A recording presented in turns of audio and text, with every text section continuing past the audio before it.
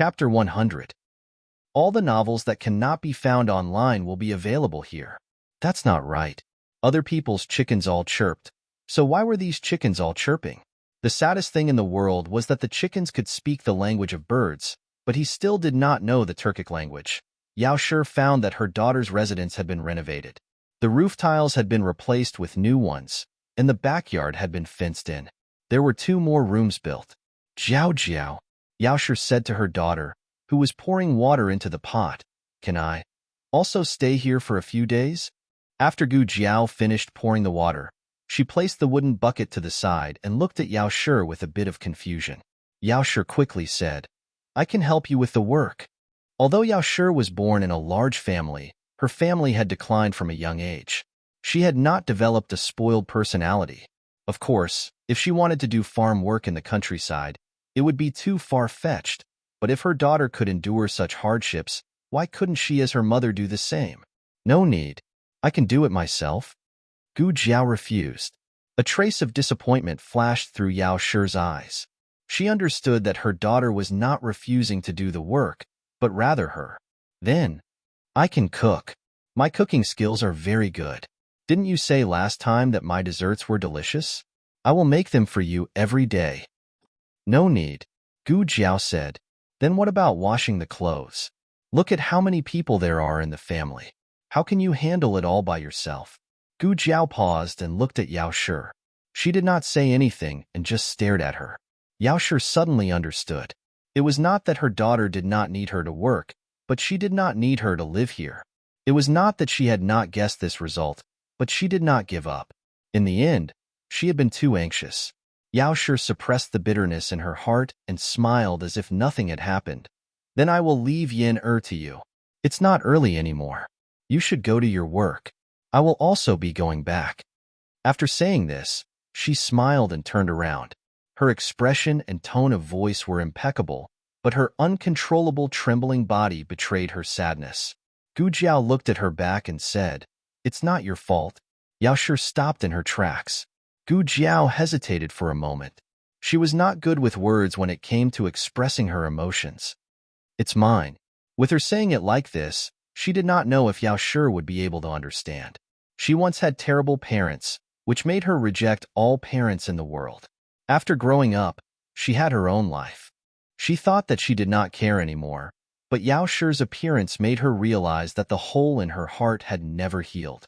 She could accept Xiao Lulang, little Jing Kong, and her great-aunt and Gu Yin because they would not become her parents.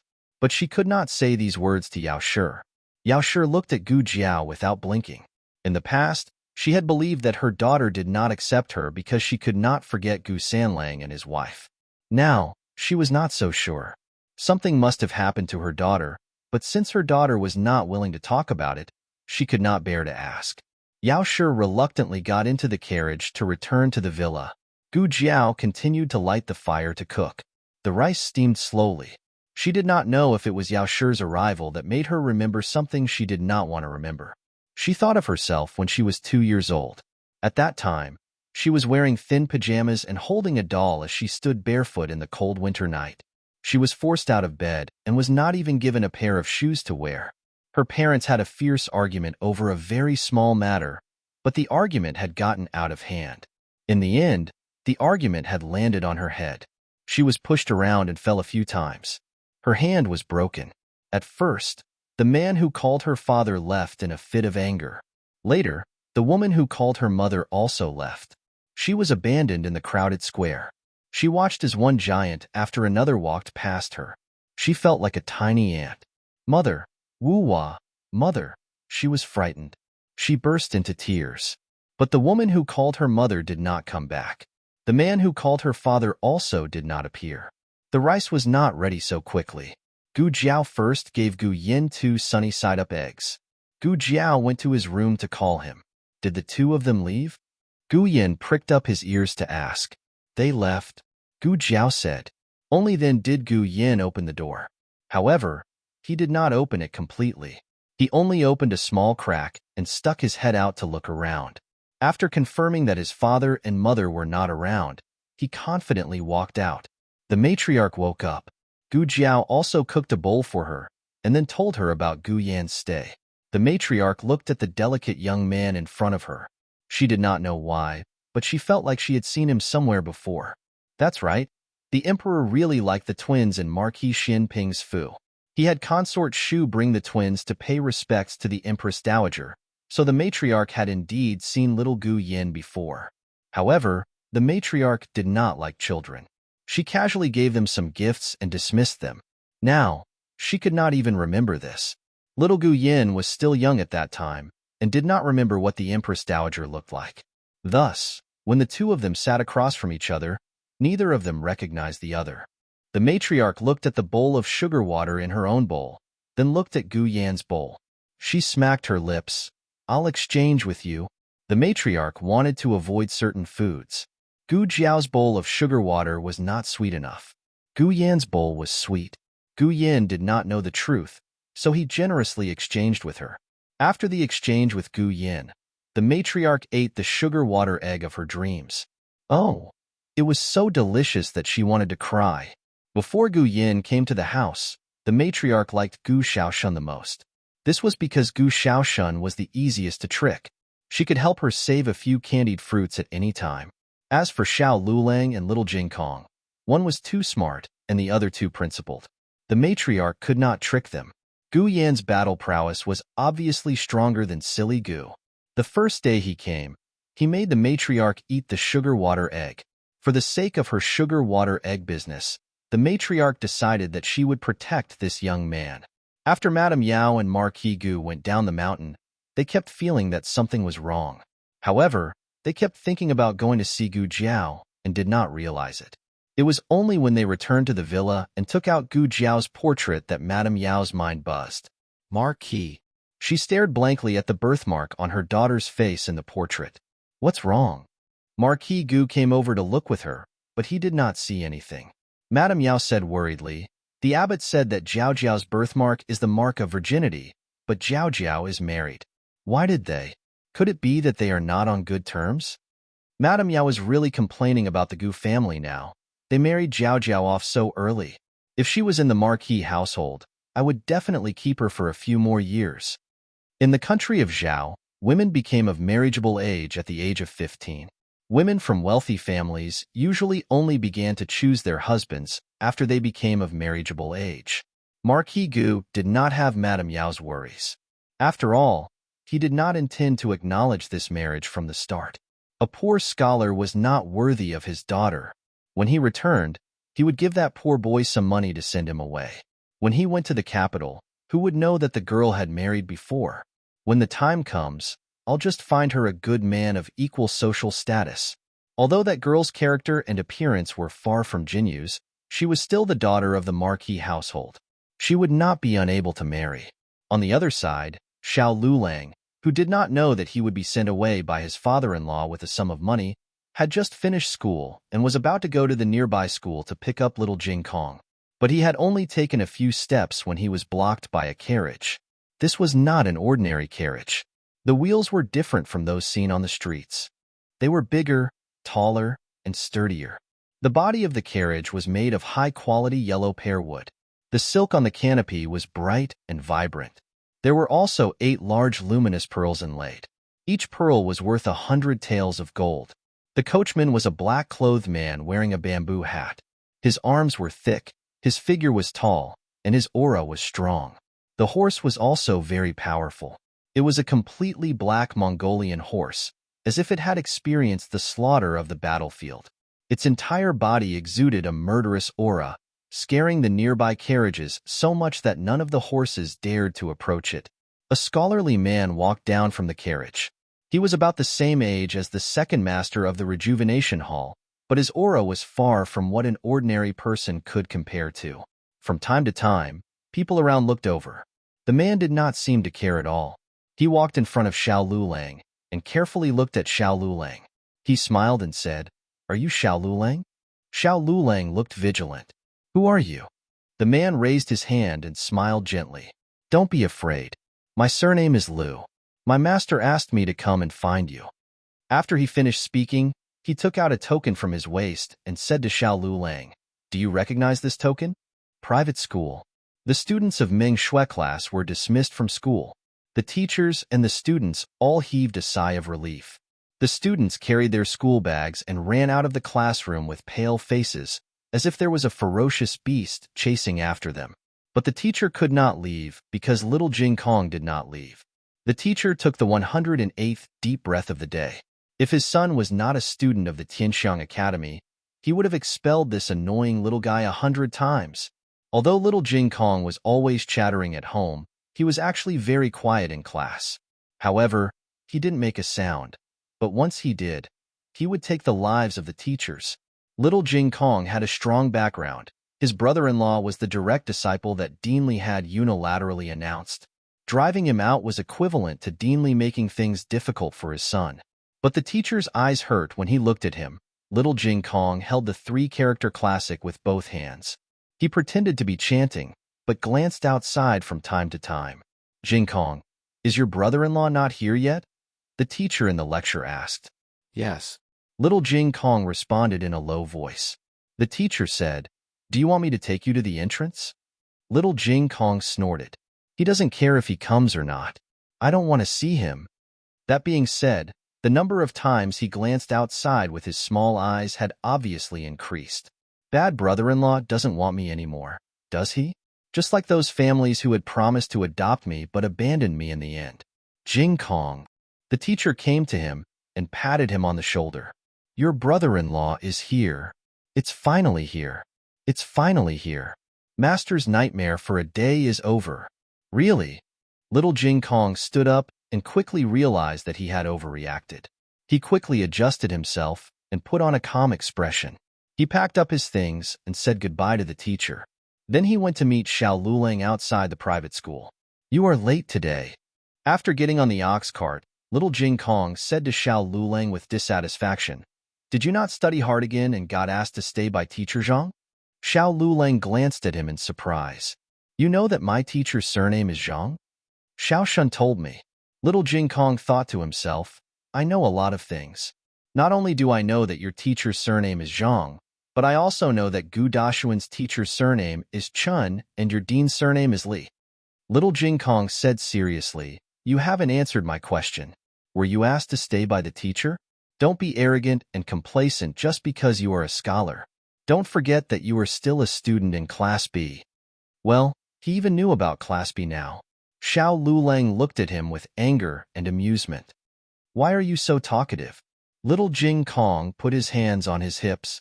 You are the one who is late, but you don't allow me to say anything. You adults are so unreasonable. Xiao Lulang said, do you mean that you are reasonable? Little Jing Kong crossed his arms. Of course I am. Xiao Lulang raised his eyebrows and said, then who was the one who talked back to the teacher in class and embarrassed him?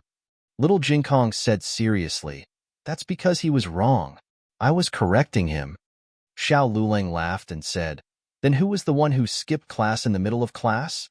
Little Jing Kong said sternly, he wanted to hit me. I didn't do anything wrong. He is not allowed to punish a child who is not in the wrong. The teacher had a ruler, and he would hit a disobedient child twice in the palm of his hand.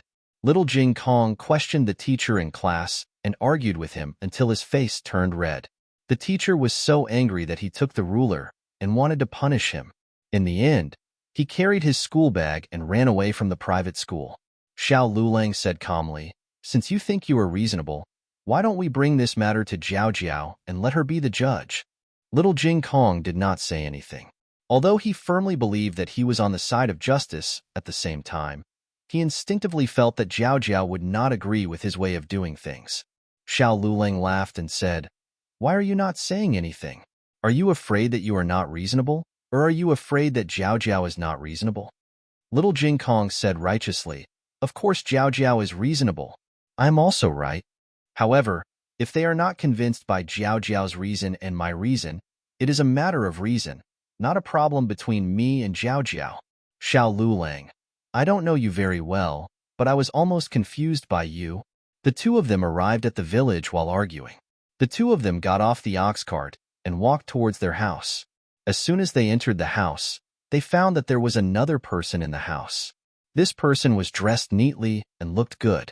At first glance, They could tell that he was not a villager. "Who are you?" Little Jing Kong tilted his head and asked. "I am Jiao Jiao's younger brother," Gu Yin emphasized. "Biological younger brother." Little Jing Kong's small body swayed. No matter how much he thought about it, he forgot that Jiao Jiao had a biological younger brother. Didn't this mean that his position was higher than Gu Xiaoshuan's?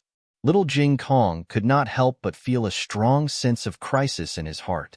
Xiao Lulang was not afraid of making things worse. He patted the little monk's head with a faint smile and said, "Ah, who is Jiao Jiao's most beloved younger brother?" Little Jing Kong decisively removed the evil claws of his bad brother-in-law. He secretly warned himself not to panic. So what if he was his biological younger brother? He came first. Moreover, he had his own advantages, didn't he? First of all, he was small, cute, and adorable. Coincidentally, Xuaningxiang brought a few roasted sweet potatoes over at this time. She also noticed that there was an additional beautiful young man in the house. Compared to her previous self, Xuaningxiang was calmer now. After all, this family was strange. They acted as if nothing had happened to the daughter of the Marquis mansion. Even if the Empress Dowager appeared, she would not be surprised. Guyan looked at her for a while and took the initiative to greet her. "You are Sister Xue from next door, right? I heard my sister mention you before. I am Gu Yin, Jiao Jiao's biological younger brother." His voice was as clean as his temperament. His tone was very gentle, and he was smiling wholeheartedly, revealing a trace of innocence and brilliance unique to a young man. Xuaningxiang was completely stunned by his cuteness. Little Jing Kong's small fists pounded his small chest angrily. Ah, he is already so old, but he is still acting cute. He is even better than me. Shameless. The secret guards on the roof could not bear to watch anymore. How could he be so shameless? Didn't he know what the Marquis mansion was like? Could he be a green tea just because he was painted green? Little Jing Kong held his breath, and even his dinner was not delicious. After taking a bath, Little Jing Kong suddenly thought of a great advantage. He was a monk, and a monk knew how to chant scriptures. He could go and chant scriptures for Jiao Jiao. Master said that he was the best little monk in the world at chanting scriptures. Jiao Jiao would definitely like to listen to him chanting scriptures. Little Jing Kong took out his small wooden fish from the small box, put on the wooden fish, hung the prayer beads, and valiantly went to find Gu Jiao. Unexpectedly, as soon as he arrived at the backyard, he heard a mellow and melodious sound of a flute. The sound of the flute sounded like weeping and complaining. Even Little Jing Kong, who did not understand music, could hear a faint trace of sadness. Little Jing Kong covered his little mouth. After the song ended, Little Jing Kong's eyes were filled with tears. Sob, sob, sob. This was the best song in the world. It was better than a monk chanting scriptures 100 times. No, 1,000 times. In the second round, Little Jing Kong lost again. However, Little Jing Kong did not give up. He still had one last trump card, and that was, he knew how to raise chickens. He was the super Little Jing Kong who could raise 7 chickens. He did not believe that Gu Yin was better than him. "Little young master, I've brought your dog here."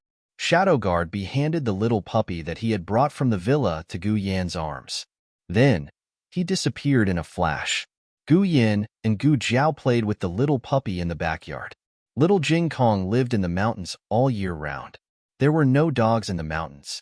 He had only seen a few when he came to the village, but those were all fierce big yellow dogs, unlike the soft and cute little puppy in front of him. Woof! Little Jing Kong staggered. It could even bark. Gu Jiao threw a small bone into the vegetable garden. The little puppy ran over and picked up the bone, then put it in front of Gu Jiao. Little Jing Kong already felt that it was difficult to raise chickens. He did not expect Gu Yin to know how to raise dogs. How did he manage to do such a difficult thing? Little Jing Kong's logic was that in all things, the small ones were easy to raise, but the big ones were not. For example, he was easy to raise, as long as he was full. But his brother-in-law was not. He had to worry about his exams and walking every day. "It's too difficult for me." Little Jing Kong finally turned into a little salted fish, stranded on the bed in the west room without a soul. When Xiao Lulang finished cleaning up the woodshed and went back to the west room, Little Jing Kong was already snoring with his limbs in the air. Xiao Lulang covered him with a quilt, then put his little wooden fish, little Buddhist beads, and little Buddhist scriptures back into his box one by one. After doing that, he went to the central room. Gu Jiao had just entered the central room. When she saw him, she asked softly, "Are you asleep?" Xiao Lulang nodded and said softly, "Yes, I'm asleep." "Where's Gu Yin?" Gu Jiao said, "He's asleep too." The two of them sat on the chair and breathed a sigh of relief at the same time. It felt a bit like a pair of parents asking, "Is little Bao asleep?" "Yes, what about Da Bao?" "Da Bao is asleep too." Then, as parents, they could finally start doing their own things. Gu Jiao said to him, "Go for rehabilitation." There was a cobblestone path in the backyard for him to do rehabilitation. Even if she knew that it was caused by a knot in his heart, she could not give up any effort. Xiao Lulang said self-deprecatingly, "I can't walk even if I practice." Gu Jiao pointed at his legs and said seriously, "At least the muscles won't degenerate. If you want to walk one day, they can support your dream and take you anywhere." Xiao Yulong's heart was touched, but the next second, he laughed at himself again. Dream? He had no dream. But her sentence, "if you want to walk," sounded ordinary, but it seemed to have another meaning. Did she mean let him walk or let him walk? Xiao Lulang looked at her quietly. Gu Jiao did not explain further. She smiled and said, "Let's go." She took his crutches and helped him to the backyard. It was late at night, and the whole village fell asleep. The moonlight was quiet. She held his arm and walked step by step on the cobblestone path in the backyard. The path looked very long, but they accidentally reached the end. She wondered if it would be the same between him and her. The next day, Xiao Lulang woke up early to go to the academy. The private school in Little Jing Kong was closed today, so Gu Jiao accompanied him to the ox cart. It was still early. It was rare that Little Jing Kong did not have to go to school, so Gu Jiao thought that he would sleep early. Who knew that he would wake up right after Xiao Lulang left? He first went to the backyard to practice the horse stance for a while, then practiced the skyward stirrup for a while. He raised his feet above his head and asked Gu Jiao to put a bowl of water on his feet. The little monk looked serious and cute when he practiced. When he finished practicing, Gu Jiao had just cleaned up the kitchen and was about to go up the mountain to pick some mushrooms. It was rare that Gu Yin was still sleeping, so the little monk could have the Jiao Jiao all to himself. Naturally, he would not let go of this opportunity and asked to go up the mountain with Jiao Jiao. Gu Jiao agreed. The two of them carried their own small basket. As soon as they opened the door, they saw a carriage parked in front of their house. A kind-looking young man walked down from the carriage. He saluted Gu Jiao and said with a smile, "Is this Xiao Yulong's house?" "Who are you?" Gu Jiao asked. The young man said with a pleasant expression, "Are you Mrs. Xiao? My housekeeper asked me to invite Mrs. Xiao to town for a chat." Chapter 101. In order to prove his identity, the young man took out a token of his mansion. It was not a bronze token, but an iron token engraved with lines. Gu Jiao had not been here for a long time. Usually, she was in contact with the villagers in the village and had little contact with the big families. However, she also knew that such tokens were strictly controlled in the Zhao Kingdom. Ordinary wealthy families could only use wooden plates, and above that were fishbone plates. Only officials could use iron plates. However, the iron tokens of officials had the emblem of the Zhao Kingdom on the back, but this iron token obviously did not. So, there was only one possibility. Although the other party was not an official, his background might be even more powerful than an official. Jiao Jiao. Little Jing Kong looked at Gu Jiao with confusion. He was still young and did not understand what was going on. Gu Jiao touched his little head and said to the young man, "Okay, I'll go with you." Then she said to Little Jing Kong, "Let's go find Grand." "No, no." Little Jing Kong shook his head like a rattle drum. These days, he had been going to school every day and had no time to play with Jiao Jiao. He finally had a day off, and he wanted to be Jiao Jiao's little tail. Gu Jiao looked at his big black eyes full of expectation and finally did not refuse. "Okay." The young man smiled and made a gesture. "Please." Gu Jiao went next door to tell Xuaningxiang and asked her to take care of the house. Then she and Little Jing Kong sat in the carriage prepared by the young man. The young man himself rode the horse and followed them. The carriage soon arrived at the only tea house in the town.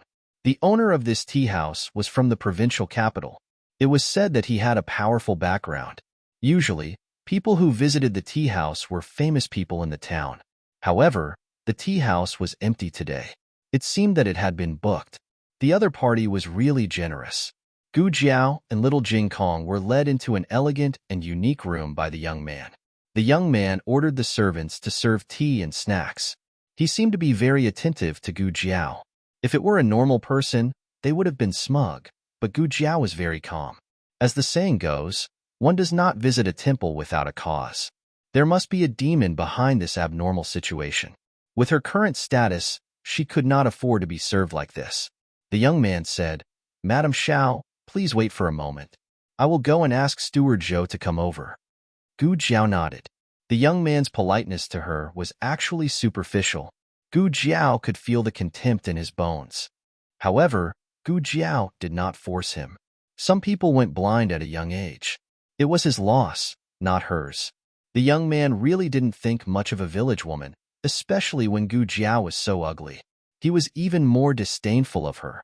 However, the steward had told him that he must be very polite to Madame Xiaocai and must not show any disrespect. The young man turned to ask his steward. Steward Zhou came quickly. After all, he was a steward. He was much better than the young man in terms of facial expression. At least, the smile on his face looked very sincere. Little Jing Kong took a plate of snacks from the table and handed it to little Jing Kong. "Go and play in the yard for a while. I have something to talk to someone." "Okay." Little Jing Kong jumped down from the wooden stool, took the plate of snacks, and went out quietly. The window was open. Gu Jiao could see the whole yard from where she was sitting. Little Jing Kong found a small stone stool and sat down. He swung his short legs while eating. He probably noticed that Gu Jiao was looking at him. He turned his head and smiled sweetly at Gu Jiao. Gu Jiao also smiled. He was so happy that he flew up and continued to eat the snacks.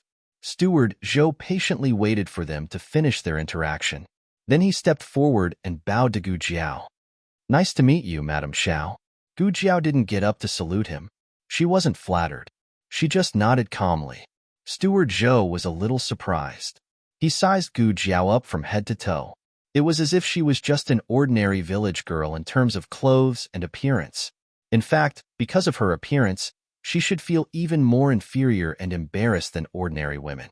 However, she didn't feel that way. Instead, she gave people an illusion that she was unattainable. Steward Zhou calmed down and said to Gu Jiao, "Madam Xiao, I'm from the Lin family in the provincial capital. Have you heard of the Lin family?" "No," Gu Jiao said concisely. Steward Zhou was surprised. Was this girl a local? How come she hadn't heard of the Lin family? The Lin family was the local tyrant in Yuzhou. Even the prefecture overseer had to give the Lin family some face. The Lin family was originally in the salt transportation business. In the early days, they sold illegal salt and established their own salt gang. The imperial court sent an army to attack the salt gang. In the end, both sides suffered losses. Later, the imperial court adopted a policy of enlistment and incorporated the salt gang. Although they were incorporated, the salt gang was still managed by the Lin family. It was just that the silver earned from the salt transportation was equally divided with the imperial court. Moreover, the salt gang was no longer allowed to oppress the common people and rob them of their wealth.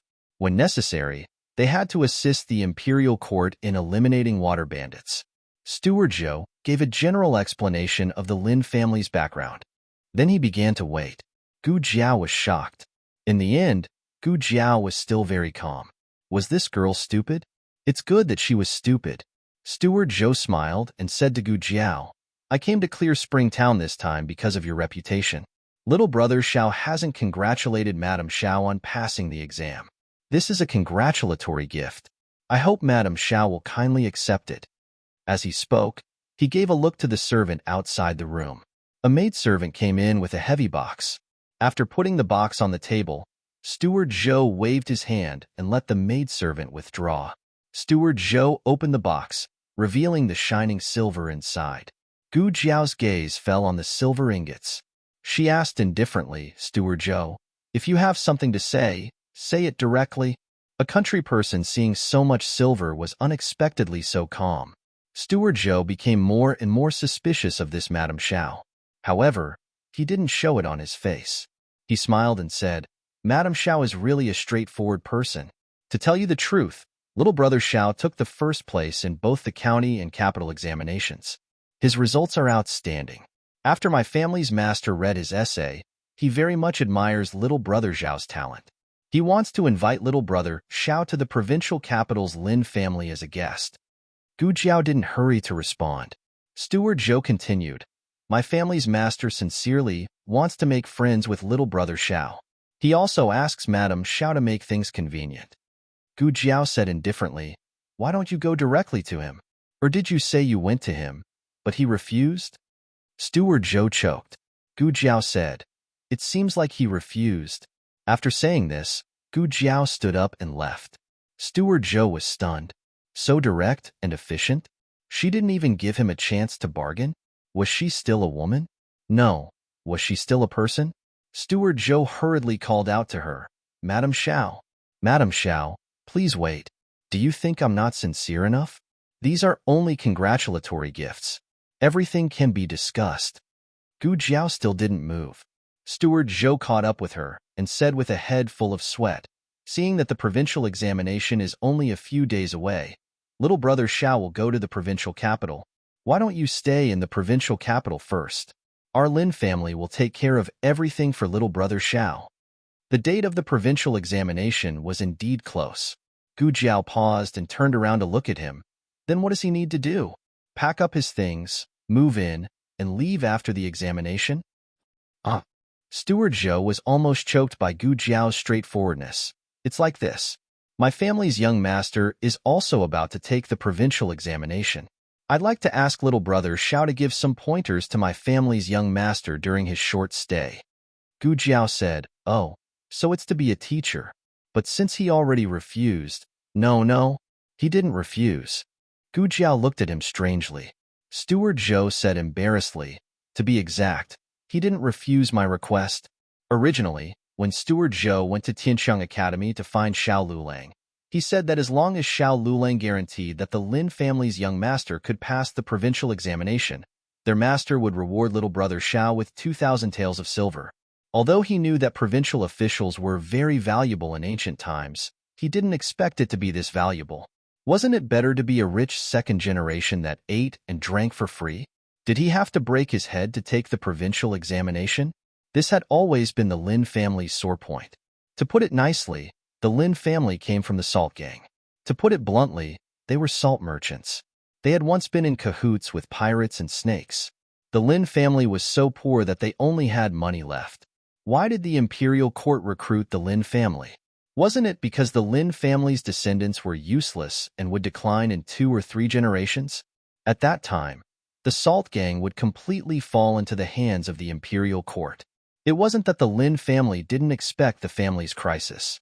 It was just that they looked brave at that time, but in reality, they didn't have the strength to fight against the imperial court. Even if they fought with their backs to the river, at most they would kill a few thousand of the imperial court soldiers. However, the Lin family wouldn't have a single person left alive. Being recruited would at least give the Lin family several decades of stability. The Lin family hoped that their descendants would have some prospects and be able to support the Lin family in the future. As a matter of fact, after the Lin family had produced more than a dozen good-for-nothings, they finally had a 6th son who passed the county-level examination. The 6th young master was born from a concubine, but he was diligent and studious. Master Lin and Madame Lin both valued him highly. The entire Lin family treated the 6th young master as a treasure. In order to nurture him, the Lin family had spent a lot of money. Xiao Lulang was recommended by a teacher in the Lin family. The Lin family's master was a boorish man. How could he know anything about 8-legged riding? However, he trusted the teacher from the capital. The teacher said that Xiao Luolang's literary talent was better than any other teacher in the Lin family. With him teaching the 6th young master, he would be able to achieve twice the results with half the effort. Chapter 102. Steward Zhou said, I thought about it last night and felt that the request I made to little brother Xiao was too much. As the saying goes, the master can show you the way, but the cultivation depends on the person. Whether my master can pass the provincial level examination or not depends on his own luck. However, we sincerely want to ask little brother Xiao for advice. My master said that as long as little brother Xiao is willing to go to the provincial capital, everything else is negotiable. Gu Jiao looked at him and said, in other words, it's not our fault if he doesn't pass the examination. Steward Zhou hurriedly said, not bad, not bad. Gu Jiao said, money? Steward Zhou said, give it to him. Give it to him when he goes to the provincial capital. I won't go back on my words. Gu Jiao said, you can go and talk to my husband directly. Steward Zhou said helplessly, why didn't I go? But little brother Xiao doesn't want to talk to us anymore. I hope Lady Xiao can do me a favor and take this money first. It's all yours whether he passes the examination or not. Gu Jiao took the brocade box from him and said coldly, it doesn't matter if it's money or not. I just want to ask for your help. Steward Zhou, can you not say greedy for money in such a fresh and refined way? Steward Zhou thanked her profusely. Gu Jiao repeatedly emphasized that she was just a messenger and not a lobbyist. Steward Zhou smiled and said, of course, of course. Gu Jiao took the money and little Jing Kong back to the village. She counted the money. It was a total of 500 taels. This messenger fee was really not small. After Xiao Lulang finished school that night, Gu Jiao told him about her meeting with Steward Zhou during the day. She didn't hide a word and didn't add any details. Xiao Lulang listened and frowned. Of course, he wasn't complaining that Gu Jiao went to see Steward Zhou, but he didn't expect Steward Zhou to not give up and come to his house. He said, in the future, if someone comes to visit, don't leave with them easily. Steward Zhou is not a difficult person to deal with, but what if? Gu Jiao looked at him with a smile that was not a smile. You seem to be worried about something. Could it be that someone will come looking for you? Xiao Lulang opened his mouth but hesitated. After a while, he said, I just want you to be careful. Got it. Gu Jiao smiled, then looked at the box of silver on the table and said, what do you plan to do about the Lin family? Xiao Lulang was aware of the Lin family's situation. It was exactly as what Steward Zhou had said. If no one in the family could become an official, no one would be able to protect the Lin family after 30 years. Of course, the Lin family could buy an official position, but the position they bought wouldn't be high enough, and no one would dare to sell the position to the Lin family. Thus, the imperial examination was the only way out for the Lin family. He had heard that in order to have more useful sons, the master of the Lin family had almost turned himself into a breeding pig. Xiao Lulang muttered to himself for a moment and said, if you don't insist on results, there's no harm in going. After all, it was 2,000 taels of silver. Gu Jiao also felt that it was feasible. The provincial capital was farther than the prefectural capital. If it was the provincial examination, they would have to leave more than a month in advance. It was hard to say if they would be able to find a suitable place to settle down. If they lived in the Lin Manor, it would be much more convenient. Moreover, if they went earlier, they would be able to acclimatize sooner and wait for the exhausted. Gu Jiao asked, will it delay your studies? Xiao Lulang said it won't. Gu Jiao remembered that the principal had said that Xiao Lulang was an extremely intelligent person. It was just that he didn't want to go to the capital for the imperial examination. Letting him travel around wasn't necessarily a bad thing. Gu Jiao nodded. Then it's settled. Xiao Lulang said, yes. She originally thought that the matter of going to the Lin family was settled. Unexpectedly, that night, Gu Jiao had a dream. She dreamed that Xiao Lulang had agreed to Steward Zhou and was escorted to the provincial capital by Steward Zhou and the Lin family's guards. The Lin family was indeed sincere in seeking advice and didn't plan to play any tricks. This matter was supposed to be foolproof, but man proposes and God disposes. Halfway through the journey, Xiao Yolong's group ran into a once-in-a-decade rainstorm. The relay station that Xiao Lulang lived in was flooded, and the group was separated by the water. Xiao Lulang hugged a piece of driftwood and his life was saved, but he fell seriously ill. By the time Steward Zhou and the others found him and brought him back to the Lin family, he had already lost a layer of skin. Fortunately, they had set off early. Even if they were delayed for so long, there were still 2 months before the provincial examination. Xiao Lulang recuperated in the Lin family while tutoring the Lin family's sixth young master. The Lin family's sixth young master was a well-behaved person. He wasn't extremely smart, but he was diligent and persevering. Xiao Lulang got along well with him. However, something big happened when the provincial examination was approaching. A cousin of the Lin family came to the Lin family for a short stay. She was the niece of the Lin family's matriarch. That cousin of the Lin family fell in love with Xiao Lulang at first sight. Xiao Lulang was still a cripple, but she still fell in love with him. It could be seen that this man's appearance was very troublesome. However, she was a girl with status and couldn't recommend herself to sleep with him. Coincidentally, the Lin family's sixth young master had caught a cold. The cousin of the Lin family's sixth young master came up with a plan and persuaded her aunt, "Cousin probably won't be able to pass the examination like this. Why don't we let Xiao Lulang take the examination instead? Cousin will write his name, and he will write cousin's name. This way, the chances of him passing the examination will be higher than cousin's." The cousin of the Lin family told her aunt that she was willing to be Xiao Liulang's concubine to express her gratitude.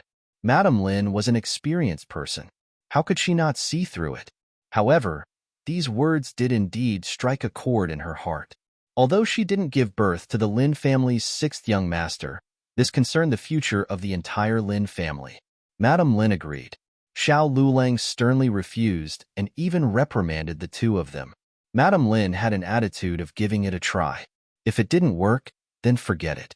However, that cousin of the Lin family was a ruthless character. In a fit of anger, she actually drugged Xiao Lulang. In all fairness, that cousin of the Lin family's sixth young master wasn't bad. It could even be said that she was as beautiful as a flower. However, even so, Xiao Lulang relied on his strong willpower to overcome the effects of the aphrodisiac. However, he also fell ill from then on. After waking up, Gu Jiao was furious. What a messy cousin of the Lin family. How dare she have such a bad idea about Xiao Lulang? She even used such a despicable method to harm him and the good fortune of the rest of his life. Moreover, it wasn't only his good fortune. This was intolerable. It seemed that he couldn't go to the Lin family's mansion. That cousin of the Lin family was a frequent visitor. As long as Xiao Lulang moved in, he would definitely meet her no matter how careful he was. The sky was slightly bright. Gu Yin and old Madame Lin were still sleeping in their rooms. Gu Jiao was sitting in the central room, eating breakfast with Xiao Lulang and little Jingkong. Little Jingkong was the first to finish eating. Then, he went back to the west room to pack his bag. Gu Jiao took a sip of porridge and hesitated about how to start the conversation with him. He got up early in the morning and packed his luggage. Gu Jiao looked at the two bags on the chair with a subtle expression. "Well," she said calmly, "I've thought about the Lin family's matter. Do you want to reconsider it?" "What's wrong?" Xiao Lulang looked at her confusedly. Gu Jiao said seriously, "You'll be gone for so long. What will happen to your family?" Xiao Lulang was stunned. "We don't farm." Gu Jiao continued to be serious. "We don't farm, but there are old and young at home. It's hard for me to take care of them alone. Occasionally, I have to go up the mountain." Xiao Lulang was confused. He didn't seem to be of much help at home. He didn't do much work at all. The main thing was that she rushed to finish it. Logically speaking, she should be more relaxed when he wasn't at home. "Gu Jiao, I can't always trouble Xuaning Xiang." "Xiao Lulang, how about hiring a maid?" The family could afford to hire a maid now. He was a man, so it wasn't convenient for him to live under the same roof. But if he wasn't there, there would be no need to avoid arousing suspicion. "Gu Jiao, I'm not used to strangers living in my house." This still couldn't convince Xiao Lulang. After all, she was the one who expressed her desire for him to go to the provincial capital yesterday. Gu Jiao also understood, so she gave him another dose of medicine. "Also, I heard from Gu Yin that there are many beautiful daughters in the Lin family. Who knows if you will flirt with flowers and grass when you go there? Find me a few sisters." Gu Yin was the young master of the Marquis's household. He was well informed, so it wasn't surprising that he had heard about the Lin family. Moreover, Xiao Lulang wouldn't ask Gu Yin to confirm if he had instilled any strange thoughts in his sister. Xiao Lulang looked deeply at Gu Jiao. "So you're jealous?" "Gu Jiao, can I say no?" Xiao Lulang scooped a spoonful of millet porridge. "I know, I won't go. No way. So easy to talk to? Gu Jiao glanced at him. I just mentioned it casually. The decision is up to you. It's 2,000 taels of silver. Don't you feel the pinch? Xiao Lulang said lightly. It seems like you feel the pinch. Gu Jiao was embarrassed. Is it that obvious? Then she said without changing her expression, actually, it doesn't matter if it's money or not. The main thing is to save a determined young man. Forget it, it's useless to talk about it now. If he didn't go to the Lin family, how could he earn the money? Xiao Lulang looked at her and pretended as if nothing had happened. He probably didn't know that his little mouth was pouting so hard that it could hang a pot of oil. Xiao Lulang and little Jing Kong went to town. He first sent little Jing Kong to the private school, then went to Tianxiang Academy. Steward Zhou had been waiting for a long time. When he saw Xiao Lulang, he greeted him with a smile. Scholar Xiao, what's your decision? Xiao Lulang said lightly, I can teach your son, but I have a condition. Steward Zhou was overjoyed. Don't mention a condition. Even 10 conditions will do.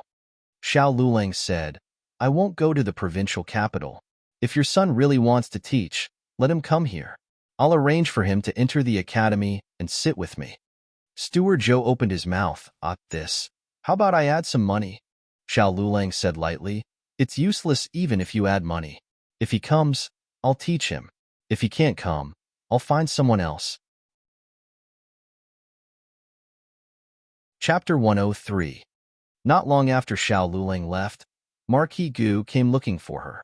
He came behind Madame Yao's back, mainly because he was worried about Gu Yan. He always felt that this kind of remote place would spoil his precious son, so he hoped to bring Gu Yan back.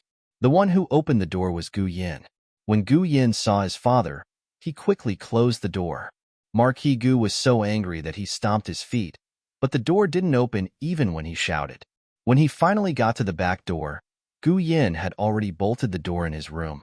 Marquis Gu, who was so angry that his teeth were chattering, the little chicks hadn't started their day's activities and were quietly locked in the chicken coop. Marquis Gu found Gu Jiao, who was busy in the backyard, and pointed at the tightly shut door. You don't care about him. Gu Jiao looked at him as if she was looking at an idiot, her eyes direct and cold. Ignoring him, she took out a shining axe from the woodshed. Marquis Gu gasped. You. What are you doing? Are you planning to kill? Before he could finish, he heard a loud crash. Gu Jiao had split a piece of wood in half. The wood was split into 2 halves. The cut was complete, and the force was even. With one look, he could tell that she was an expert in chopping people. No, chopping firewood. Marquis Gu swallowed his saliva and found his voice after a while. Your place is not suitable for Yan to live in. He grew up spoiled and spoiled. His food and clothes are not comparable to a normal person's. His body is finally getting better. If you don't take care, I'm afraid that his illness will act up again. You're his sister. Don't harm him. If you two really want to be together, then move back to the villa. The villa is so big. You can live in whichever courtyard you want. If you don't like the current one, you can have the servants build a new one. He swore that this was the most sincere and earnest words he had ever said to this girl. He had made a huge concession, so he should be moved now, right? He didn't yell at her, didn't hit her, and spoke to her so nicely. She should be satisfied, right? But who would have thought that Gu Jiao was not moved at all? She only said indifferently, he's living very well here. Marquis Gu said angrily, look at this poor place. How could he possibly live well? Gu Jiao chopped down with her axe. The manner of the Marquis and the manner are so good. How did he recover from his illness all these years? Marquis Gu was rendered speechless. That's right, Gu Yan had been living in the most luxurious house, eating the most exquisite delicacies, and having a large group of servants. However, his body was still deteriorating. It was only after encountering Huichun Hall that he finally came back from the dead. Marquis Gu knew that this matter could not be resolved. Otherwise, why would they be called fraternal twins?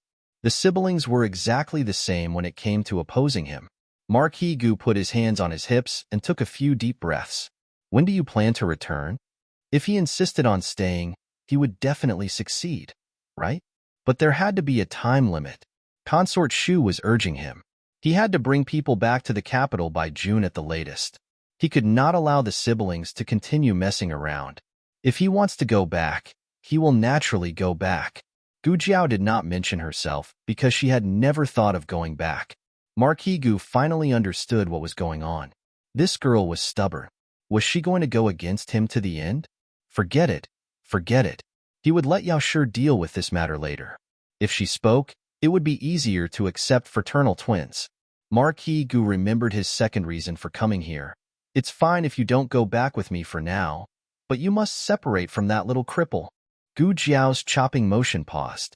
Marquis Gu said, while the two of you have not consummated your marriage, you are still a virgin. When you return to the capital, say that you have never married.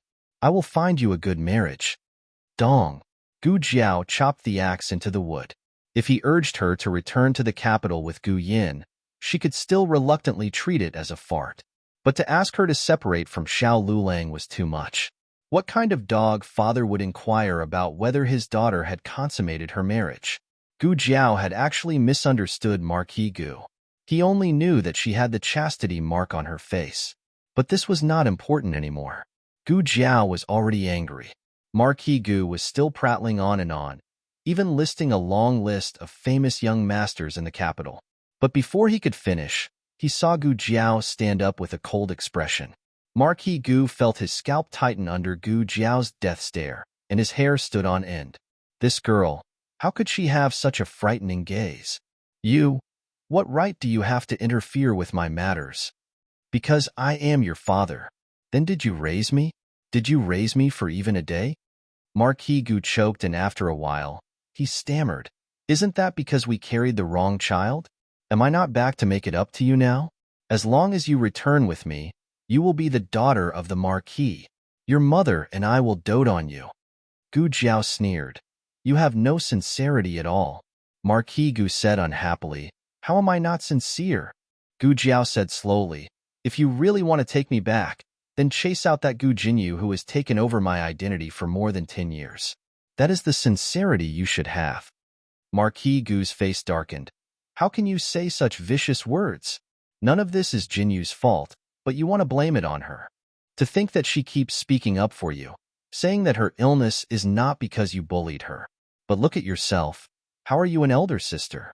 Gu Jiao said indifferently. I don't have a younger sister. You. Marquis Gu thought of how Jinyu always called her elder sister affectionately.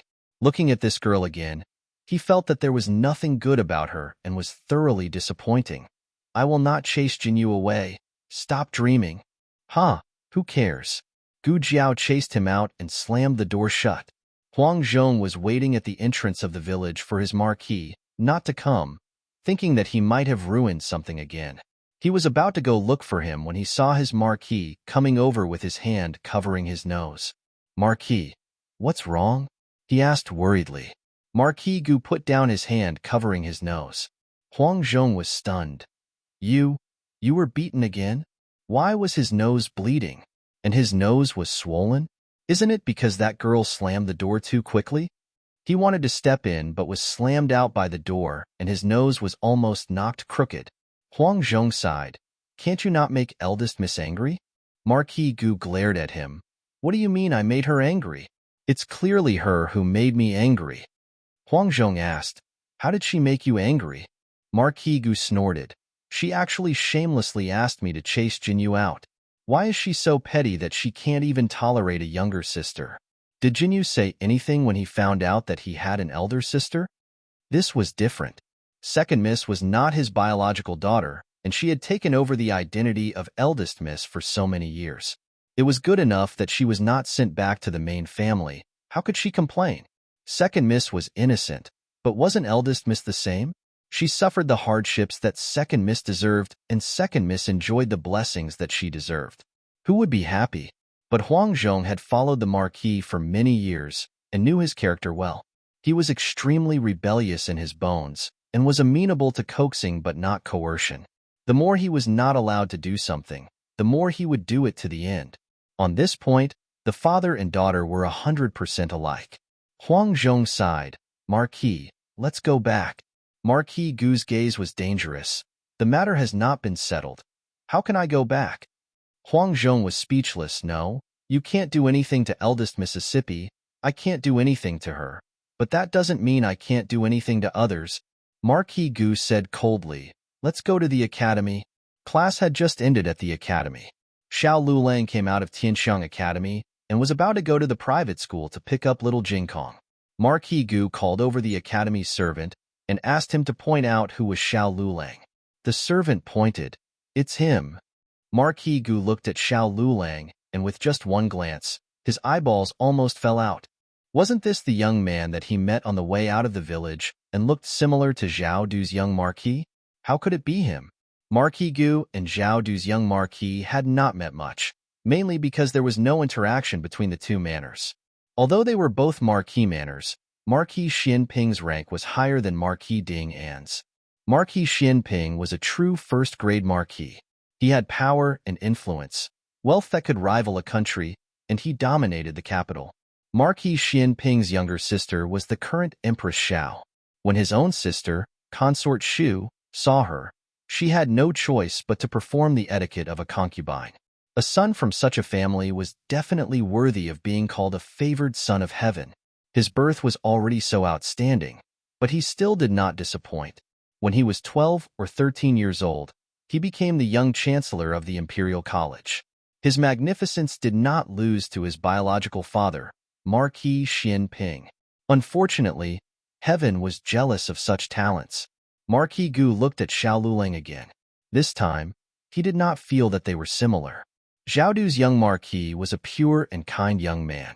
He was gentle like jade, and his eyes always held a clean and beautiful smile. Xiao Liulong's eyes were too cold, and his heart was dark. Marquis Gu narrowed his eyes unhappily. At this time, Xiao Lulang came closer. The servant waved at him. Xiao Lulang, someone is looking for you. Xiao Lulang glanced at Marquis Gu and stopped in his tracks. Marquis Gu did not insist on waiting for him to come over. He walked over himself and looked at Xiao Lulang with disdain. You are Xiao Lulang? Xiao Lulang looked at him calmly. What is it? Marquis Gu gave Huang Zhong a look. Huang Zhong took out a stack of banknotes. Marquis Gu said arrogantly, Leave my daughter and these banknotes are yours. Xiao Lulang did not even look at the banknotes. He said expressionlessly, Isn't this too little? Marquis Gu raised his chin and said, 5,000 taels is enough for you to squander for a few lifetimes. You can also marry a few beauties and live a carefree life for the rest of your life. Don't think that your future is limitless just because you took the first 2 exams. I have seen many people like you, but not many of them can really make it to the court examination. If you are unlucky, you will fail the provincial examination. How much effort did the aristocratic families spend to raise their children? There was no lack of intelligent and diligent students among them. How could these poor students compare to them? Even if they were lucky enough to enter the capital, did they really think they could make a name for themselves? Perhaps the provincial examination was still a competition of strength, but the higher you went, the more influence you had. Every year, the top 3 were born from the candidates of the major powers in the capital. How much of this was due to the emperor's helplessness, and how much of it was due to unspeakable political struggles? This was something that Xiao Lulang and the other poor and pedantic bookworms could never imagine. Studying could turn a group of small shrimps into small fish, but it was impossible for a carp to leap over the dragon's gate. Marquis Gu looked at Xiao Lulang and said, People are destined to be rich and poor from birth. You are not fit to be my son-in-law. Know your place and take these banknotes and disappear from my sight. If you think it is too little, I can add a bit more for you. Huang Zhong took out another 1,000 taels of banknotes. Xiao Lulang smiled coldly. Marquis Gu, have you forgotten something? What? Marquis Gu asked. Xiao Liulong's lips curled. She is still not your daughter. Heart-wrenching. Marquis Gu's arrogance froze. Xiao Lulang lightly mocked. If you are referring to the daughter you already have, then there is no need. I have no interest in the daughter you have raised by your side since childhood. Even if you give me 5,000 taels of gold, I won't even look at her. What kind of disdainful tone was this? Wasn't this brat too arrogant? Did he know how many people in the capital wanted to marry Jinyu? They were all young masters who were thousands of times more outstanding than him. No, now was not the time to be angry about this. He had almost been led astray by this brat. Marquis Gu clenched his fists, planning to teach this brat a lesson. Huang Zhong. Huang Zhong. Where was he? Where did he die to? Marquis Gu turned around, wanting to see where Huang Zhong went. But suddenly, a slender hand reached out from behind him, grabbing his collar and dragging him into a side alley. Half an hour later, Gu Jiao calmly walked out of the alley.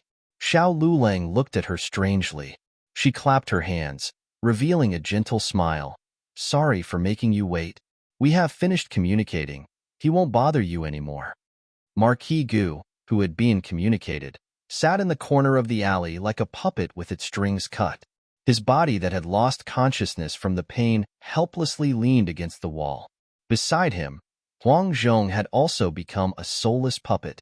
Both of them had lifeless expressions. Their faces were bruised and swollen. Their noses were crooked and their mouths were slanted. It was a tragic sight. Millions of novels to read for free. Chapter 104. It was already late at night when Marquis Gu and Huang Zhong limped back to the villa. They wanted to go back earlier, but they couldn't move for a few hours. Gu Jinyu saw the two of them covered in injuries and wondered, Father, bodyguard Huang, what happened to you? Marquis Gu was too ashamed to tell the truth, so he said sullenly, We had a car accident. Gu Jinyu was stunned. What happened to the carriage? Why was there a car accident? Marquis Gu glanced at Huang Zhong. Huang Zhong drove under the influence. Huang Zhong. He was in the house, but trouble fell from the sky. Gu Jinyu frowned. Bodyguard Huang, why did you drink? Huang Zhong glanced at Marquis Gu. Marquis Gu asked me to drink. Marquis Gu. It was the end of April and Tianxiang Academy's holidays were coming. Gu Xiaoshun, who had stayed in the dormitory for many days, could finally go home. Even though he wasn't in the village, he was very clear about what was happening at home. To be exact, as long as little Jingkong knew about it, he knew about it too. The main reason was that after little Jingkong went to the private school, the three of them would have lunch together every day. Little Jingkong's private school provided lunch, but there was lard in the food, so little Jingkong couldn't eat it. Xiao Lulang could only bring him out to eat. They were all younger brothers, so there was no reason to bring only one. Little Jingkong was a quiet child in the private school, but in front of Gu Xiaoshun, he immediately turned into a loudspeaker and told him everything that happened at home. When he first heard that Gu Jiao had carried the wrong child, Gu Xiaoshun was shocked beyond words. When he heard that the young master of the Marquis Gu's residence directly moved into the house, Gu Xiaoshun was so shocked that his head almost fell off. Little Jingkong was obviously displeased with Gu Yin, who suddenly appeared at home to compete with him for favor. His tone was full of helplessness. However, it's not like there's nothing to be happy about. You have your own room now. You can live at home in the future. Gu Xiaoshun quickly became happy. No, he had been quite happy. Gu Xiaoshun was not a child who knew how to fight for favor. His mind was neither sensitive nor meticulous. He simply could not react when others were jealous of him. Perhaps it had something to do with the environment he grew up in. He had always been the one who was neglected by his family. His heart gradually became numb, and he did not develop the possessiveness of little Jingkong and Gu Yin. Because of this, little Jingkong was very receptive to Gu Xiaoshun. After arriving home, Gu Xiaoshun met Gu Yin. Wow, little Jingkong had been complaining about Gu Yin for the past few days. He had never said that Gu Yin was so good-looking. Gu Xiaoshun was stunned. With Gu Xiaoshun's silly look, it was obvious that he was not someone who could compete with him. Gu Yin had a judgment in his heart. He was not so repulsed by Gu Xiaoshun. Although he was jealous of Gu Xiaoshun growing up with Gu Jiao, he was also grateful that he had accompanied Gu Jiao during her most lonely days. He had even been beaten up for Gu Jiao. This was a strong friendship. Gu Yin patted Gu Xiaoshun's shoulder very loyally. Before he could say from now on, "We are brothers," he felt his palm go numb. Damn it. Was this silly guy's shoulder made of iron? It was so hard. The pampered baby Gu's palms immediately turned red. Gu Jiao went to get water. Jiao Jiao, I'll go too. Little Jing Kong immediately took out his small carrying pole and small wooden bucket. He carried them and went to get water with Gu Jiao. Gu Yin also wanted to go. In fact, he could only carry little Jing Kong's small carrying pole and small wooden bucket. But that was too embarrassing, wasn't it?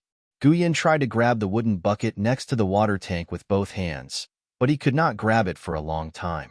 Gu Xiaoshun said, "I'll do it." Gu Yin asked, "You'll help me get water?" Gu Xiaoshun thought, "I just want a bucket to get water myself, but since you said so, I'll do it." Gu Xiaoshun helped Gu Yin to get water. He grew up being ordered around by Mrs. Liu. He had no place to use his strength, so he could only fetch water with a swishing sound. Gu Yin watched as Gu Xiaoshun poured buckets after buckets of water into the vat, and the corners of her lips curled up in satisfaction. Gu Xiaoshun helped him to get water. It was his. Gu Yin suddenly found Gu Xiaoshun more pleasing to the eye. When they were eating at the table, he and little Jing Kong waited for Gu Jiao to pick up food for them. There was only one sweet potato ball left.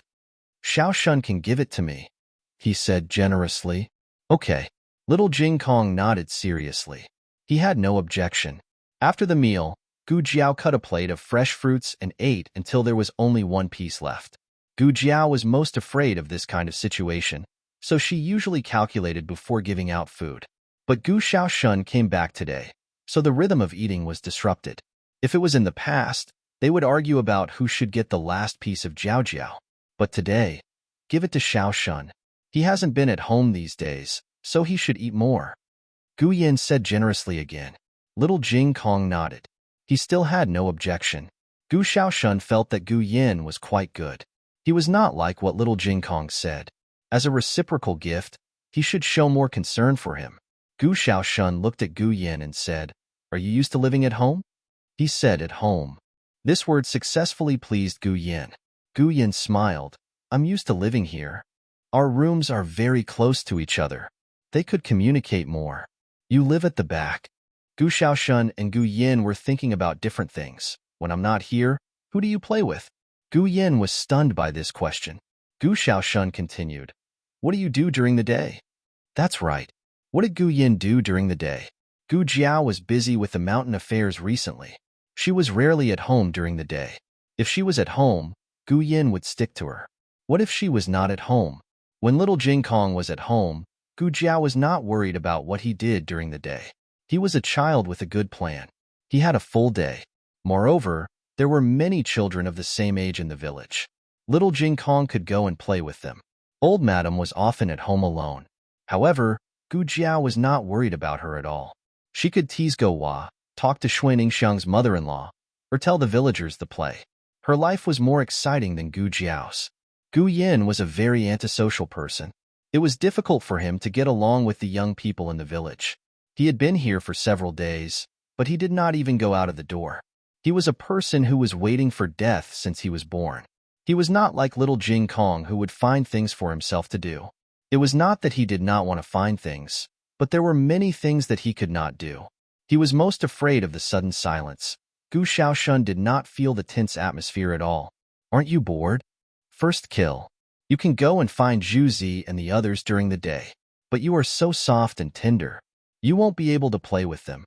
Second kill. We don't have any land for you to plant. Third kill. You can't help me with the work. You can't do all the heavy work. Fourth kill. Oh right. You are so good looking. Why don't you go to school? Fifth kill. Gu Yin slumped on the back of the chair soullessly. What does being good-looking have to do with studying? I treated you as my brother, but you turned around and stabbed me in the back. Gu Yin did not expect this to happen even in his dreams. He hated studying. When he was in Hofu, in the mountain villa, his family had invited a tutor for him, but he was either late or left early. Otherwise, he would fall asleep during class. He was not in good health. The tutor did not dare to scold him. He could not control him. In the end, he simply gave up. There was a tutor who stayed in the mountain villa, but the tutor only taught him for less than 10 days a year. In Gu Xiaoshun's words, he was a slacker. Gu Yin looked at Gu Jiao with grievance. He wanted to tell her with his eyes. He did not want to go to school. No, no, no. Gu Jiao did not object to Gu Yin going to school in Little Jing Kong. Naturally, she would not object to Gu Yin going to school now. Moreover, Gu Yan's condition was very stable now. Studying was not a problem. She could unconditionally tolerate other things, but there was no discussion about going to school. Gu Jiao automatically ignored Gu Yan's little eyes. You are old enough. It's time for you to go to school. Gu Yin roared in his heart. No, I am still a baby. Gu Jiao and Xiao Lulang seriously discussed Gu Yan's school matters. Gu Jiao said, I still hope that he can stay with you as much as possible. This way, you can take care of each other. The private schools in Tianxiang Academy and Little Jingkong are both good. Private school, Xiao Lulang said after thinking about it. Tianxiang Academy was not easy to enter. Xiao Lulang could ask Dean Li to open the back door for him. However, after entering the academy was the key. The students in Tianxiang Academy were all very basic. They were at least scholars. Most of them were scholars. Their learning progress was very fast. The atmosphere was also very tense. Gu Xiaoshun was an exception. He was simple-minded and unaffected. However, Gu Yin was not necessarily so. Gu Jiao also preferred private school. She looked at Little Jingkong. How is your private school? Little Jingkong said with a serious face. It's very good.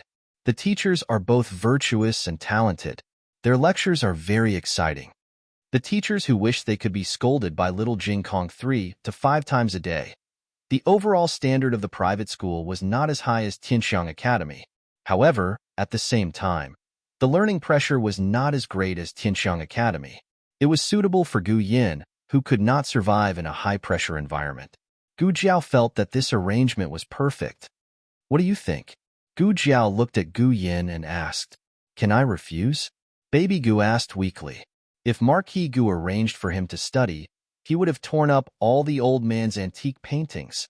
However, he could not be angry with Gu Jiao. He loved her so much. How could he be angry with her? Gu Jiao thought for a while and nodded. Then let's change the question. Will I send you to school tomorrow? Or will your brother-in-law send you to school? Baby Gu, you send me to school. There seemed to be something wrong. Chapter 105. Gu Jiao made a school bag for Gu Yin overnight. At dawn the next day, Gu Yin was packed up by his sister and sent to Luo Dazhuang's bullock cart. Xiao Lulang asked Gu Xiaoshun to go to the academy to ask for an hour's leave for him. Then he and Gu Jiao sent Gu Yin and Little Jingkong to the private school. Xiao Lulang paid the money and went through the admission procedures. Little Jingkong asked Gu Yin, who was waiting in the corridor, Which class do you think you will be in? Gu Yin snorted with a cold face. Anyway, I won't be in the same class as you. Little Jingkong studied elementary school. Gu Yin was already 14 years old. Of course, it was impossible for him to enter the elementary school class. He was assigned to Teacher Chang's class.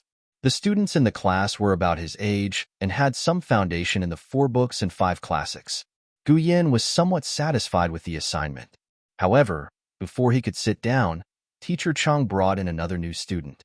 There was an empty seat beside Gu Yin. Teacher Chang let the new student sit beside Gu Yin. Gu Yin looked at the 3-headed little monk beside him. His eyes widened. Why are you in this class? Little Jing Kong spread his hands. I skipped a grade. Gu Yin, how could this work? Gu Yin's days began. He couldn't lose to a little monk, especially a little monk who was competing with him for favor. If the little monk could skip a grade, then so could he. Gu Yin, who had been eating and waiting for death, became serious for the first time. The 2 secret guards were confused. They had been assigned by the old Marquis to stay by the little young master's side for several years. It could be said that they had a clear understanding of the little young master's character. But why did the little young master seem to have changed into a different person after acknowledging his sister? Can you believe that he has actually started studying? After completing the topographic map, Gu Jiao began to plan for the reclamation of the wasteland. She marked out on the map where the medicinal fields were to be cultivated, where the crops were to be planted, and where the ponds were to be built. This mountain started from the back of Luo's second uncle's house. It was shaped like a small mountain range, with 1 big mountain top and 4 small mountain tops. Halfway up the first small mountain top, there was an open space. What should we do with that empty space? Ever since Marquis Gu's threat to divorce the two failed, he did not come again. Instead, it was Yao Shi who came a few times. Each time, she would bring some pastries that she had personally made. The old lady liked it very much. Yao Shi also brought a few sets of clothes that she had personally made for Gu Jiao. She knew that Gu Jiao needed to work, so her sleeping clothes were made of the finest silk. Her daytime clothes were mostly made of durable cotton. Nurse Fong did not quite understand her actions. Since eldest young miss is living a hard life, just give her more money. Why make clothes that even the maidservants would wear?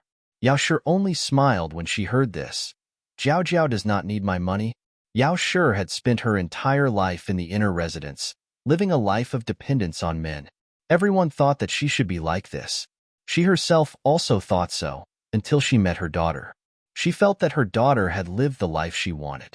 It was not money, but freedom. Ever since Yao Shi was rejected the first time, she did not mention anything about living here. She also did not force Gu Jiao to call her mother. She only came to see Gu Jiao, and then let Gu Jiao treat her illness. After she finished her medicine, Gu Jiao gave her another 4 boxes. Gu Jiao interacted with Yao Shi as a doctor, so they were quite comfortable. Nurse Fong also came. She apologized to Gu Jiao for offending Gu Jiao earlier. The apology was sincere, but she still had some complaints about some of Gu Jiao's actions. She thought that Gu Jiao should go back with Yao Shi and properly show filial piety to Yao Shi and support her status as the eldest young miss. Because Gu Yin went to school, Yao Shi and Nurse Fong did not see him several times. However, there was one time when Gu Yin and little Jing Kong's private school was on holiday, and Yao Shi finally saw her son that she had not seen for a long time. Then, Yao Shi discovered that her son had gained weight. Yao Shi was so excited that she almost cried. Even in her dreams, she did not expect that her seriously ill son would grow into a little bun. Gu Yin was still not considered fat, but his original face was too thin, and his cheeks were sunken. Now, there was baby fat on his cheeks, and he looked like a cute round little bun face. Yao Shi could not help but pinch it. It felt so good. Gu Jiao nodded in agreement. She pinched it every day, so it felt so good. After getting on the carriage, Yao Shi cried with joy and said to Nurse Fong, "See, it was the right decision to let Yin her stay here, right?" Nurse Fong could not refute. Yes, the young master has put on weight, and his complexion is much better. In the past, Gu Yin would get angry every few days in the residence. He would not eat properly or sleep well. Yao Shi could only coax him and could not force him. After coming here, Gu Yan's bad temper calmed down a lot. He also had his own friends and playmates, Gu Xiaoshun, who killed him 5 times, and little Jing Kong, who learned how to hang and beat him. Mother. When Yao Shi's carriage arrived at the courtyard, Gu Jinyu had been pacing back and forth at the entrance for a long time. Yao Shi pulled her hand and used a handkerchief to wipe the sweat from her forehead. "Have you been waiting for me here the whole time? The sun is so strong. Aren't you afraid of getting burned?" Gu Jinyu did not sunbathe in the past, afraid that she would not look good if she got tanned. Gu Jinyu smiled sweetly. "I missed you, mother. How was it? Did meeting elder sister and younger brother go smoothly?" Your younger brother's private school is on holiday today. I saw him in Jiaojiao. They are both doing well." When Yao Shi said this, she could not hide the smile in her eyes. Gu Jinyu could not help but be dazed for a moment. She could not remember how long it had been since she had seen her mother so happy. "What's wrong?" Yao Shi sensed her daughter's absent-mindedness. Gu Jinyu returned to her senses and smiled. "I also want to see them. When elder sister is no longer angry at me, I will go and visit her." Yao Shi said sincerely, "She is not angry at you. You have misunderstood her. She is not a petty person. She is just used to her current life and does not wish to be disturbed." Gu Jinyu bowed. "Yes, daughter should not make such assumptions about elder sister." Yao Shi smiled and let go of her hand to enter the room. Gu Jinyu's eyes flickered and she followed. "Madam, the clothes for young miss have been dried." A young servant girl walked over with a set of soft silk pajamas.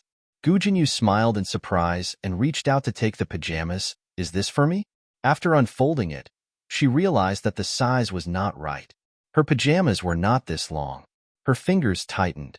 The young servant girl had not noticed her earlier and only saw her now. She was so embarrassed that her face turned white. The young servant girl did not know whether to take it or not. Gu Jinyu smiled. Mother, my clothes are too long. You should let elder sister wear them. Yao Shi had originally made the pajamas for Gu Jiao, but Gu Jinyu had already said so. If she told the truth, it would put the child in a difficult position. She warmly said, Then mother will make a new set for you. To be honest, she had not made clothes for Gu Jinyu in a long time. The main reason was that the clothes she made could not keep up with the trends in the capital. Gu Jinyu found them old-fashioned and did not like to wear them. Gu Jinyu affectionately held Yao Shi's arm. As long as mother makes it, Jinyu will wear it every day. Gu Jinyu stayed in Yao Shi's courtyard for dinner. Marquis Gu also came over. He had only recovered today after being beaten up. He was too embarrassed to say that he had been beaten by a servant girl, so he could only slander Huang Zhong for being drunk and causing the carriage to get into an accident. After dinner, Gu Jinyu had the servant girl carry a large box over. Yao Shi asked, What is this for? Gu Jinyu warmly said, This is a gift I chose for elder sister. I don't know what elder sister likes, so I prepared some of everything. Yao Shi had the servant girl take away the food and open the box. The items inside were laid out one by one. There were jewelry, antiques, calligraphy and paintings, needles and embroidery. It could be seen that he had put in a lot of effort. Everything was not ordinary, but the most eye-catching item was still a guqin. Yao Shi opened the box. When she saw the quaint 5-string guqin inside, her breathing stopped. Jinyu, this is... Gu Jinyu smiled and nodded. That's right. This is the Lunar Shadow Fushi guqin. This was not an ordinary guqin. It was a gift from His Majesty. There was only one in the entire country of Zhao. The real antique Fushi guqin had been lost in the previous dynasty. This guqin had come from Qian dynasty's top guqin master, Lunar Shadow. It was the most successful imitation of the Fushi guqin to date, so it was also called the Lunar Shadow Fushi guqin. Gu Jinyu had once played the guqin in Imperial concubine Shu's palace and had been heard by His Majesty. His Majesty praised her skill in the guqin, second only to the future wife of the third prince. The future wife of the third prince was the most talented woman in the country of Zhao. She had studied the guqin for 17 years and had lived longer than Gu Jinyu. His Majesty felt that Gu Jinyu's talent was rare and bestowed the Lunar Shadow Fushi guqin to Gu Jinyu. Yao Shi felt that this was inappropriate. How can you give such a valuable thing to someone else?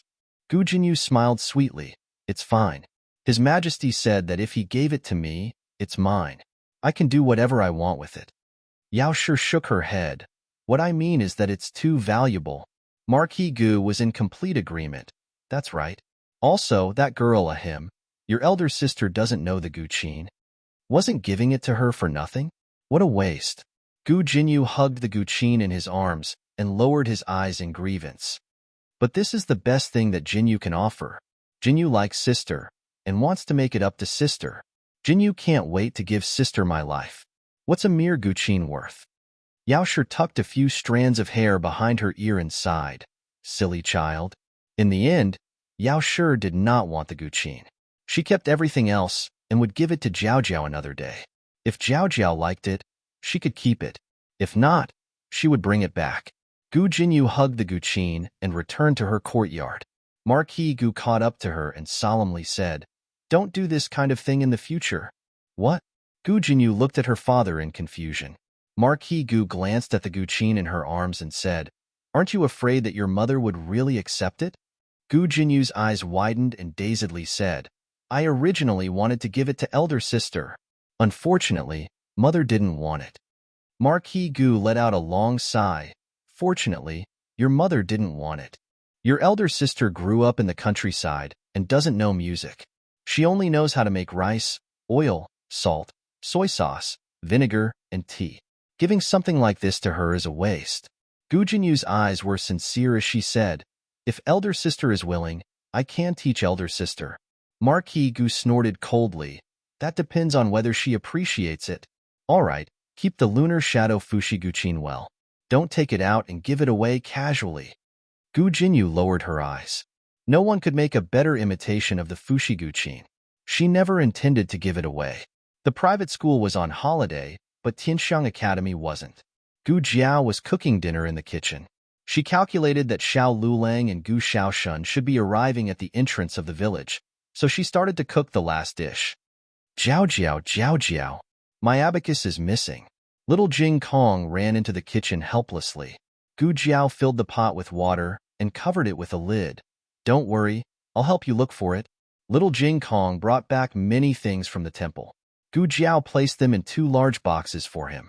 Although he was a child, Gu Jiao still respected his privacy and wouldn't touch his things. His boxes were very messy and had all sorts of things. Which box is it in? Gu Jiao asked. This one. No, it seems to be this one. Although little Jing Kong was a very well-planned child, he was still not very good at organizing things. Gu Jiao rummaged through the box on the left and soon found a shiny golden abacus. It was made of pure gold. Gu Jiao asked in a daze, "This?" "Yes." Little Jing Kong nodded his head like he was pounding garlic. Gu Jiao asked, "Who gave it to you?" "Master." Little Jing Kong took the abacus and started tapping it. He had an abacus lesson today, so he had to revise. Was his master so rich? He actually gave him a golden abacus? Gu Jiao couldn't help but ask, "Do you know that it's made of gold?" Little Jing Kong nodded. "Yes, I know. Master has many abacuses, so I specially picked this one." "Why?" "It's beautiful." Gu Jiao didn't know what to say. Gu Jiao put the things on the ground into the abacus one by one. When she picked up a big object wrapped in a rag, she suddenly heard the sound of a string. Gu Jiao opened it and found that it was a guqin. It was very shabby and didn't even have a case, but the sound was good. The sound just now was very pleasant. Gu Jiao plucked it again. The sound was really good. Little Jing Kong looked at Gu Jiao. "Oh, Jiao Jiao, do you know how to play the guqin?" Gu Jiao didn't answer his question, but asked him, "Do you know how to play?" Little Jing Kong thought seriously. "I know a little, but I don't like it." Gu Jiao didn't understand.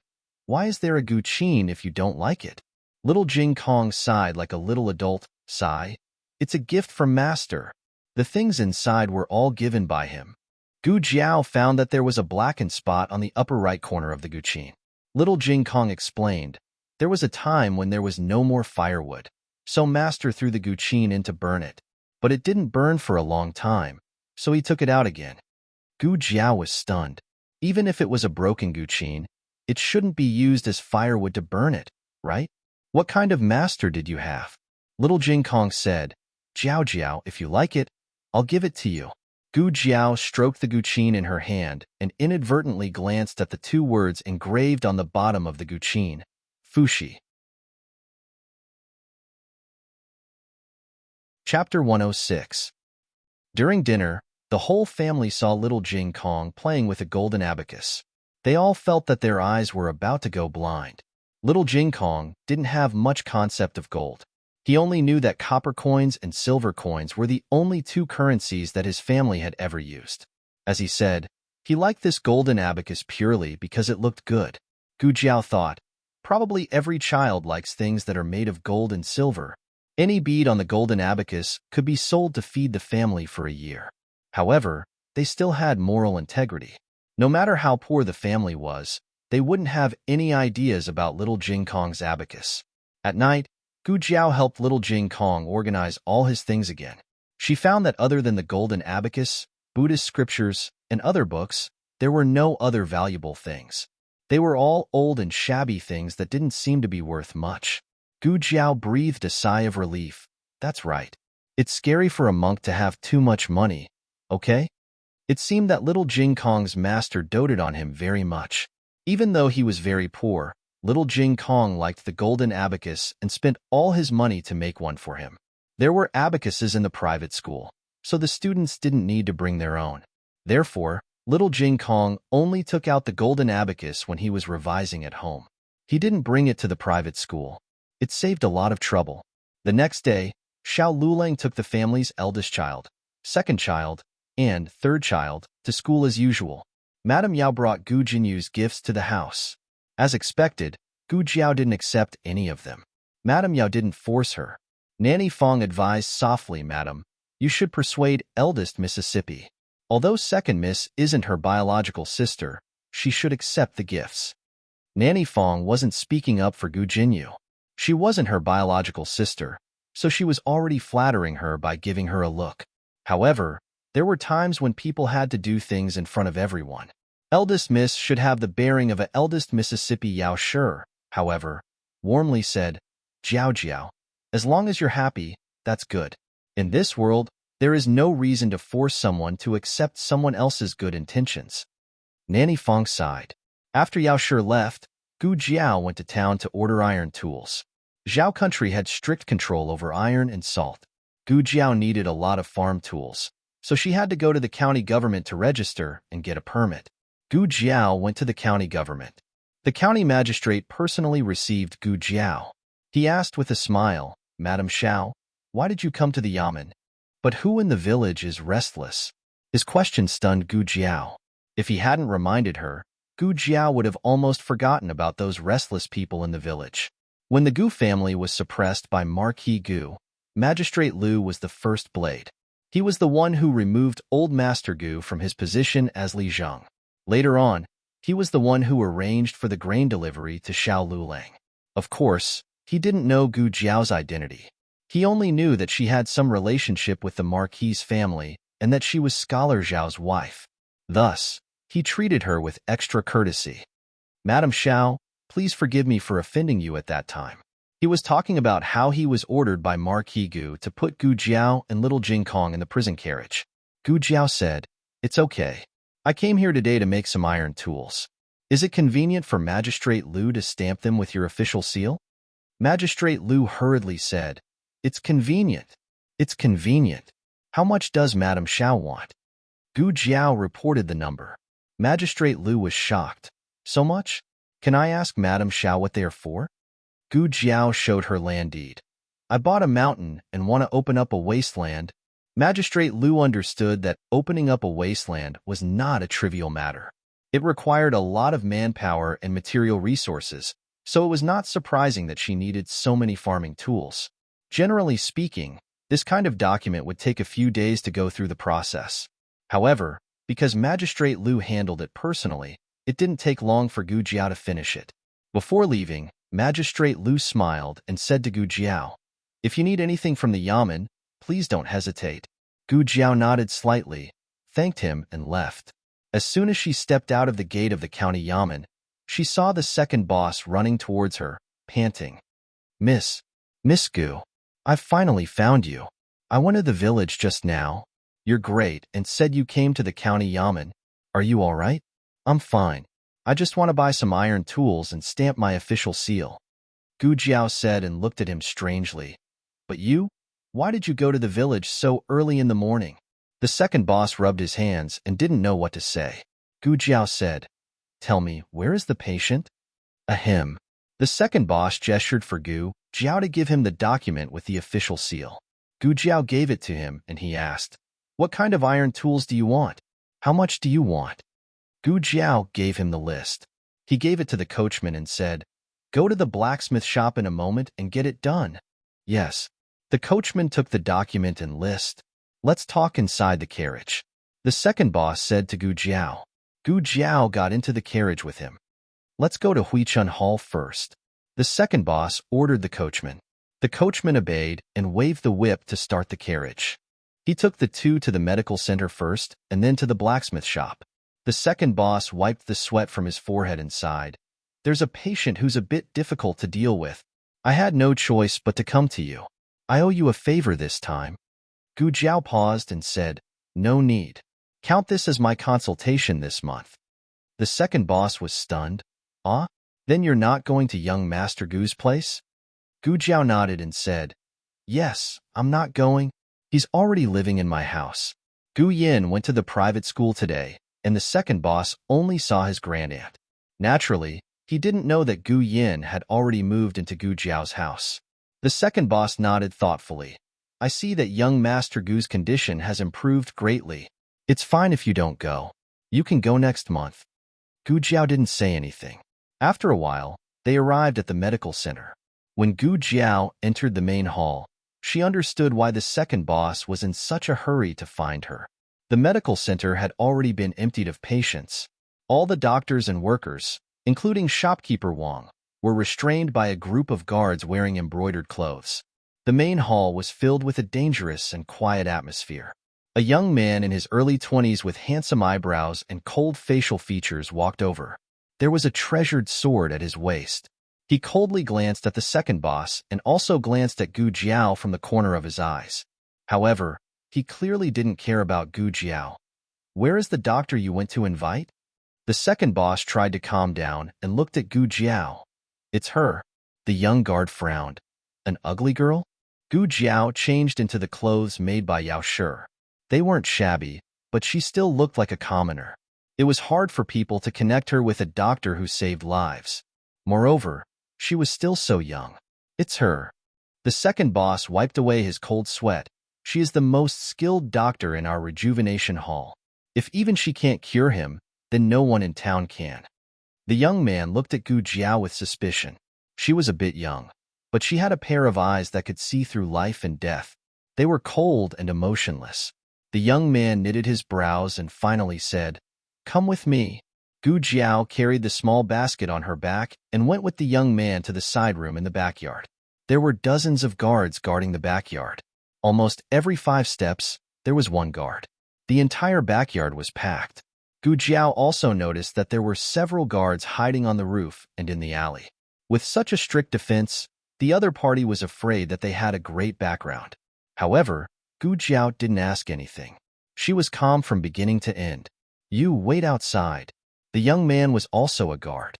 With an unfriendly tone, he stopped the second boss outside the door and let Gu Jiao in. Just as the young guard was about to step in, Gu Jiao suddenly said to him, "You also wait outside." The young guard, without waiting for the young guard to react, Gu Jiao closed the door with a bang. The young man, the second boss, couldn't hold back his laughter. The more he interacted with Gu Jiao, the more he found that she was actually very protective of her own people. There was no limit to how protective she could be. There was a landscape screen in the room.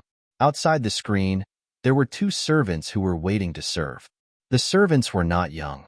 They were about the same age as Gu Zhonghai and Gu Changlu. However, they had a particularly feminine temperament. They didn't seem like normal men.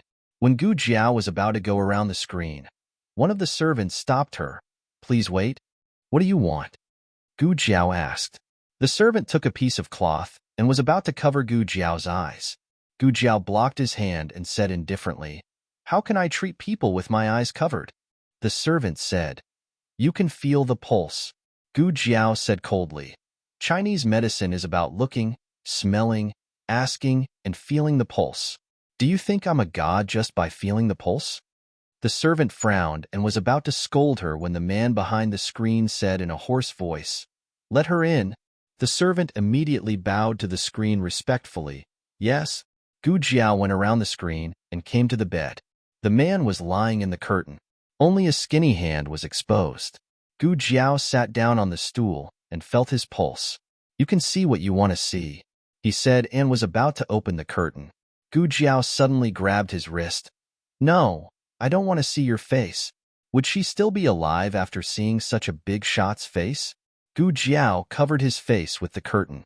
Only the area below his waist was exposed. After the examination, the man's face turned red. Gu Jiao's face was as calm as water. The man cleared his throat. "May I ask what disease I have?" Gu Jiao looked at the screen. The man understood and said, "They are trustworthy people. You can just say it." Oh, the patient didn't care. So Gu Jiao had no scruples as a doctor. "Venereal disease," Gu Jiao said bluntly. "Nonsense." A servant outside the screen rushed over and stared at Gu Jiao fiercely. "My family."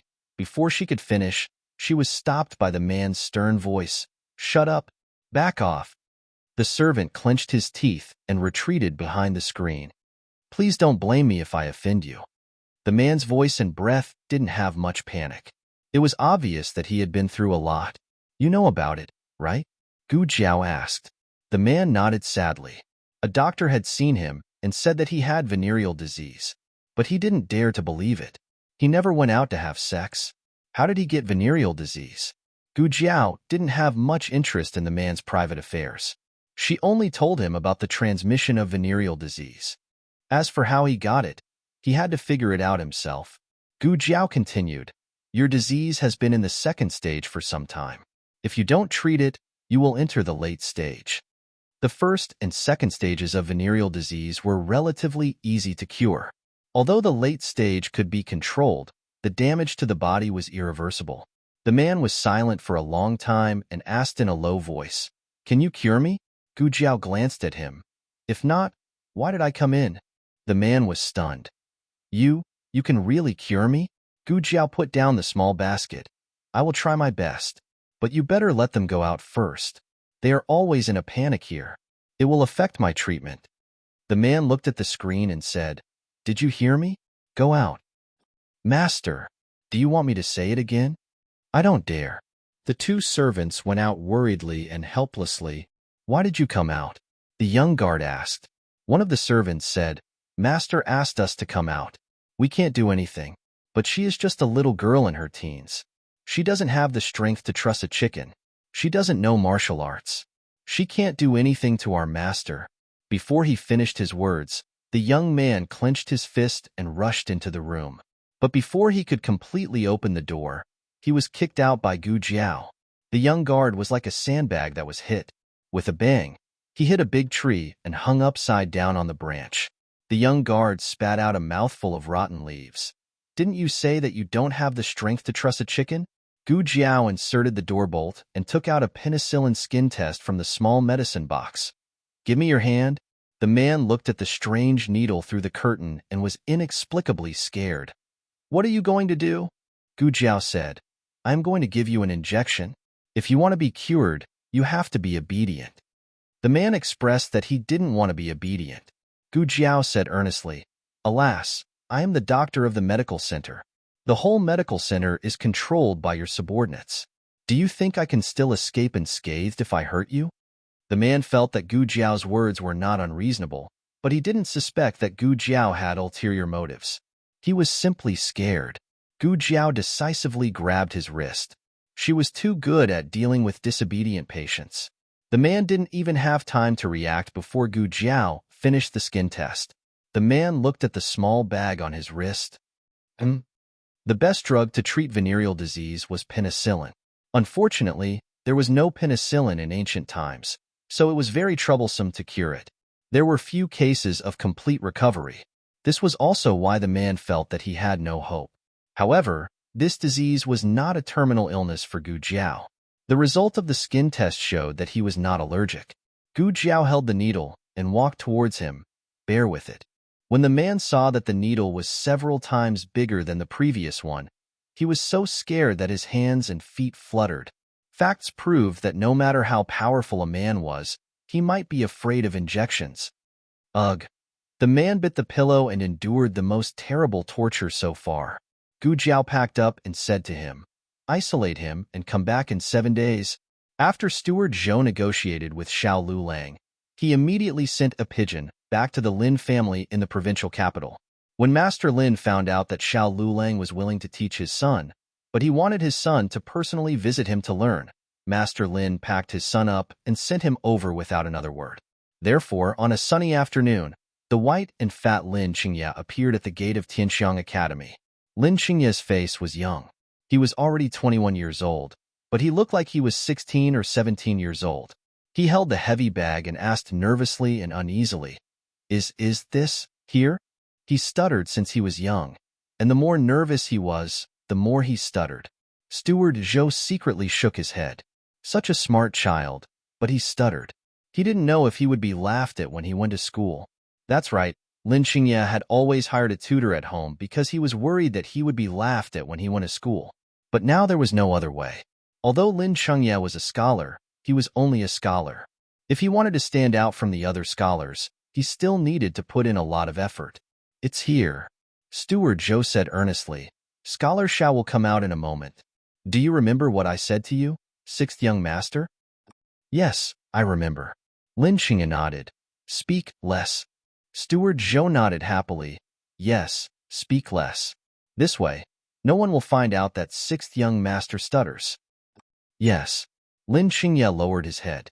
The two didn't have to wait long before Xiao Lulang came out from the private school. Behind him were Feng Lin and Gu Xiaoshan.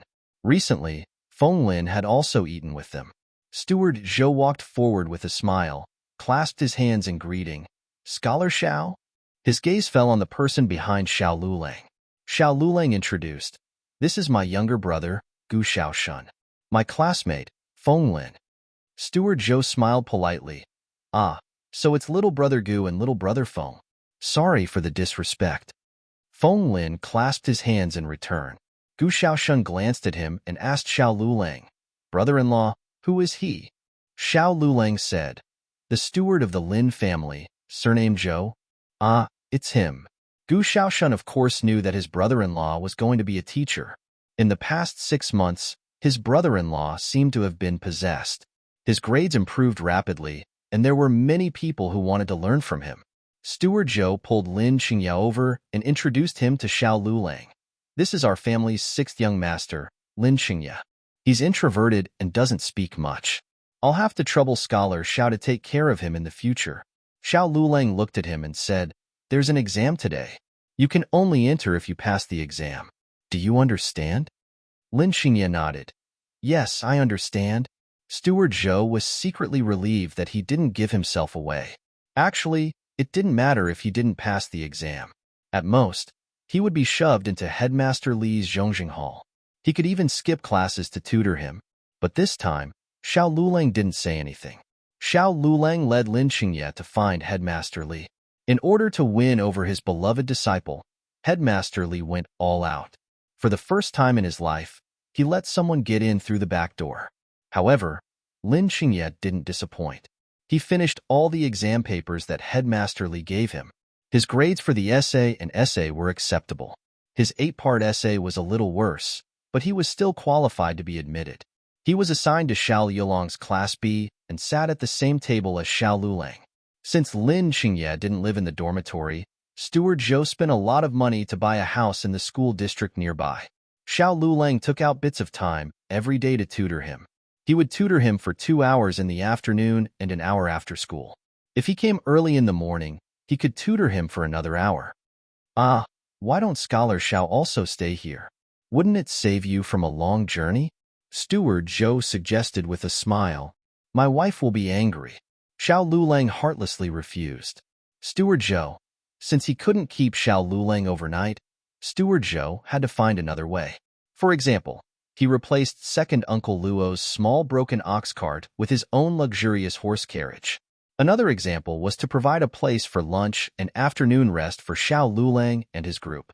Gu Yin and little Jing Kong were people who needed afternoon naps. It was better for them to lie down in the wing room than to lie down in the classroom. Xiao Lulang had no objection to these two arrangements. Because they tutored Lin Qingya, they returned to the village late. But knowing that Xiao Lulang wanted to earn money to support his family, Gu Yin and little Jing Kong had no complaints. Gu Xiaoshun concentrated on carving wood and had no complaints. "Are you hungry? Why don't we have dinner here?" Steward Zhou said to Gu Yin and his 2 brothers. The 3 of them said in unison, "No." Steward Zhou was shocked. "No, isn't the food here delicious? It's all cooked by the chef. How can your wife's cooking be better than the chef's?" The 3 of them, "Ah, Jiao's, my sisters, cooking is so delicious that you mortals can't imagine it." The provincial examination was held once every 3 years. Xiao Lulang was lucky to pass the county examination this year. However, many candidates had waited for 2 years. With the approach of the provincial examination, the atmosphere in the academy was unprecedentedly tense. Even the teachers no longer went to the examination every day and began to simulate the provincial examination for the examinees. Xiao Lulang also set questions for Lin Qingya. His questions were more profound and tricky than the teachers. Lin Qingya seriously suspected that Xiao Lulang didn't sleep every night to read the 4 books and 5 classics to give him sentences that no one had ever memorized before. At noon, Gu Yin and little Jing Kong went to the wing room to rest. Gu Xiaoshun was carving wood in the courtyard. Lin Qingya felt a headache coming on because of Xiao Yulong's questions. Steward Zhou was guarding at the door. Suddenly, a servant came over. Steward Zhou moved aside and whispered, "What's wrong?" The post station was flooded. Brother Zheng was washed away by the water. He returned to the Lin mansion a few days ago and is now recuperating in the Lin mansion. Brother Zheng was the young man who went to invite Gu Jiao earlier. He was the son of a deputy steward of the Lin family. Last time, after Xiao Lulang refused to go to the Lin mansion, the young man surnamed Zheng went back home. Who would have thought that he would encounter a flood on the way? When did it happen? Half a month ago. The journey to the provincial capital was slow because they went up the mountain. But the journey from the provincial capital was fast because they went down the mountain. Therefore, Lin Shui, who came from the provincial capital, perfectly avoided the flood. But if Xiao Lulang and Steward Zhou went to the provincial capital, they would have encountered the flood at the post station like the young man surnamed Zheng. Xiao Lulang came out after tutoring Lin Chengye. Seeing Steward Zhou's expression, he couldn't help asking, "What happened?" It's like this. Steward Zhou told him about the flood at the post station half a month ago. Xiao Lulang knew that post station. It was the only post station on the official road. In other words, as long as they went to the provincial capital, they would definitely live in that post station. Judging from the time, it was just right for them to catch the flood. Lin Xingye couldn't catch up. It was faster to travel from the provincial capital. He had already passed the post station in half a month. Xiao Lulang thought about how Gu Jiao stopped him from going to the provincial capital. This was not the first time such a coincidence happened. Because she asked him to buy osmanthus cake, he avoided the medical dispute at the medical center. Because she came to find him for lunch, he avoided the collapse of the dormitory. And because she wanted to spend the night in town, he didn't catch the snowstorm on the way. Once or twice was a coincidence, but 3 or 4 times was a bit thought-provoking. In the evening, Xiao Lulang went to the kitchen to help Gu Jiao. Gu Jiao cooked, and he added wood to the fire. The 2 pots on the stove were used. One was steaming sweet potatoes and cornbread, while the other was boiling fungus soup. The thick soup gurgled, and the stove was very fragrant. Xiao Lulang broke a dead branch and put it in the stove. He said casually, "Today, Steward Zhou said that there was a flood at the Qishan post station half a month ago. Fortunately, I didn't go to the provincial capital. Otherwise, I would have been washed away by the flood." Gu Jiao. Oh, Xiao Lulang looked at her. "Aren't you surprised?" Gu Jiao paused. "Oh, Xiao Lulang." Xiao Lulang asked her, "Did you know that there would be a flood?" Gu Jiao said calmly, "No." Xiao Lulang looked at her deeply. He lowered his head and broke a dead branch. "This time, I plan to live in the Lin family's residence in the provincial capital." Gu Jiao's hand that was holding the spatula paused. "Didn't I say that I won't live there?" Xiao Lulang said seriously, "It's convenient to live in the Lin family's residence. Moreover, I've asked Steward Zhou. Steward Zhou said that although the daughters of the Lin family are beautiful, they are all married. None of them are unmarried. You don't have to worry about that." Was she worried about the daughters of the Lin family? She was worried about her cousins of the Lin family. What kind of good fortune would he have for the rest of his life? Did he still want it? Gu Jiao held her breath, but she couldn't spit it out. Her little face instantly darkened. Xiao Lulang almost laughed at the way she wanted to flare up but couldn't. The conversation was about to continue. At this time, little Jing Kong ran in angrily with a little chick in his arms. "Jiao Jiao, Gu Yan Gij's dog bit my little chick." After Gu Yan's little puppy also moved into the house, the whole family experienced what it meant to be in a real mess. As long as the little puppy and the little chick came out of the cage at the same time, they would be able to bite the chicken feathers all over the floor. The little puppy was big, but it was no match for the many chicks. It also knew how to set up a formation. Both sides were fearless when they fought. Gu Jiao asked him, "Did your little chick peck Gu Yan Gij's little puppy?" Little Jing Kong instantly fell silent. Little Jing Kong raised his head and said cutely, "The food smells so good. I suddenly remembered that I haven't finished my homework. I'm going to do it now." The little monk, who was the one who complained first, jumped out of the house. He was sure that he was extremely cute. Jiao Jiao was so charmed by him that she forgot to get angry. As he jumped, he stuffed the little chick back into the chicken coop. Then, in a spurt of energy, he ran away and disappeared. Chapter 107. Novels with content that can't be found on the internet are available here. After being interrupted by little Jing Kong, the topic just now was not continued. 7 days later, Gu Jiao went to the medical center again. The medical center was cleared out again. Gu Jiao frowned. She forgot to tell them not to ruin the medical center's business last time. The young guard who was kicked up the tree by Gu Jiao last time had not arrived. He brought the other guards to clear out the medical center first. Gu Jiao was a little angry. Huichun Hall was the only medical center in town. Many patients came to see the doctor every day. If they were all kicked out, it would delay the patient's treatment. The man did not let Gu Jiao wait for long. He wore a bamboo hat and entered the medical center.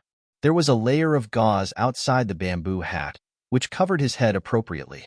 He could see outside, but the people outside could not see his face. Mississippi, the man greeted her with a pleasant expression.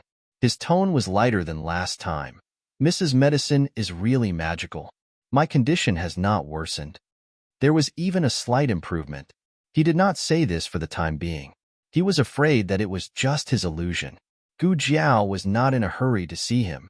Instead, she said, in the future, you are not allowed to occupy the medical center. The medical center is not your private territory. You have no right to ask other patients to leave. The young guard gritted his teeth. What do you know? Do you know who my master is? Shut up. The man stopped the young guard. The young guard realized that he almost said something wrong and shut his mouth resentfully. Gu Jiao said lightly, I don't care who you are. In short, you are a patient here. All patients are treated equally. You are not judged by your status, but by the severity of your condition. The man slapped the table and said passionately, not judged by status, but by the severity of your condition. If all the doctors in Zhao country can be like you, why worry about not being able to cure the people? You are a woman, but you have such awareness. Take off your pants. Gu Jiao interrupted him. The corner of the man's mouth twitched. Couldn't he wait for him to finish flattering him? Gu Jiao began to examine him. All the servants had left, leaving only the doctor and the patient in the room. Even so, the man's face still turned red. On the other hand, Gu Jiao was extremely calm. The man finally couldn't help but ask with a red face, Miss, how can you be so calm? Gu Jiao said, Oh, I've seen a lot. Man, what kind of vicious words were these?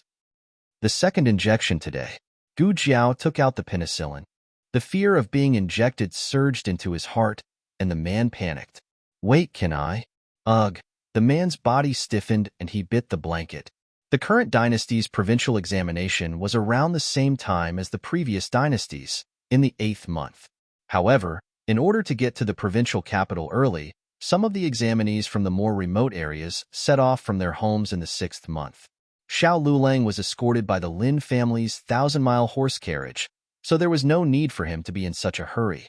However, he couldn't leave too late either. The two of them made breakfast in the kitchen.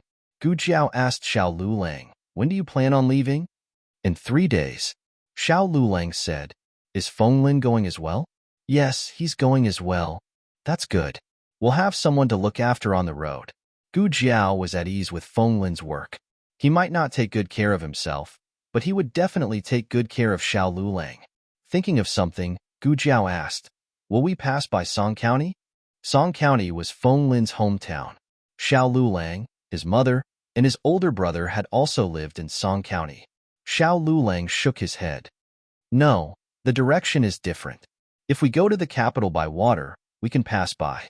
Song County had a canal, and the imperial court had 2 major salt transportation routes. One of them was near Song County. Gu Jiao said, Oh, on New Year's Eve, Fenglin's family had shed many tears. If he could go home, it would be very comforting. Gu Jiao said, Then I wish him success in the provincial examination. Next year, he'll go to the capital to take the exam. While he's there, he'll go home. These words had no hidden meaning, but Gu Jiao felt that something was wrong. How could she forget that Principal Li had told her that Xiao Lulang did not want to go to the capital to take the exam? She had never tried to persuade him to do anything. He had his own life and his own choices. 3 days passed in the blink of an eye. It was the day that Xiao Lulang left for the provincial capital. Steward Zhou had rushed the carriage to the village early. He knew that they needed to load the luggage, so he had the carriage stop in front of Gu Jiao and Xiao Yulong's door. The Lin family was the richest family in the provincial capital and was the overlord of the salt transportation. Their family's carriage was even more luxurious than the marquis's. There were 4 tall and powerful horses that were taller than a grown man. According to the rules, merchants were not allowed to enjoy such a high-standard carriage. This was a privilege given to the Lin family by the imperial family. The carriage was large enough, and there was even a soft couch inside. It was an ancient caravan. Gu Jiao was quite satisfied with sitting in this carriage to go to the provincial capital. There were many people in the village who came to watch the fun, but they did not dare to approach because of the guards and the horses. Only Go Hua, who always grew grass next door, did not fear the tiger. He climbed onto the carriage with all his might. Xuan Xiang awkwardly wanted to carry him down, but Go Hua refused. Steward Zhou smiled and said, "It's fine. Let him sit on the carriage. Just make sure he doesn't fall." Xuan Xiang understood that she was riding on the coattails of her neighbors. She was a young widow in the village and had been looked down upon by many people behind her back. Sometimes, people were not evil, but the environment was cruel. When evil became a custom, good people would also raise their butcher's knife. But today, she, a young widow who was looked down upon by others, could openly sit in the carriage with her son in her arms, which the villagers did not dare to approach. She suddenly felt a sense of exaltation and elation. They were going to be back for a long time, so Gu Jiao prepared a lot of luggage for them. Feng Lin jumped off the carriage to help her carry the luggage and listened to her explain what was in each bag. Little Jing Kong found his brother-in-law and started a conversation with him. The location was still the latrine. Xiao Lulang was speechless. What was the little monk's weird habit? Did he have to take off his pants to talk to people? Little Jing Kong sat on his small toilet bowl majestically.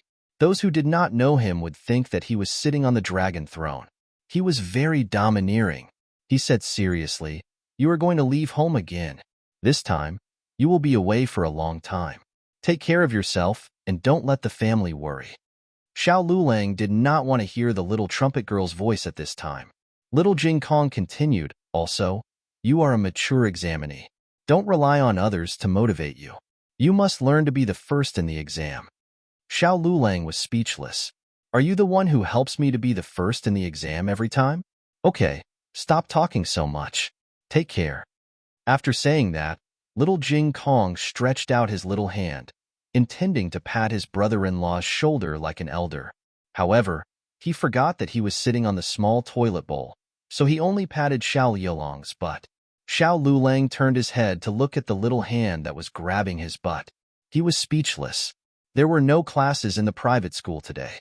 Gu Yin was a person who liked to sleep in, but he still asked Gu Xiaoshun to wake him up and get up to say goodbye to his brother-in-law. Then he went back to his room to sleep. "Is this all?" Feng Lin took the last bag and asked Gu Jiao. Gu Jiao nodded. "Yes, this is Liulang's food. I also made some pickles for you to eat on the way." "Okay." Feng Lin happily went to the kitchen to get the pickles. Seeing him come out with a big jar of pickles, Steward Zhou thought to himself that the Lin family was the richest family in the provincial capital. How could they lack good food? Not long after Steward Zhou tasted the pickles, he began to complain that Feng Lin did not bring 2 more jars. This time, they were really done packing. Gu Jiao sent Xiao Lulang to the carriage. Seeing that the carriage was about to leave, Madame Zhou and Gu Da-sun, who had not appeared for many days, rushed over. "Jiaonyang, Jiaonyang." Madame Zhou changed her usual cold face and put on an extremely flattering smile. "Are you going to the provincial capital?" While talking, Madame Zhou and Gu Jiao had already arrived in front of Gu Jiao. Gu Da-sun was a little reluctant to come over. Holding the bag, he was a dozen steps behind them. Xiao Lulang frowned slightly. Gu Jiao lowered the curtain, indicating that he did not need to come down. Gu Jiao turned to look at Madame Zhou. "What are you doing here?" "Hey, look at what you're saying. My nephew's son-in-law is going to the provincial capital to take the exam. How can I not send him off? Look, this is a little gift from eldest aunt." As Madame Zhou spoke, she handed a basket of eggs to Gu Jiao. Gu Jiao knew what she was up to and did not reach out to take it. Madame Zhou was embarrassed. She gave her husband a look. Gu Jiao coughed lightly and said to Gu Jiao, "Jiaonyang, the journey to the provincial capital this time is long. Liulang's legs are inconvenient. Why don't we let Shun go with him? They can take care of each other on the way." Who will take care of whom? Gu Jiao asked bluntly. Even if Xiao Lulang was a little cripple, he usually did more work than Gu Dasun, who was able-bodied. Gu Dasun was spoiled since he was young. He did not know anything other than studying. He would be a burden if they brought him along. Gu Zhanghai choked. He was Gu Dashuan's biological father. How could he not understand that Gu Dasun could not take care of himself when he left home? His clothes in the academy were brought home to be washed. If not, how could he beg Gu Jiao to let Xiao Lulang bring him along? Originally, Gu Zhanghai planned to bring Gu Dasun to the provincial capital himself. But life was hard at home, and they could not afford the travel expenses of two people. He also heard that Xiao Lulang was tutoring people recently. The other party was from a wealthy family in the provincial capital and did not lack money. With Deshun's help, not only did they save on travel expenses, they also did not have to fork out money for food and clothing. He advised earnestly, Jianyang, eldest uncle has wronged you in the past, but your eldest brother has never offended you, right? Your eldest brother is focused on his studies and does not know about our grievances. He has never interfered. Your parents doted on your eldest brother so much when they were alive. How can you bear to see your eldest brother suffer? Gu Sanlang and his wife did dote on Gu Dasun when they were alive. But how did Gu Dasun, who was loved by them, treat Gu Jiao's mother? When Gu Jiao's mother was bullied, did Gu Dasun stand up for his sister? In that dream, Gu Dasun even framed his own brother-in-law, Xiao Lulang, for his own selfish reasons. He did not do so in the end, not because he found his conscience, but because Gu Jiao intervened. So even if the grievances between Gu Jiao and the elders were ignored, Gu Dasun was definitely not innocent. Zhou helped. That's right, Jianyang. Just let them bring Deshun along. Look at how spacious this carriage is. One more person won't be a problem. Just let Deshun sit for a while. The coffin underground is also quite spacious. Why don't you go in and lie down? The matriarch casually walked out. The villagers laughed. Liulong's grandaunt's eloquence really did not disappoint. Zhou almost choked on her words. How can you say that? The matriarch spread her hands. I use my mouth to speak. Could it be that you use your butt? Zhou was so angry that she fell backwards. The villagers laughed until they fell down. She was mocking Zhou for her nonsense. But Zhou was also to blame for digging her own grave. Did she not know that there was no joke in the world that the matriarch could not answer? In any case, she was the champion of the last imperial harem. The 3,000 concubines in the harem were all obedient to her. What was a mere Zhou to her? He's not even a child of your Gu family.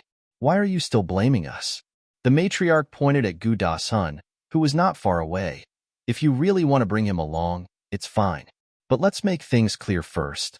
Liulong's legs are not good. He's not going to be Liulong's boss. He's going to take care of Lulang. Gu Zhanghai politely said, Of course. Of course. It was fine as long as he could get on the carriage. If he really went to Deshun and did not take care of Lulang, could Lulang chase Deshun away? Scholars valued their reputation the most. If Xiao Lulang really dared to do this, they would go to the Yamen and make a fuss. They would ruin Xiao Liulong's reputation. The matriarch said, Words are no proof. I'll write it down. Xiaoshun, bring me a pen. Gu Xiaoshun went to the west room to get a pen. The matriarch said slowly, Write it down clearly. Gu Dasun will wake up at 3:00 every day to buy breakfast for Lulang. Iron his clothes, wake Lulang up, help Lulang take off his clothes, wash his face, and rinse his mouth. He has to personally deliver everything to Lulang. He has to wash Liulong's clothes and empty Liulong's chamber pot. Zhou Shi's expression changed drastically. Why is there a chamber pot? The matriarch ignored her and continued. When the weather is hot, he has to fan Lulang.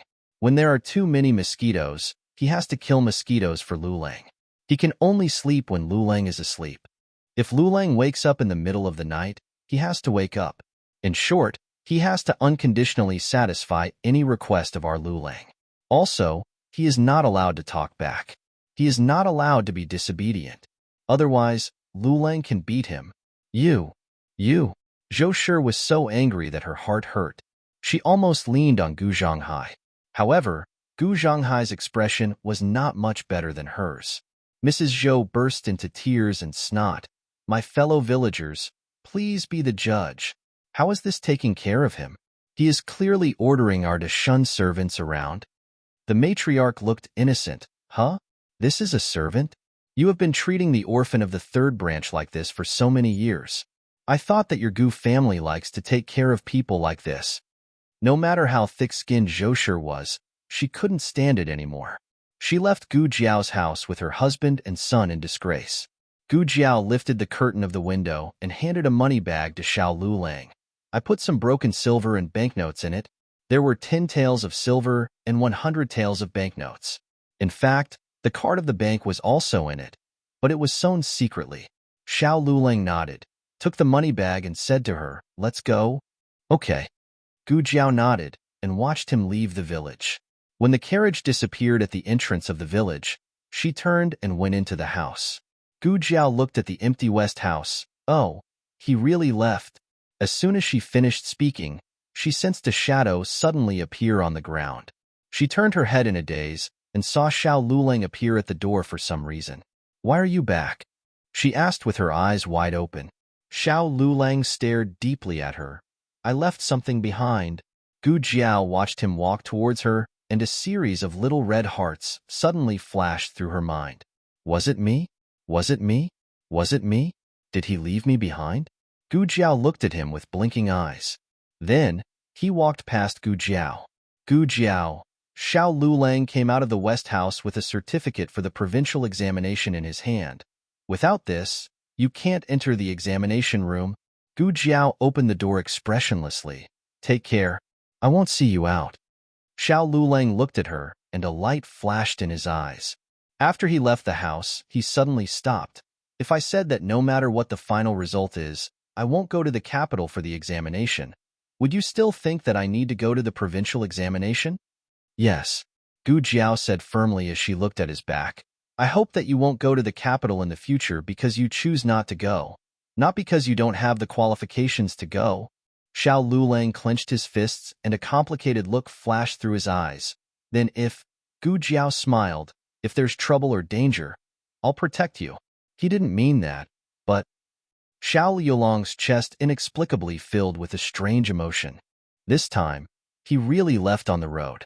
Gu Jiao returned to the West House and found that there was an extra envelope on the table. Gu Jiao opened it, and a matching card of the bank fell out.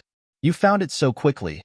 Dropping the examination card was a lie, but returning the matching card of the bank was real, right? There was also a small note in the envelope. Gu Jiao could recognize quite a few words by now. She opened it and saw the words written in clear handwriting. Don't live in the Lin family. Don't be jealous. The word jealous was written in a particularly bold and forceful manner. Gu Jiao frowned strangely. Why did she feel a little smug from the plain handwriting? Chapter 108. Gu Jiao went to the medical center. Today was the day of the follow-up visit with the mysterious person. The other party had been waiting at the Huichun Hall for a long time. This time, he didn't let people clear the medical center.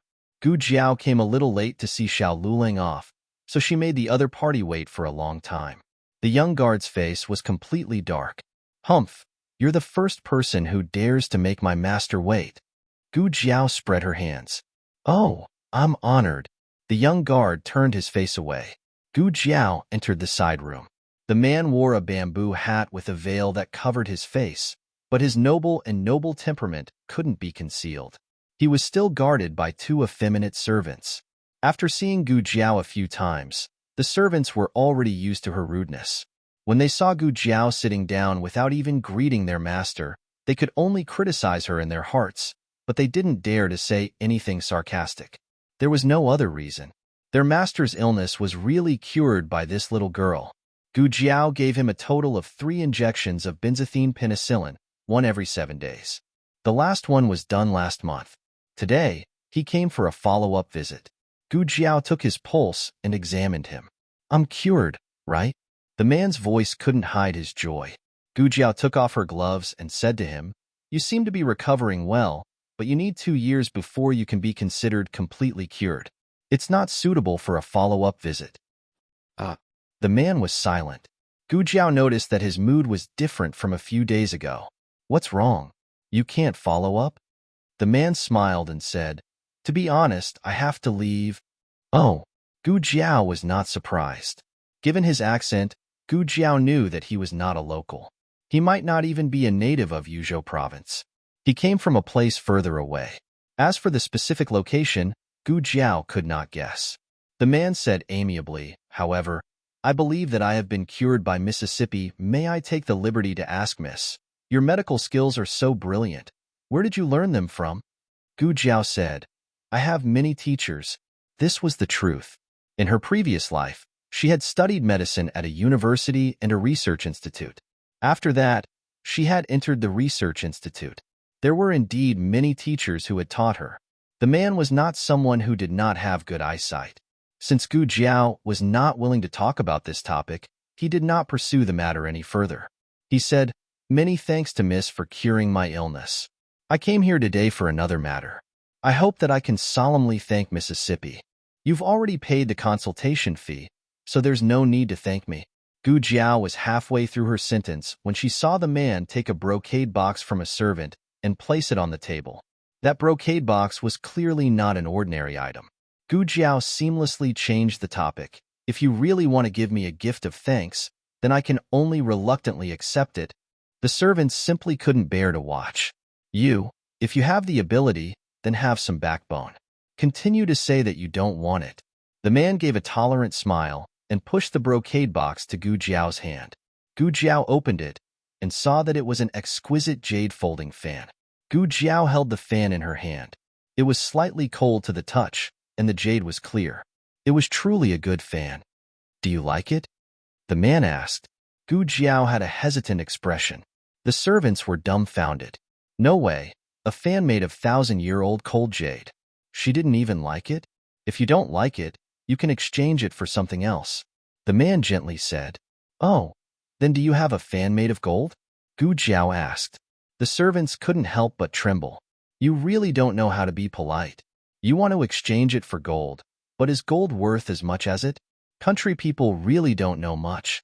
The man smiled and said, I don't have a gold fan, but I have other gold things here.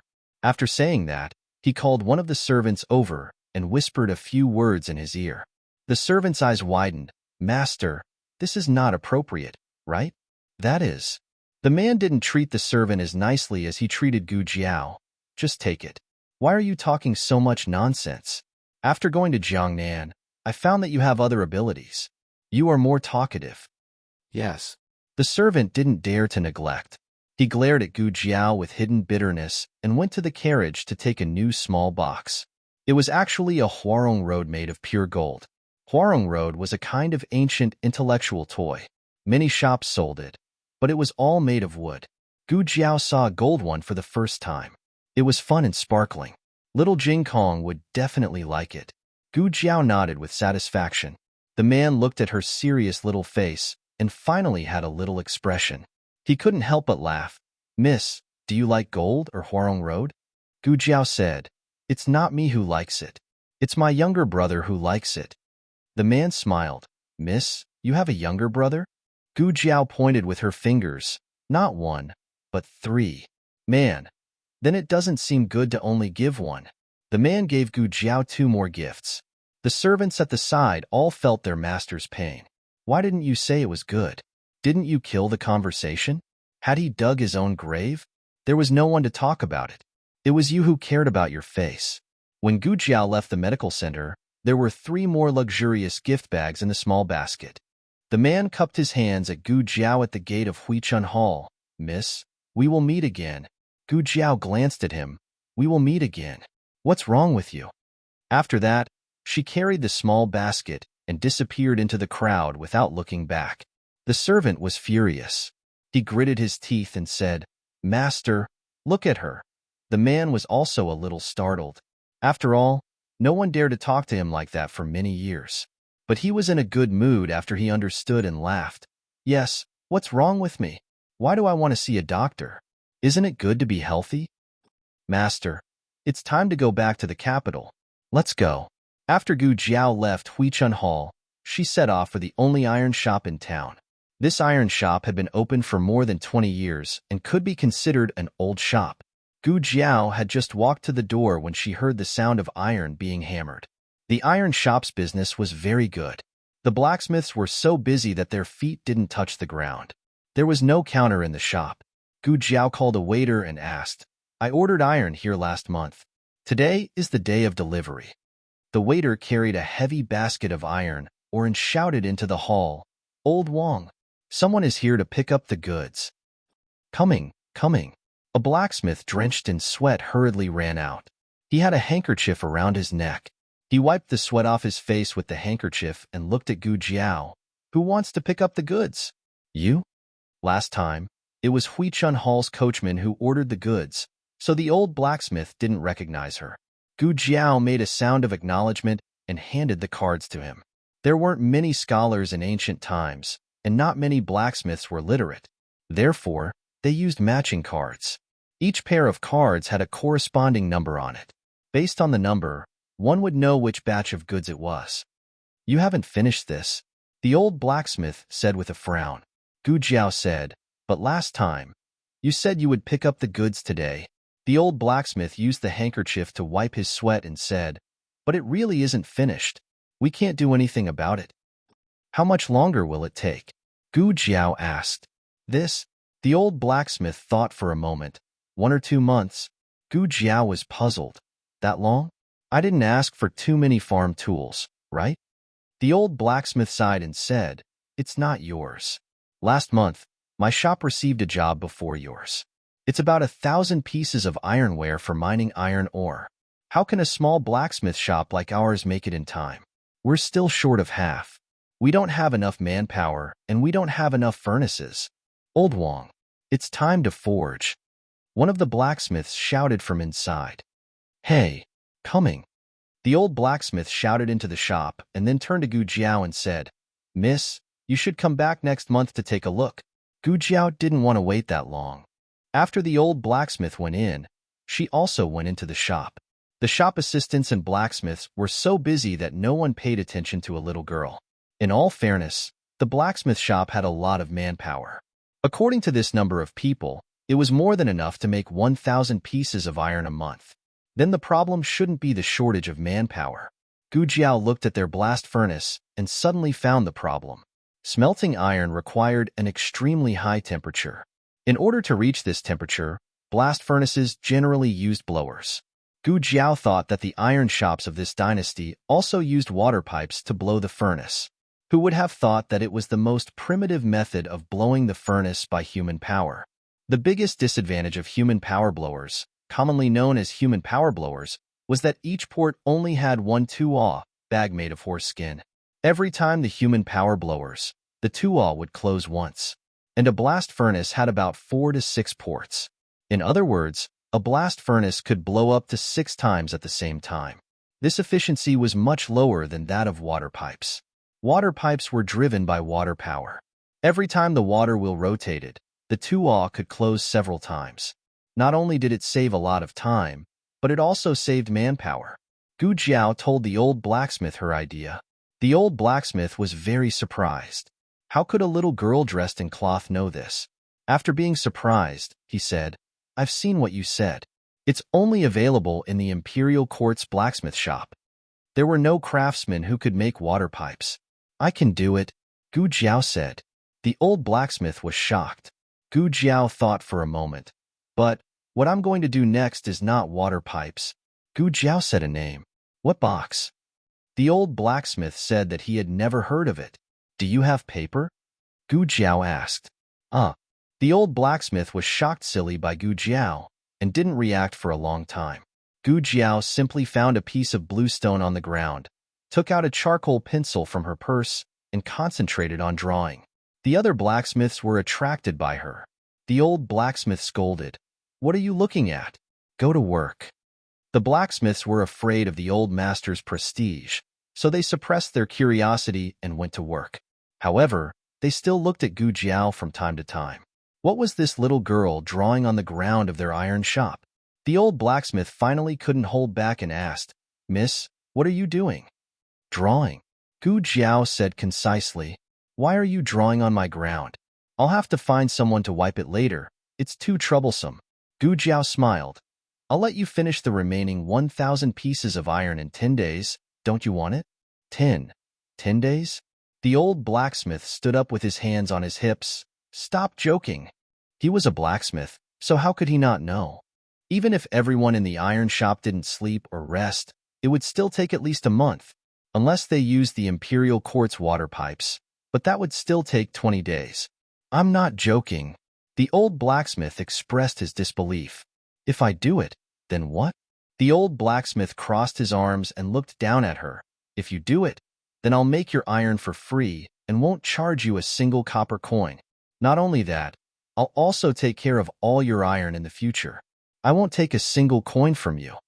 Gu Jiao seriously thought about it and felt that this deal was feasible. All right, I agree. The old blacksmith pouted. What do you mean you agree? You're bragging to the heavens. Gu Jiao quickly finished drawing and nodded her head in satisfaction. It should be like this. Go and find a carpenter later. The old blacksmith's mouth opened wide. What?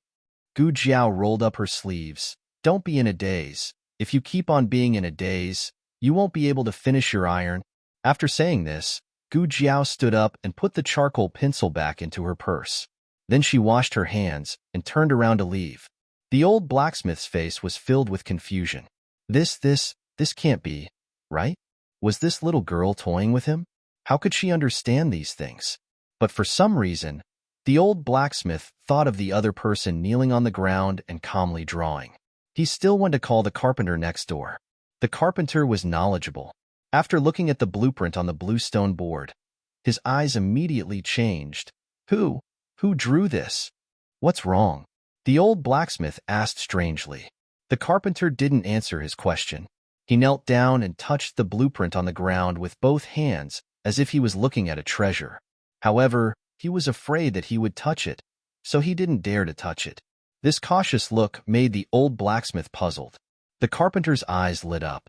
Without saying anything, he went back to the shop and grabbed a pen and paper. He knelt on the ground and began to copy the blueprint devoutly. He had a vague premonition that this might be the most amazing thing he had ever done in his life. The old blacksmith was confused. He stared at the blueprint on the blue stone board. What's going on? Can it really be made?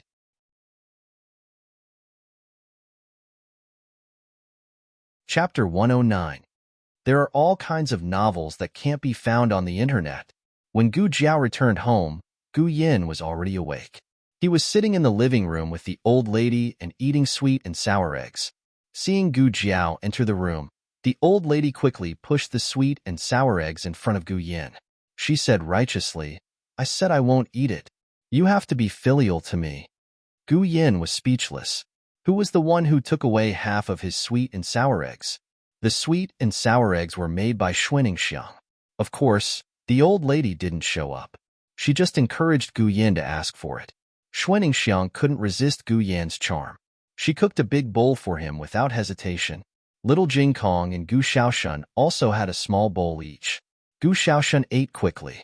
He had already returned to his room to study his wood carving. Little Jing Kong was still practicing on the tree trunk. He hadn't started eating yet. Gu Jiao decisively confiscated the old lady's sweet and sour eggs. In fact, the old lady who had already eaten half a bowl wiped her mouth and returned to her room. As long as I eat fast enough, Jiao Jiao won't be able to catch me. Gu Jiao gave the 3 gifts from the man to her 3 younger brothers. She didn't need to ask, and the 3 of them accurately found what they liked. Little Jing Kong picked up the shiny golden Huarong Dao and couldn't put it down. Gu Yin picked a jade thumb ring made of 1,000-year-old cold jade. It was better than the original one. Gu Shaoshun got a dagger that could cut iron like mud. This dagger was smaller than a normal dagger. It was easy to carry and could be used as an excellent carving knife. The 3 of them were very happy. Xiang was helping Gu Jiao clean up the backyard. Xiang often came over to help. In return, Gu Jiao would help Xiang to work in the fields. Occasionally, the old lady would help Xiang to look after the children. The main reason was that Go Wa was a man of few words.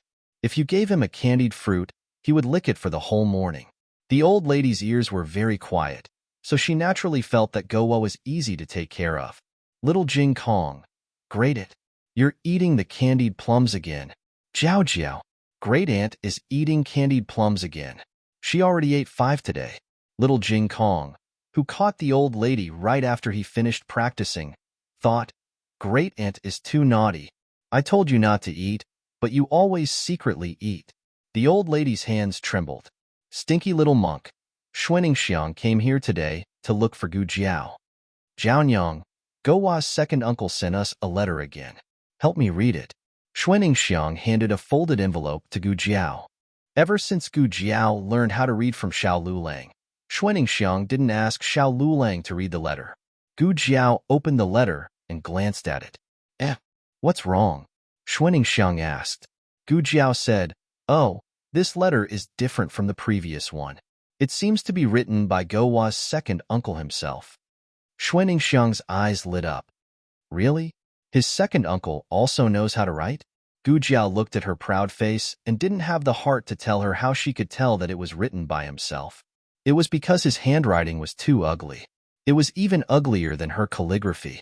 Moreover, the words he used were very immature. It was at the level of a primary school student. However, it was still able to express the meaning clearly. The letter said that Gowa's second uncle was promoted and became the deputy general's personal guard. Although he was only a small soldier, it was still a great honor to be able to follow the deputy general. However, because of this, his original plan to visit his family this year would have to be cancelled. He would have to follow the deputy general back to the capital to report on his work. The deputy general only brought 100 personal guards. He is one of them. It's a rare opportunity, Gu Jiao said. However, these words didn't comfort Xuaningxiang. Xuaningxiang's expression darkened. After Gowa's father passed away, the person my mother missed the most was Gowa's second uncle. My mother hoped day and night that he would come back to see her. When she heard that he might pass by our village this year, my mother was so happy that her old leg almost recovered. Now that he isn't coming back, how do you want me to explain this to my mother? Xuaningxiang was only 2 years older than Gu Jiao. In her previous life, she would still be a young high school student. Now, she was already a sister-in-law, mother, and daughter-in-law. Gu Jiao didn't know how to comfort her. She continued to read, Gowa's second uncle also sent you some money. He said that your birthday is coming soon and wants you to use the money to buy 2 sets of jewelry. It's a total of 20 taels. Xuaningxiang worriedly said, Why did he send so much money? Did he not eat properly? He gave all the money to the family. Gu Jiao knew how to comfort her. Don't worry. He won't starve in the military camp. It's just that he doesn't have anywhere to spend the money, so he sent it all back. Xuaningxiang slightly relaxed. Gu Jiao continued to read. Gowa's second uncle said that he doesn't want you to farm anymore. The money he gave you is enough for you, your mother, and Gowa to spend. You can rent the land to the villagers for a cheap price. Xuaningxiang hurriedly said, How can that be? We have to save up the money and use it for him to get married in the future. Gu Jiao thought, A man wants to buy jewelry for you. Do you really not have any other thoughts? After lunch, Xuaningxiang went to the bank to get the money. Gowa hugged her thigh and refused to let go. Xuaningxiang had no choice but to take Gowa with her. There weren't many people in the bank. Xuaningxiang waited for a little while before she received the 20 taels of silver.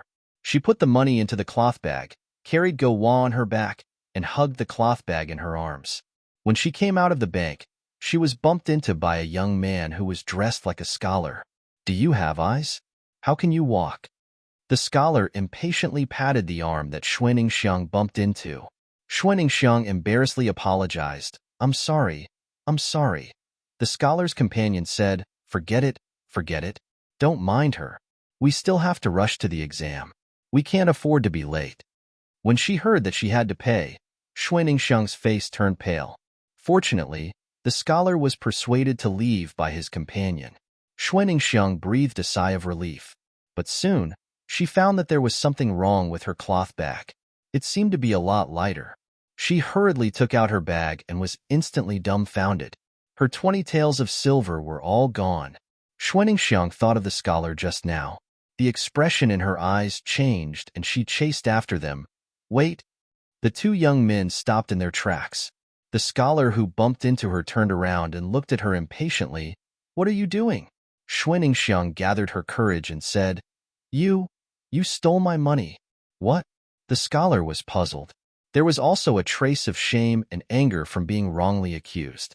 Xuanxiang was originally a bully at home.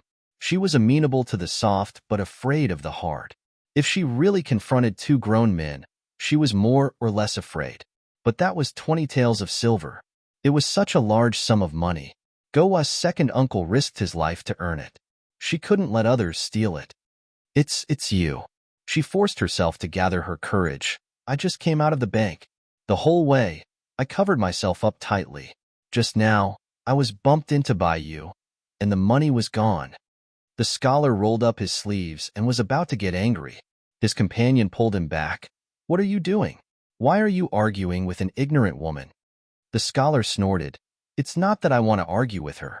She's the one who blackmailed me. His companion sighed. Forget it. The exam is more important. Don't pay attention to her. For your sake, I won't report it. The scholar snorted coldly and turned around to leave with his companion. Xuanxiang rushed forward and grabbed the scholar's arm. Give me back my money. You're crazy. The scholar angrily stomped his feet and pushed her hand away. Xuanxiang rushed over again. As the two of them pulled and pulled, the surrounding commoners surrounded them. The scholar indignantly said, You said that I stole your money. Can you show me the evidence? If you blackmail me again, I'll report it. Since you're a woman and you're carrying a child on your back, I thought you were honest. Don't you feel ashamed bringing a child to do such a despicable thing? You. Xuanxiang's face turned green from his words. The surrounding people began to point at them. In today's world, men were superior to women. Moreover, everything was inferior except for studying. No one would believe that Xuanxiang was a widow compared to a scholar. The scholar bitterly said, I'm kind and won't report it. First, because you're a woman. Second, because we're rushing to the provincial exam. We don't have time to argue with you. This is too much. How can she blackmail a student who's rushing to the exam? Does she have any conscience? Isn't that right? She studied hard for 10 years just to be blackmailed by her? Look at her. She's not a good person. The passers-by began to criticize Xuanxiang. Xuanxiang felt so wrong that tears came out of her eyes. She didn't blackmail them. She really lost the money. Gowa was originally asleep, but he was also woken up by the noise. Seeing that he and his mother were surrounded by a group of people, he cried out in fear. Deanley had just come out of the dessert shop and was about to go to the town's medical center when he heard a heart-wrenching cry. This voice was a bit familiar. Deanley paused and then walked over. At this moment, Xuanxiang was being criticized by everyone behind her back. No one believed what she said. Deanley quickly recognized her. She was his beloved student's neighbor. Then he recognized Gowa, the little fatty who called him father. Deanley walked into the crowd. He was the dean of Tianxiang Academy. Even if he wasn't wearing the clothes of a teacher, his scholarly and noble aura could still suppress the crowd in an instant. What happened? He asked. Xuanxiang was already sobbing. The scholar said, This little woman blackmailed me. Deanley asked, What did she blackmail you about? The scholar angrily replied, She said I stole his silver. Deanley asked again, Did you steal it? The scholar exploded. What are you talking about? Of course I didn't steal it. I already said that she blackmailed me. Didn't you hear me? An auntie who was watching the commotion said, That's right. The two of them are students who are going to the provincial capital to take the exam. They are really unlucky to be blackmailed by this woman. Deanley looked at the two of them. Which private school are you from? The scholar straightened his back and said, We are from Tianxiang Academy. Deanley's eyes slightly narrowed. Is that so? What are your names? Which class are you from? What does it have to do with you? The scholar impatiently asked. Deanley faintly smiled. I am the dean of Tianxiang Academy. I don't remember the academy accepting you two as students. The scholar and his companions' faces changed. The surrounding people were shocked. Deanley calmly said to a young man beside him, I'll have to trouble little brother to report this to the authorities. Just say that someone here is pretending to be a student of Tianxiang Academy to cheat and bully women and children. The two of them were making a lot of noise, but they didn't report it to the authorities. Now that he had reported it to the authorities, who was real and who was fake, it would be clear. The young man's mind was filled with one sentence. Deanly is talking to me. Deanly is talking to me. I'll have to trouble little brother, Deanly gently said. The young man nodded solemnly and dashed toward the county office like a wisp of smoke. This was like a flood rushing against the Dragon King's temple. The scholar and his companion saw that the situation was not good, so they broke into a run. Deanly calmly said, I'll have to trouble the two of you to stop them. His words didn't have the slightest hint of a command, but they were inexplicably convincing. The two men who were watching the commotion caught the two of them. My money, Xuaningxiang cried.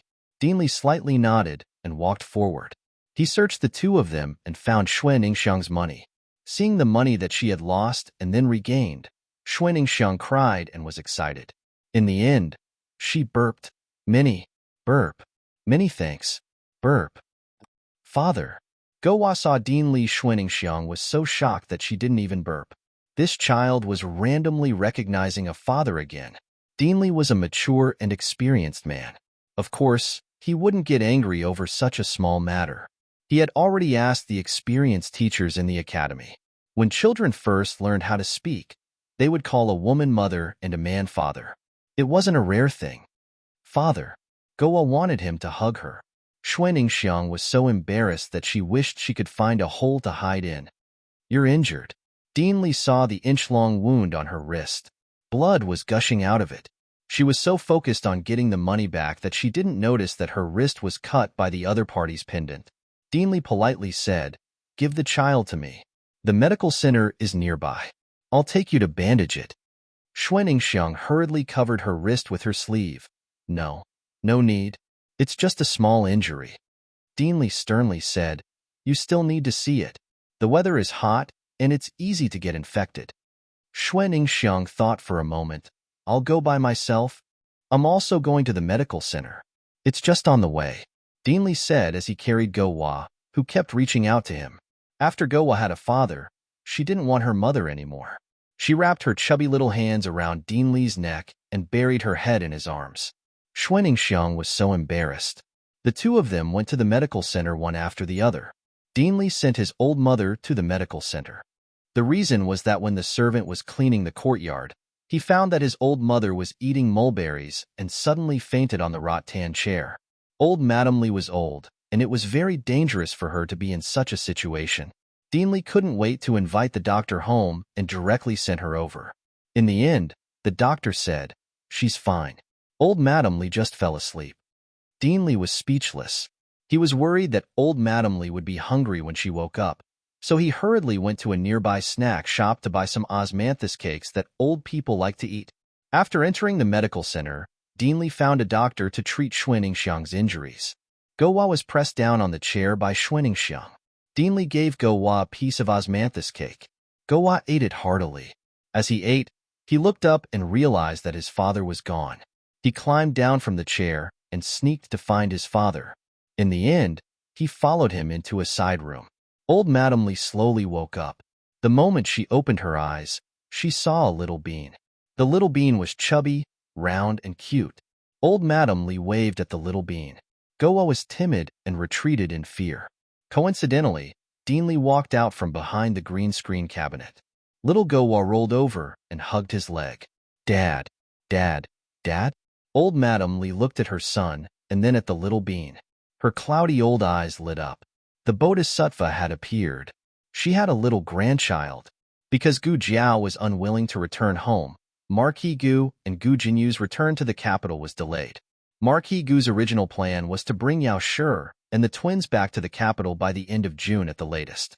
However, Yao Shi and Gu Yin were both staying here because of Gu Jiao. This made Marquis Gu very vexed. Gu Jinyu was even more vexed.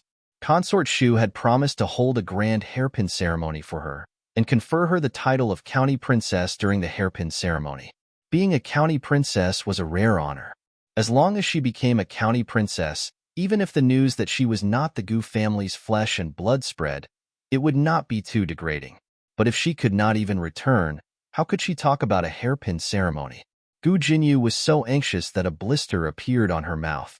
Marquis Gu came to visit her. Seeing her so angry, he could not help but feel distressed. "How are you serving, young miss? The weather is so hot. Don't you know to cook fewer spicy dishes?" A young servant girl said, "Marquis, we're innocent. Young Miss's diet has been very light recently. Young Miss is angry because she is depressed." Gu Jinyu sighed. "Don't speak nonsense. You can all leave." Yes. The servant girls left. Gu Jinyu said to Marquis Gu, "Father, daughter is really fine." Marquis Gu frowned and said, "Nonsense. You just have something on your mind. You haven't smiled recently." Gu Jinyu lowered her eyes. "Daughter just misses grandmother. Grandmother is old and fell last year. Although she has recovered, her body is not the same as before. Daughter doesn't know how much more filial piety I can perform for grandmother." These words struck a chord in Marquis Gu's heart. Marquis Gu was usually filial. Furthermore, the old madam only had him and Consort Shu as her children. After Consort Shu entered the palace, the old madam rarely saw her. As a son, he could not attend to his mother. Just thinking about it made him feel unfilial. Marquis Gu frowned and decided to give Yao Shi more trouble, who knew that Yao Shi's heart was as firm as a rock. "If I don't go back, Yin won't go back either." Marquis Gu sked. "Mother hasn't seen Yin in many years," Yao Shi said. "But she doesn't like Yin either." Marquis Gu retorted. "When did mother not like Yin? Yin is her grandson. She dotes on him too much." But she did not dote on her 3 precious grandsons as much as she did on her previous 3. The previous Marchioness and the old madam were of the same clan. According to seniority, she called the old madam aunt. The marriage between the 2 families made them even closer. The old madam naturally doted on her children. In addition, her 3 sons had lost their mother early. The old madam's heart ached.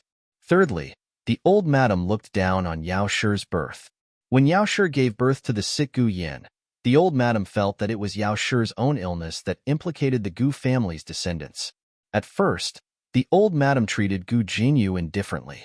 However, Gu Jinyu was too outstanding and gave face to the Marquis Fu. Imperial concubine Shu also thought highly of her. Only then did the old madam gradually change her opinion of Gu Jinyu. Marquis Gu's rebuttal did not have much confidence.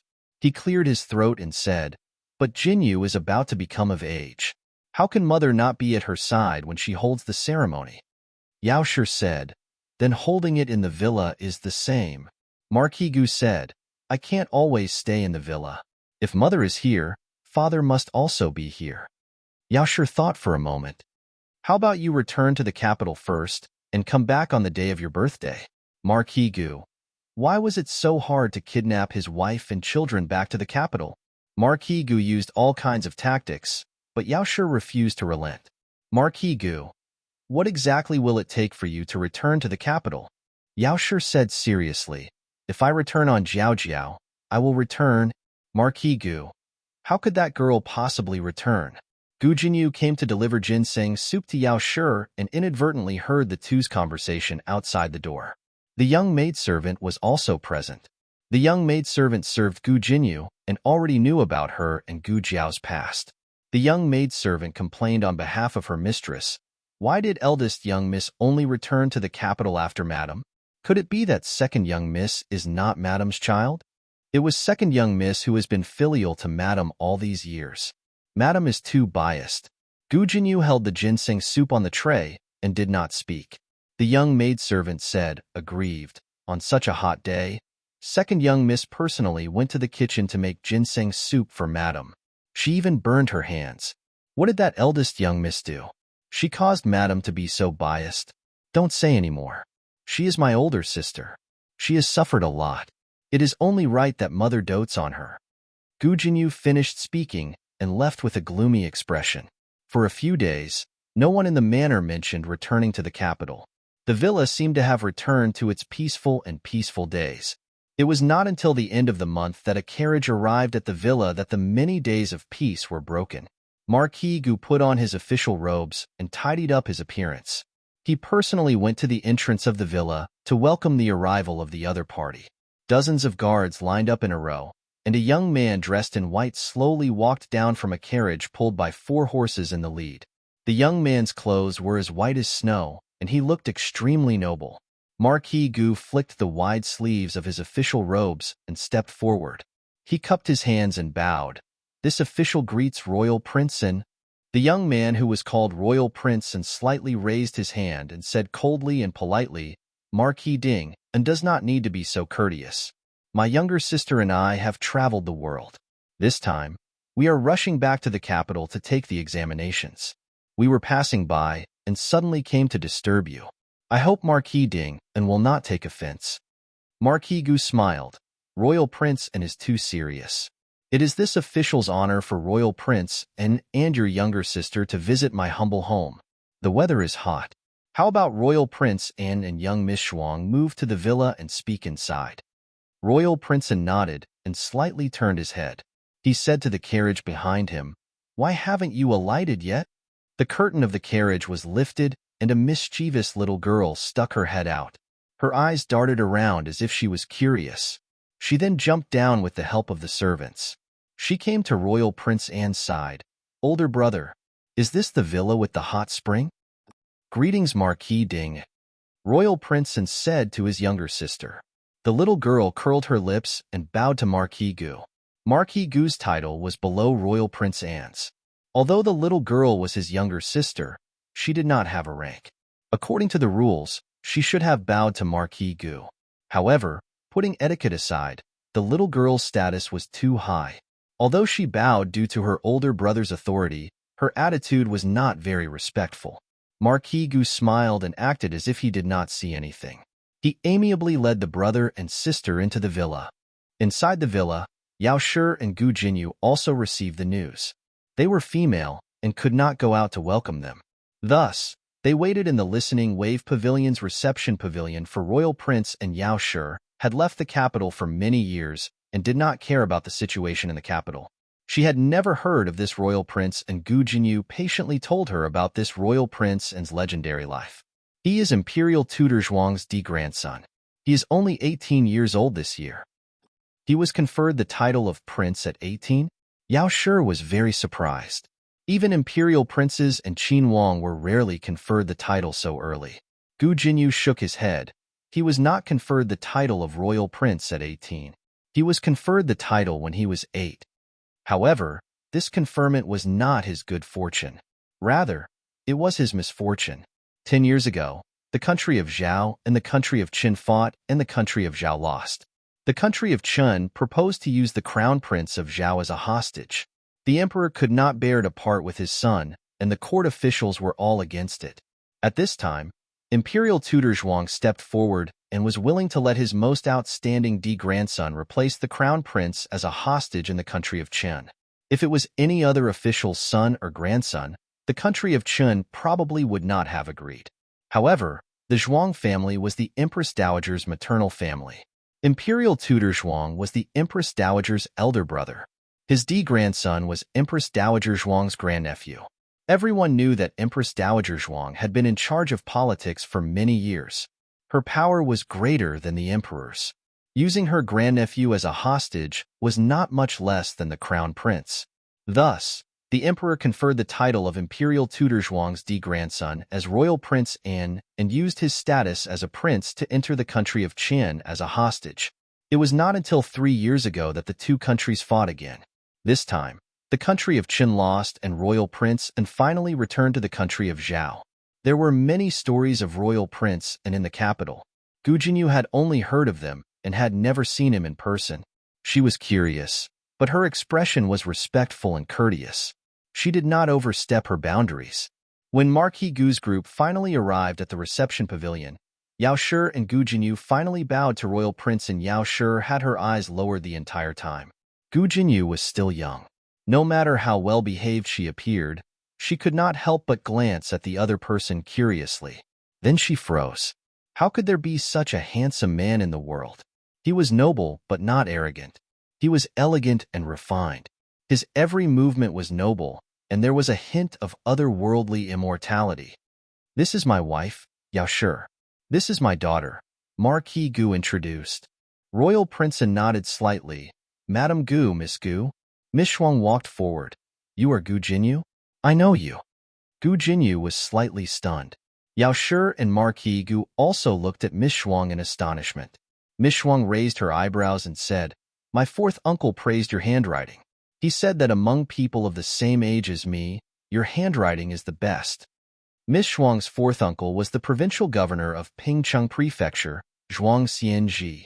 Miss Shuang smiled coldly. Ha, bring me a pen. I want to compete with you.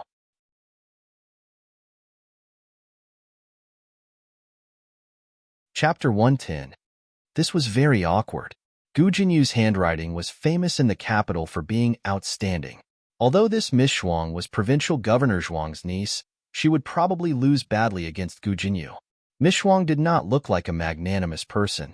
If she lost badly, she might make things difficult for Gu Jinyu. Marquis Gu looked at Princeton for help, hoping that he could stop his sister. But Princeton had no intention of speaking at all. Marquis Gu secretly broke out in cold sweat. He gave Gu Jinyu a look without batting an eyelid, hoping that Gu Jinyu would deliberately lose to Miss Shuang. When Yao Shi saw Miss Shuang making things difficult for Gu Jinyu, she inexplicably thought of Gu Jiao. Gu Jinyu was a daughter who grew up in the Marquis' household, but she could still make things difficult for her.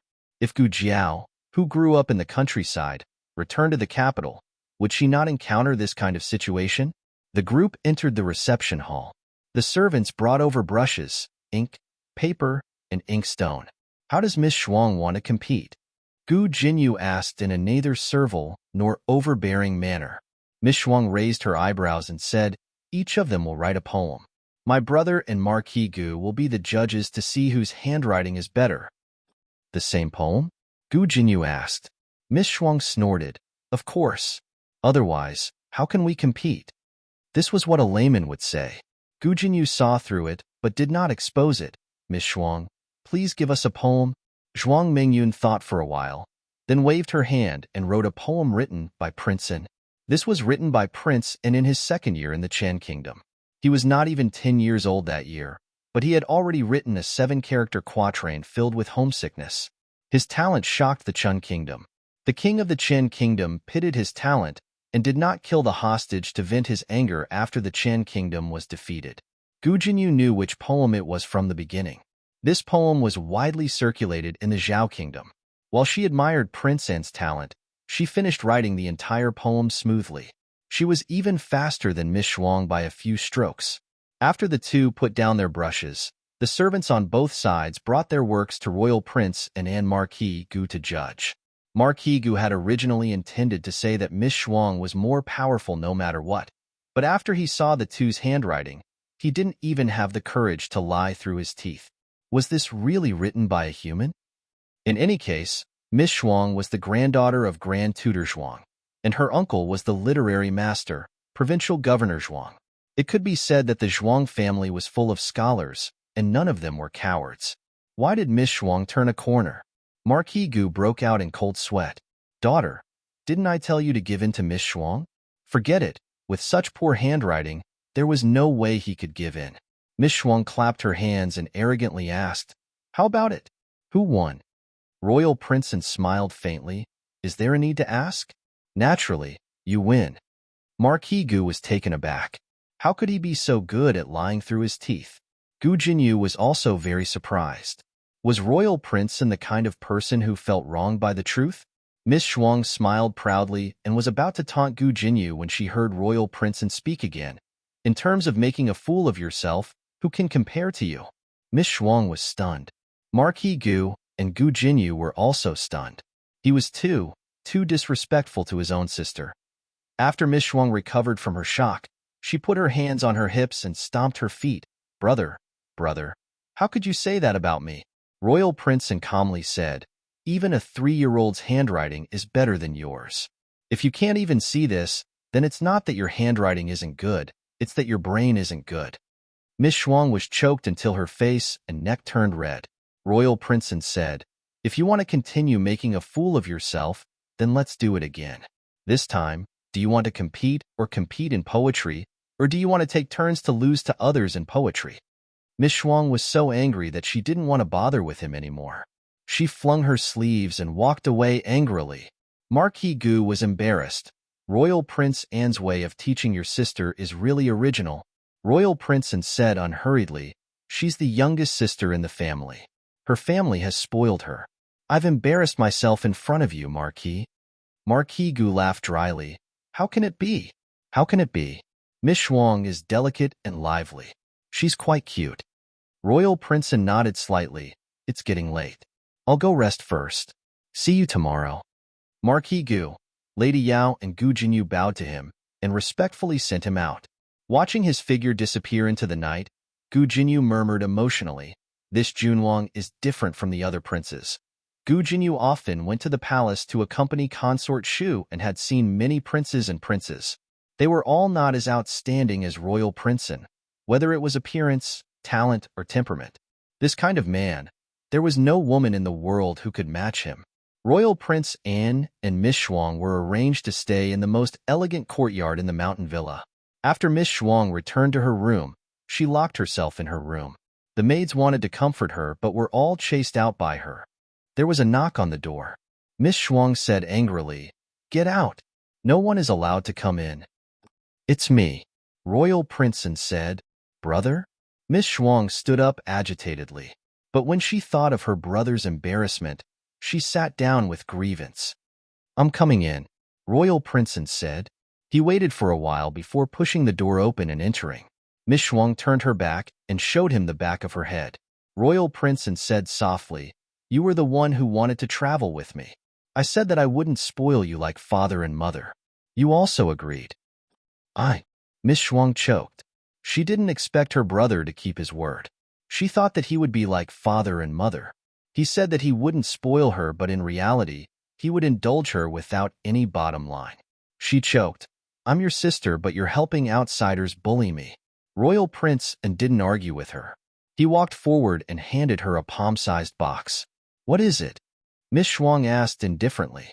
"You'll know when you open it," Royal Prince Anne said. Miss Shuang looked at the box in her brother's hand. Her brother's hand was really beautiful. It was as exquisite as a jade carving. Even if jade was in his hands, it wouldn't be as good as his. Miss Shuang sighed and took the box.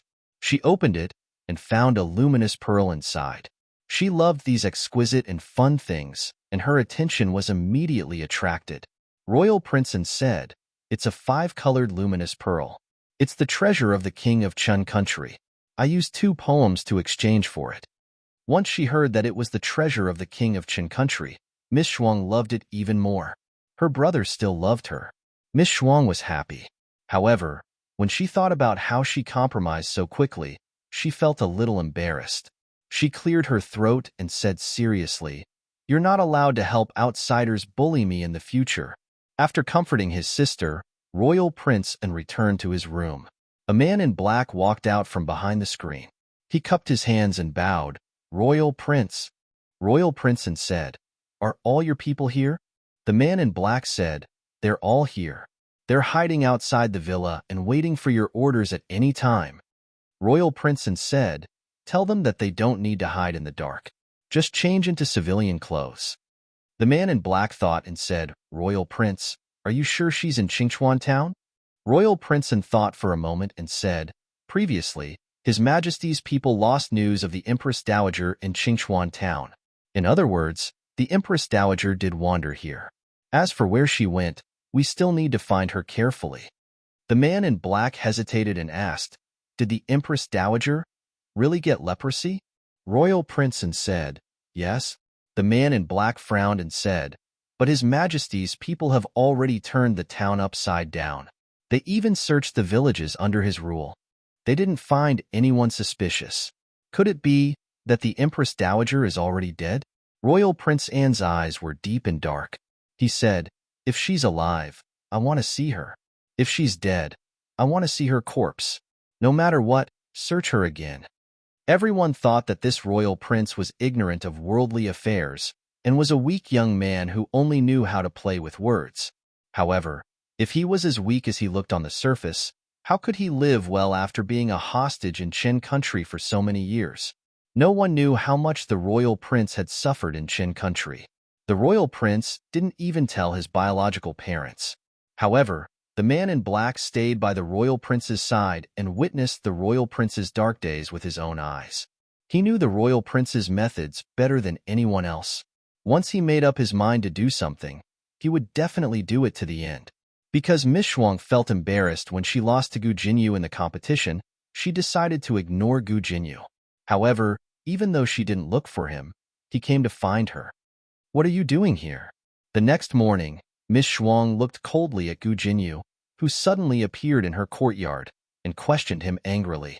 Gu Jinyu smiled. "I'm here to deliver a copybook to Miss Shuang." Miss Shuang's expression changed. "You still dare to mention copybook? You're here to humiliate me, aren't you?"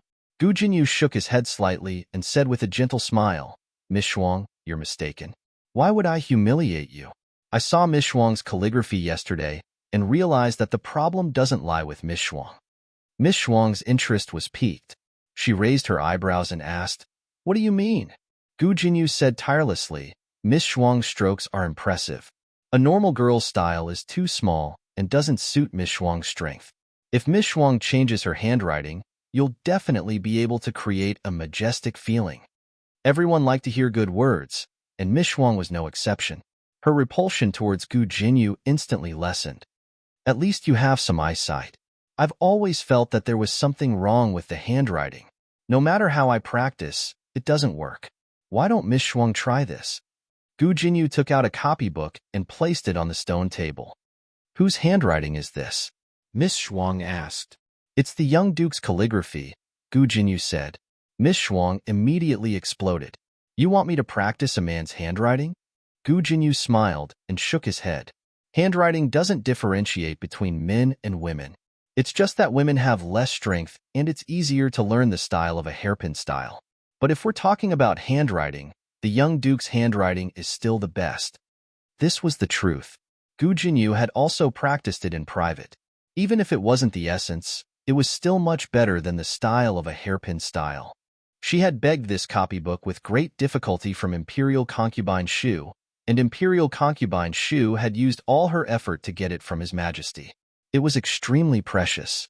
She had also made a great deal of determination before she was willing to take out the invitation. Gu Jinyu said gently, "Miss Shuang, why don't you try it? You can start by copying it." Miss Shuang felt that the handwriting was indeed beautiful. It was 10 times, 100 times, better than the copybooks the Zhuang family had collected for her. Gu Jinyu had also persuaded her so nicely, giving her a way out. She had someone bring over a brush, ink, paper, and inkstone. After copying a few words, she compared it with yesterday's handwriting. Indeed, there was an obvious improvement. Gu Jinyu praised, "Miss Shuang is indeed extraordinarily intelligent. I practiced a lot in the past, but I still couldn't reach Miss Shuang's handwriting. As long as Miss Shuang works hard and perseveres, it won't be long before you surpass me." Miss Shuang was pleased. Of course. After Xiao Lulang and Feng Lin went to the provincial capital for the imperial examinations, Gu Xiaoshun brought Gu Yin and little Jing Kong for lunch. Among the three of them, Gu Yin was the oldest, but he had the least life experience. He was truly Baby Gu. Baby Gu was also picky. "I don't want to eat noodles today." Baby Gu pouted and said, "But you should eat noodles today." Little Jing Kong spread his hands.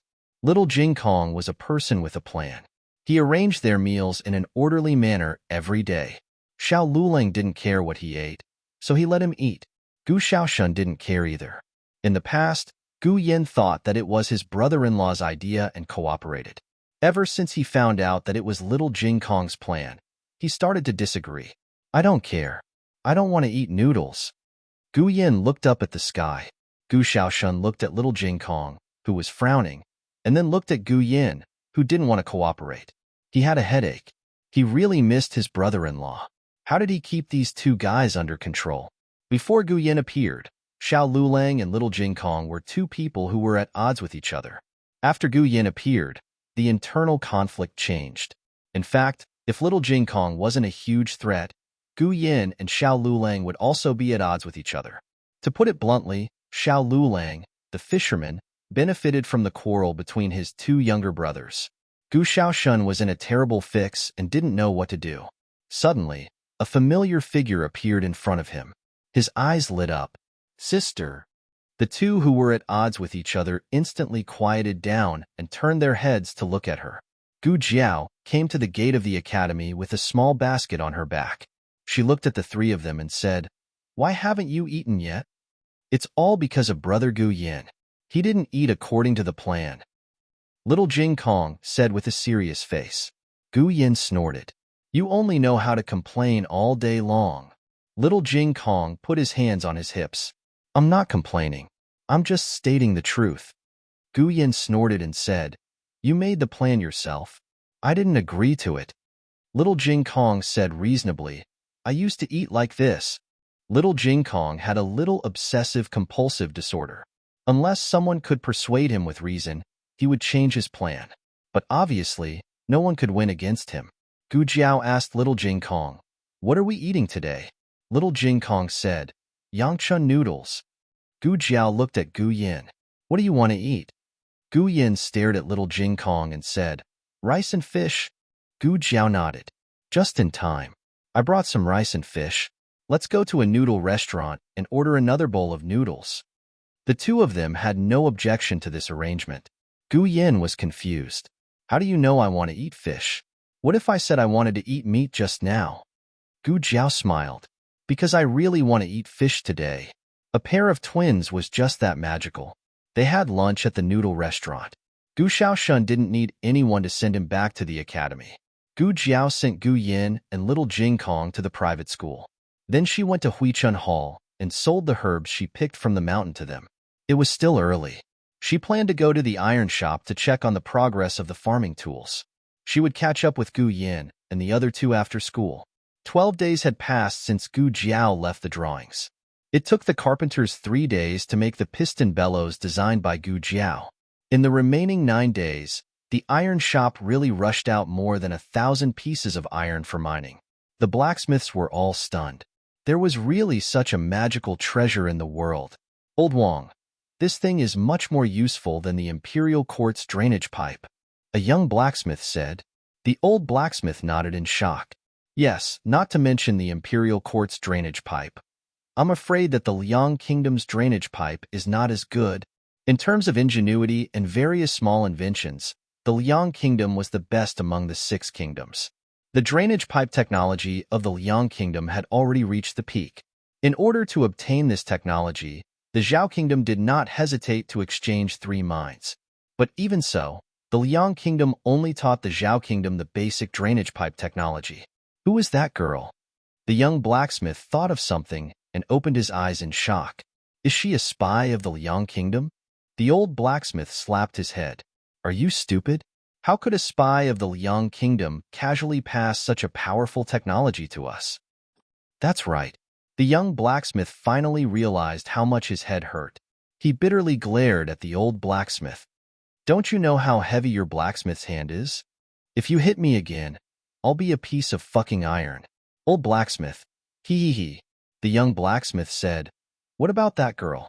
The old blacksmith said, "What do you mean what to do?" "Oh, you're talking about the farming tools. Since she really let me finish more than 1,000 pieces of iron in 10 days, then I will keep my promise. I won't take a single cent of her farming tools." Not only that, the old blacksmith also wanted to thank that girl in person. Unfortunately, he waited for an entire afternoon, but Gu Jiao did not come.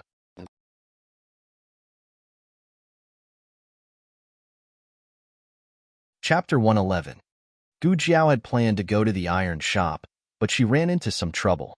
When she first arrived in town, she had already noticed that there were many more officers on her. She didn't know why, so she asked the boss of a bun shop. The boss of the bun shop was a warm-hearted person. He didn't ignore her just because she didn't buy any buns. "Miss, you don't know? I heard that a prince from the capital came to our town. Those officers are under orders to protect him." It wasn't just the officers on the surface. Gu Jiao also noticed that there were many experts dressed as commoners among the seemingly unremarkable crowd. What a grand display! As expected of a prince. The road to the iron shop was blocked. Gu Jiao decided to go another day. She came to the private school to wait for little Jing Kong and Gu Yin, but she didn't expect to run into Gu Jinyu. Gu Jinyu had accompanied Miss Shuang to town to shop. The two of them were waiting for Li Ji's osmanthus cakes. Miss Shuang naturally wouldn't line up obediently. She spent money to buy all the osmanthus cakes behind her, but the cakes took some time to come out of the oven. Sister. Gu Jinyu saw Gu Jiao. She let go of Miss Shuang's hand and came over to greet Gu Jiao. Gu Jiao didn't want to bother with Gu Jinyu. She glanced at her and didn't intend to stop. Gu Jinyu chased after her. Sister. Gu Jiao was annoyed. I said I'm not your sister. Don't call me that in the future. Gu Jinyu opened her mouth. But, hey, how can you speak like that? Miss Shuang suddenly appeared beside Gu Jinyu. Because Gu Jinyu had given her the calligraphy and flattered her, Miss Shuang and Gu Jinyu had turned hostility into friendship. She even saw Gu Jinyu as her friend. Miss Shuang felt that she had been humiliated when her friend spoke to her in such a humble manner and even received a cold face from the other party. Gu Jiao didn't know Miss Shuang, and she didn't intend to know her. She kept a distance from the two of them with an expressionless face. Miss Shuang had never been ignored like this before. She was furious. Stop right there. Gu Jinyu tugged at Miss Shuang's sleeve. Miss Shuang, forget it. Miss Shuang said angrily. What do you mean by forget? She was just an unruly commoner. Yet she dared to give the daughter of an aristocratic family a hard time. Who did she borrow the guts from? She. Gu Jinyu said awkwardly. She's my elder sister. Miss Shuang sneered. What kind of sister is she? Do you think an unruly commoner is worthy? Gu Jinyu explained. I'm not lying. She really is my father's child. Miss Shuang looked at Gu Jiao from head to toe. Poor and ugly. Ah, I understand. She is your father's illegitimate daughter. Marquis Gu only had one daughter who had acknowledged her identity. If he had other children, then they must be mistresses, and mistresses were illegitimate children. Gu Jinyu tugged at her and said, No, Miss Shuang. Things are a little complicated. I'll explain it to you later. Miss Shuang snorted coldly. You don't have to speak up for her. She's just a cheap wretch who can't be seen in public. Why do you have to give her face? I've seen many people like her. She thinks that she's a proper master just because her mother is a fox. She doesn't know that a pheasant will always be a pheasant. Even if she flies to a branch, she can't become a phoenix. She was scolding Gu Jiao, but Gu Jinyu felt as if she was scolding herself. Her face burned. Gu Jiao's expression was extremely calm, as if she wasn't the one being scolded. This made Gu Jinyu feel even more stifled. This Miss Shuang was too good at scolding others. Miss Shuang scolded Gu Jiao for a long time, but the other party didn't do anything. She felt that her fist had hit cotton. She took a few steps forward, pointed at Gu Jiao's nose, and said, You, apologize to my friend immediately. Gu Jiao looked at her as if she was looking at an idiot. This look completely infuriated Miss Shuang. At this moment, school was over. Gu Yin and little Jing Kong walked out. The two of them saw Gu Jiao and little Jing Kong, ran to Gu Jiao's side. Gu Yin couldn't run away. He could only watch as the little monk threw himself at Gu Jiao. Little Jing Kong hugged Jiao Jiao. Miss Shuang and Gu Jiao were very close to each other. When little Jing Kong ran past her, he accidentally brushed against her skirt. Miss Shuang was instantly enraged. How can you walk like that? You've dirted my skirt. Gu Jiao's gaze turned cold. Gu Yan's expression also turned cold. Little Jing Kong didn't sense the hostility in her words. He let go of Jiao Jiao's hand and carefully studied Miss Shuang's skirt. Did I dirty your skirt? Let me see. Miss Shuang suddenly pulled her skirt. Don't touch me with your dirty hands. Gu Yin walked over coldly and took out a handkerchief. He squatted down and grabbed the little monk's hand to wipe it carefully. After that, he threw the handkerchief on the ground without hesitation. Don't touch dirty things outside in the future. Miss Shuang widened her eyes in disbelief. Did she hear it wrong? Did this guy say that her skirt was dirty? Miss Shuang was furious. Just now, she was still thinking that this person was so beautiful. Now, she turned around and found that he was an arrogant bastard. Gu Jinyu looked at Gu Yin and said, Yin, this is Miss Shuang. She's Prince An's sister. Miss Shuang frowned. You know him? Gu Jinyu nodded. He's my father's son. He and elder sister are fraternal twins. Miss Shuang looked at Gu Yin with disdain. Fraternal twins. That means he's also an illegitimate child. I heard that there's a short-lived ghost in Marquis Ding and Fu. Don't tell me you're also a short-lived ghost? These words were too hurtful.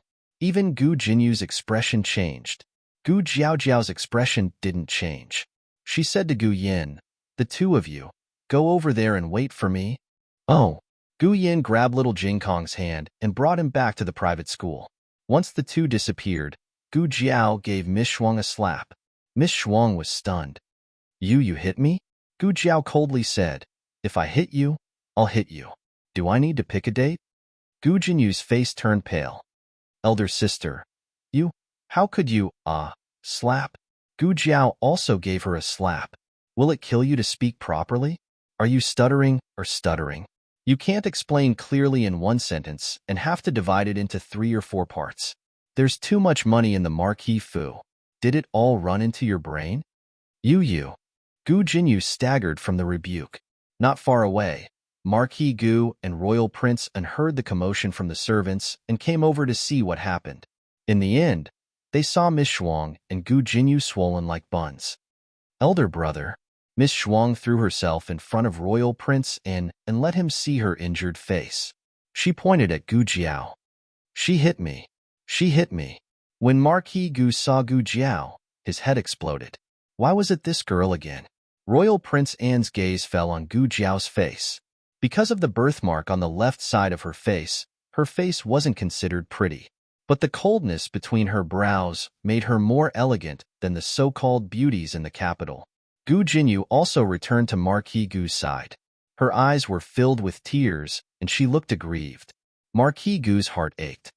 What happened? Royal Prince An also looked at Gu Jinyu, waiting for her explanation. Gu Jinyu lowered her eyes and said, "Elder sister and Miss Shuang had some misunderstanding. Actually, it's my fault for not making things clear. It's all my fault. Father, don't blame elder sister." Marquis Gu was so angry that he leaned back. "So, she really hit you? Crazy, crazy." This girl was so daring. Not only did she hit her own father, she even hit her younger sister and the Marquis younger sister.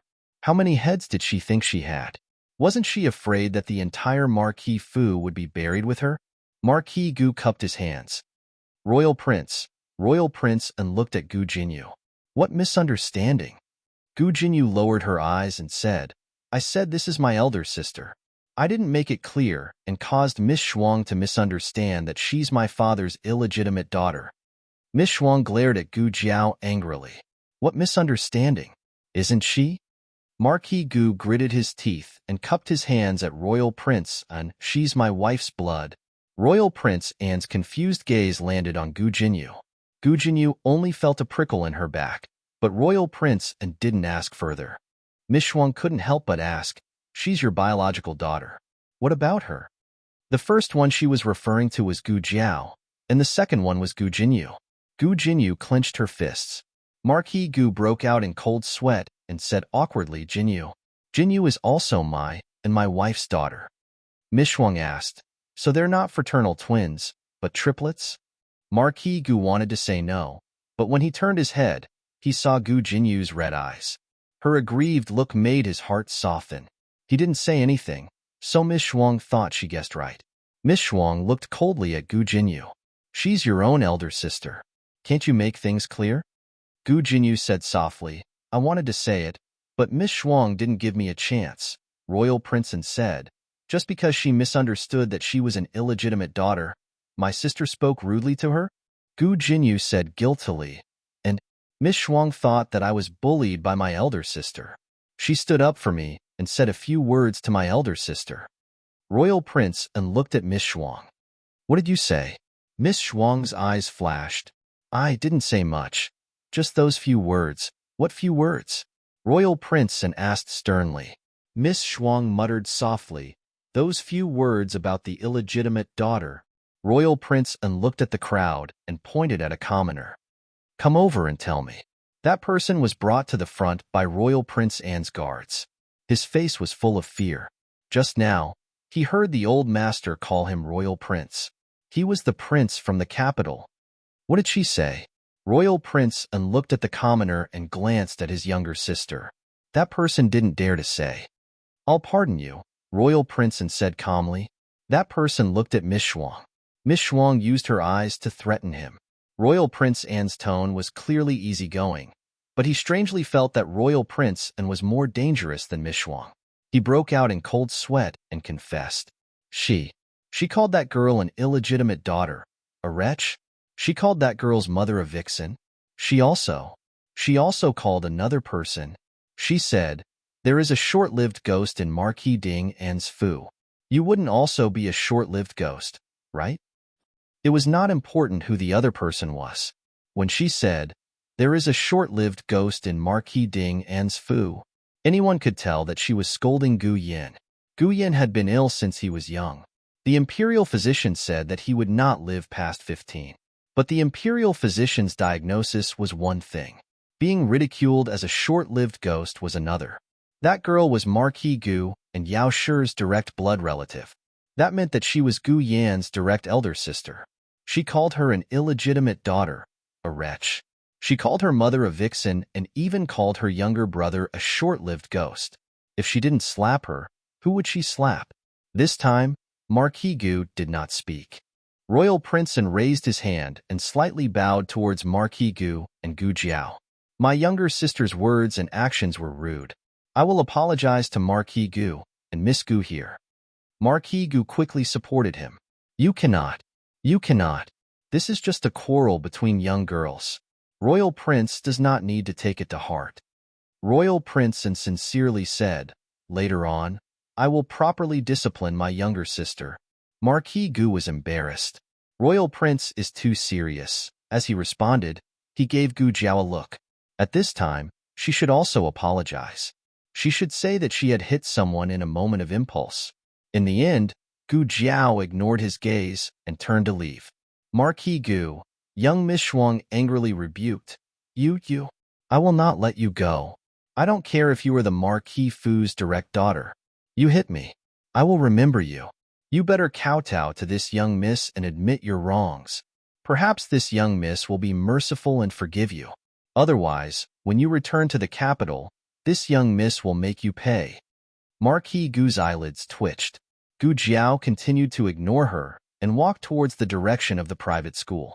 Young Miss Shuang's lungs were about to explode. Outrageous. Do you know who I am? Grand Tutor Zhuang is my grandfather. The Empress Dowager is my great. When I return to the capital, I will make the Empress Dowager sentence you to death. Marquis Gu was so anxious that cold sweat broke out. The ruthless Empress Dowager Zhuang was famous for being protective. Whoever bullied her grandniece, she would really twist the person's head off. This stupid girl, what will happen if you admit defeat? Must your head be chopped off? Shut up. Royal Prince An coldly scolded and said to the guard beside him, Send young Miss back to the villa. Yes. Young Miss Shuang was so angry that she stomped her feet. I am not going back. I don't want to. Where did this dog come from? How dare he touch me? I will chop off your hand. Sorry. The guard took a cloak from a maid and put it on young Miss Shuang's arm. Through the cloak, he sent her into the carriage. Royal Prince An nodded slightly at Marquis Gu and glanced at Gu Jinyu's face. Gu Jinyu lowered his head. Royal Prince An didn't say anything and also got into the carriage. Young Miss Shuang saw her eldest brother and was furious. You didn't keep your word.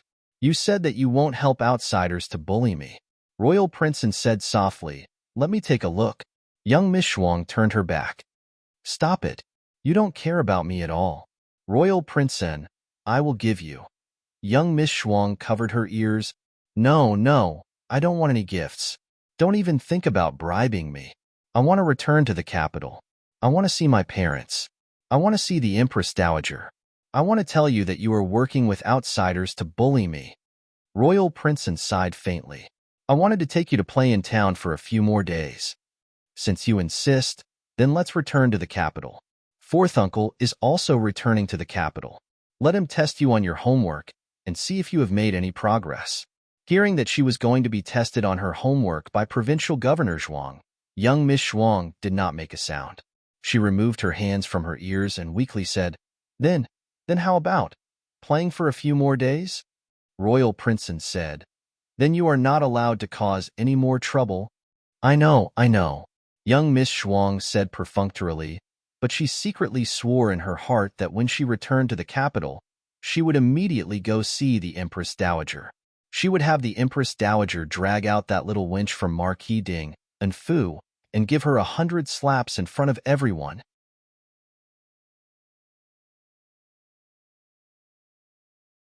Chapter 112. Little Jing Kong had a serious expression on his face on the ox cart on the way back. He met a very fierce benefactor today, and she said a lot of things that he didn't understand. It didn't seem to be anything good. But that was not the point. He seemed to be protected by Brother Gu Yin today. He was much smarter than Gu Yin. He skipped grades and got first place every time. Brother Gu Yin was like a baby. But when Brother Gu Yin squatted down to wipe his little hands and pulled him to the private school, he had the illusion that he was the baby. Little Jing Kong fell into deep thought. For the first time, he was confused about his position with Gu Yin. On the other side, Royal Prince An and Miss Shuang returned to the villa. Miss Shuang was exhausted and fell asleep immediately. Royal Prince An ordered her personal maid, "Don't let anyone disturb her rest. Don't see anyone who comes." The maid hesitated. "What if Miss Gu?" Royal Prince An's eyes were cold. "I won't see her." "Yes." The maid hurriedly responded. Royal Prince An returned to his room. Not long after, the black-robed man flashed in and saluted him with cupped hands. "Your Highness." Royal Prince An poured himself a cup of tea and said lightly, "Did you find anything?" The man in black shook his head. "I've secretly checked all the inns and clinics in town. I didn't find any trace of the Empress Dowager." Royal Prince An murmured, "Maybe she didn't go to the clinic or the doctors in town. She didn't stay in the inn either." The man in black was puzzled. Then where did the Empress Dowager go? Did she hide in a commoner's house? Royal Prince An was silent. The man in black didn't care. "Royal Prince, that's impossible. Have you forgotten that the Empress Dowager has leprosy?" In the early stages of leprosy, there were only some small red spots on the body and face, which looked like frostbite or allergies. But as the disease progressed, the symptoms of leprosy would become more and more obvious, and eventually become completely different from normal people. It was impossible for a leper to remain hidden, unless she had gone into the mountains and lived alone. But that was even more impossible. The Empress Dowager had lived like a princess all her life. She didn't even know how to cook. If she really stayed in the old forest, she would starve to death sooner or later, even if she didn't die of illness or get bitten to death by wild beasts. Royal Prince An said thoughtfully, "You're right, but if she didn't hide, where did she go? She has leprosy and causes a commotion wherever she goes." The man in black said, "Are you really not considering the possibility of the Empress Dowager's death?" Royal Prince An said, "I've said it before. If he's alive, I want to see him. If he's dead, I want to see his corpse." The man in black was at his wit's end. Perhaps someone took her in and cured her. The man in black said, "Leprosy is incurable. Even the most skilled doctor in the state of Chun could only delay the symptoms of leprosy. The earlier they interfered, the better the effect, but a complete cure was unheard of." Royal Prince An obviously knew how unreasonable his guess was, but compared to being cured, he didn't want to believe that the Empress Dowager had died alone in a corner. He ordered, "Go and investigate the old woman who came to Qingchuan town last winter. Don't leave out the villages under her rule." Yes. The man in black accepted the order and went to investigate. His efficiency was much higher than Huang Zhong's group. In a few days, he found 2 clues. One was in Dinyo village, the other was in Qingchuan village. The 2 villages were in the north and south of the town. This one from Danyu village was stranded there last winter. When the villagers found her, she was curled up in an abandoned cowshed. The villagers pitied her, so they let her live in the cowshed. Occasionally, someone would send her some food, so she wouldn't starve to death. Royal Prince An asked, "What about the other one?" The man in black continued, "The one in Qingchuan village is a distant relative of a scholar in our village. Something happened to her family and she had no one to rely on, so she came to seek shelter from him." From the clues, the old woman in Dinyo village was more likely to be the person they were looking for. However, for some reason, Royal Prince An chose Qingchuan village. There was no reason. It was just his intuition. In order not to alert the enemy, Royal Prince and decided to go there personally. The man in black and his men were waiting in the town. Royal Prince and rode his horse to the village. The summer days were long and the evening sky was still bright. Royal Prince untied his horse to the old locust tree at the entrance of the village and walked to the house according to the map drawn by the man in black. Little Jing Kong was feeding the chickens in the backyard. He was worried that the chickens would run out, so he closed the door. Royal Prince and knocked on the door. Little Jing Kong opened the door. That day, before Gu Jiao took action, Little Jing Kong was taken into the private school by Gu Yan. Therefore, he didn't know what happened later and didn't see Royal Prince and. However, Royal Prince and looked back after getting into the carriage. He saw Gu Jiao holding Little Jing Kong's hand and walking out of the private school. There was a young man who looked like Marquis Gu beside them. He must be Gu Yan, who the imperial doctor said would not live past 15. It was strange. Why was this little guy here? Is this your home? Royal Prince asked. Little Jing Kong didn't open the door completely. He only opened it a little and a round head popped out. Of course it's my home. Who are you? What are you doing here? Royal Prince said gently, I'm passing by and want to ask for a bowl of water. Then wait. Little Jing Kong didn't invite him in but closed the door. After a while, he brought him a bowl of water here. This little guy was very cautious. Royal Prince took the bowl and drank all the water in one gulp.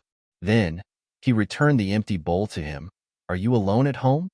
Little Jing Kong immediately became alert and closed the door a little. Are you a trafficker? Why are you asking about this? Royal Prince said without batting an eyelid. No.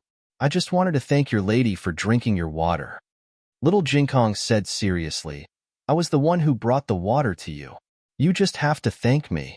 Royal Prince had never seen such an unconventional child.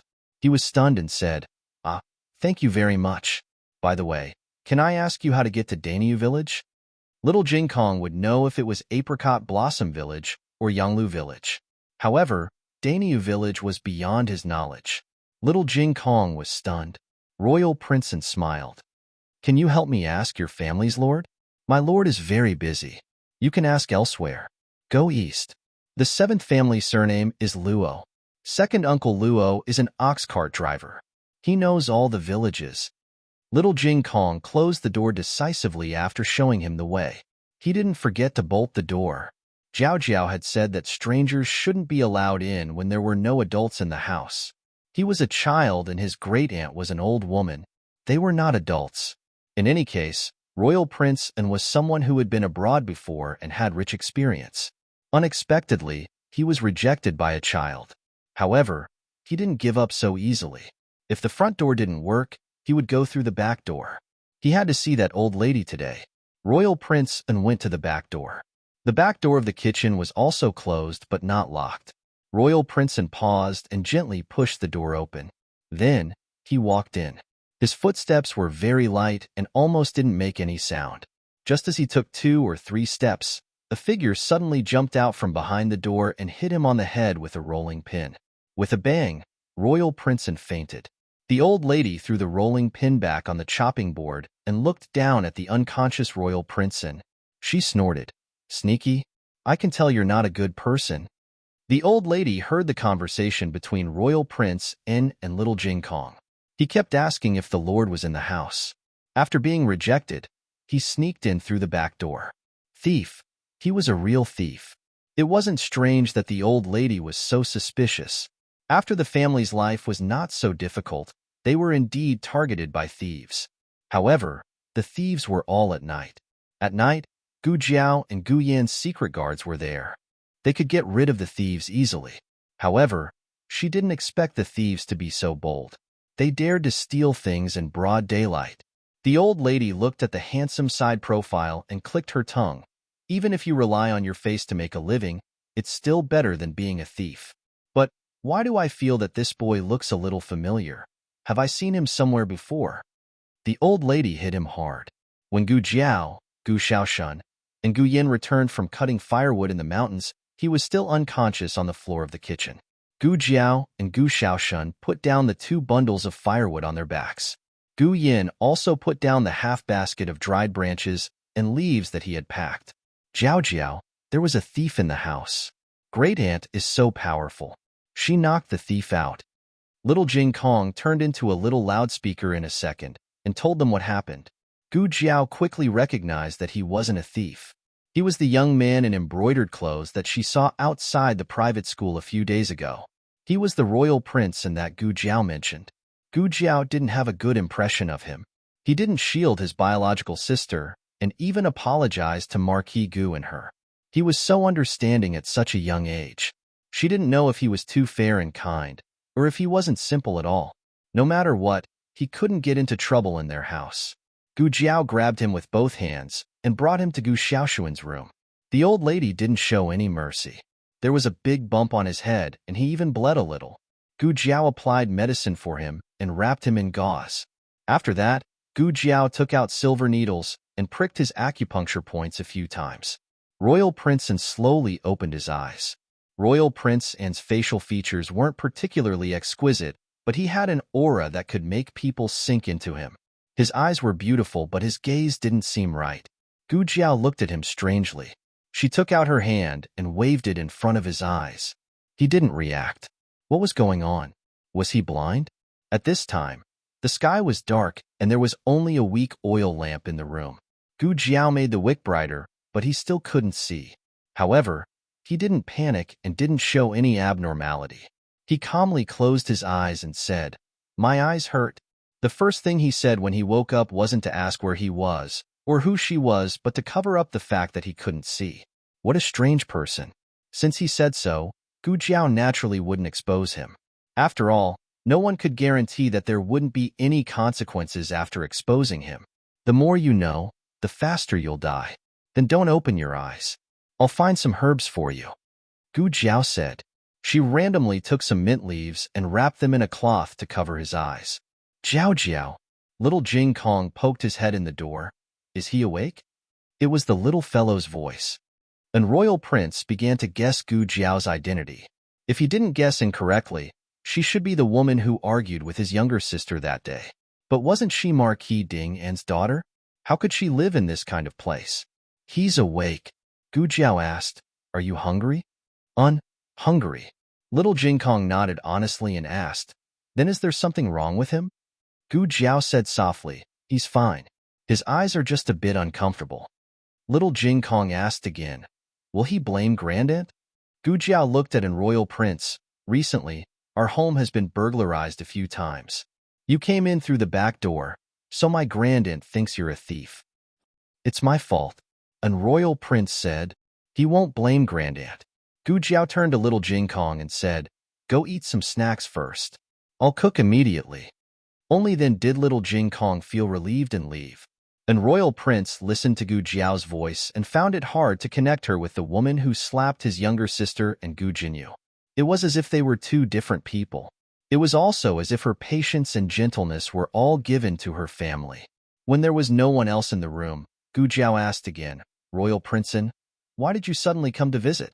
Originally, it was just a guess. Now that she called him an royal prince, it confirmed his identity. After all, it was impossible for people who had never seen him to know that he was a royal prince. Commandery Prince and could not tell her that he suspected that the Empress Dowager was hiding in her house.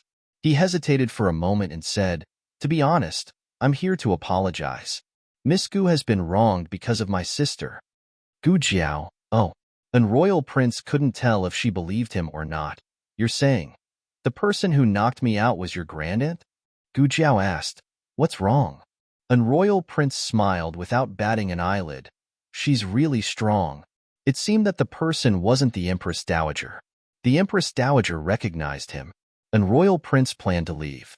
At this moment, Little Jing Kong complained in a small voice from the backyard, "Jiao Jiao, Grandaunt secretly ate candied plums again." "I didn't. Little monk, don't talk nonsense. I'm not a monk. You're little Baldy." This voice. And royal prince felt his whole body tremble and his whole body stiffen.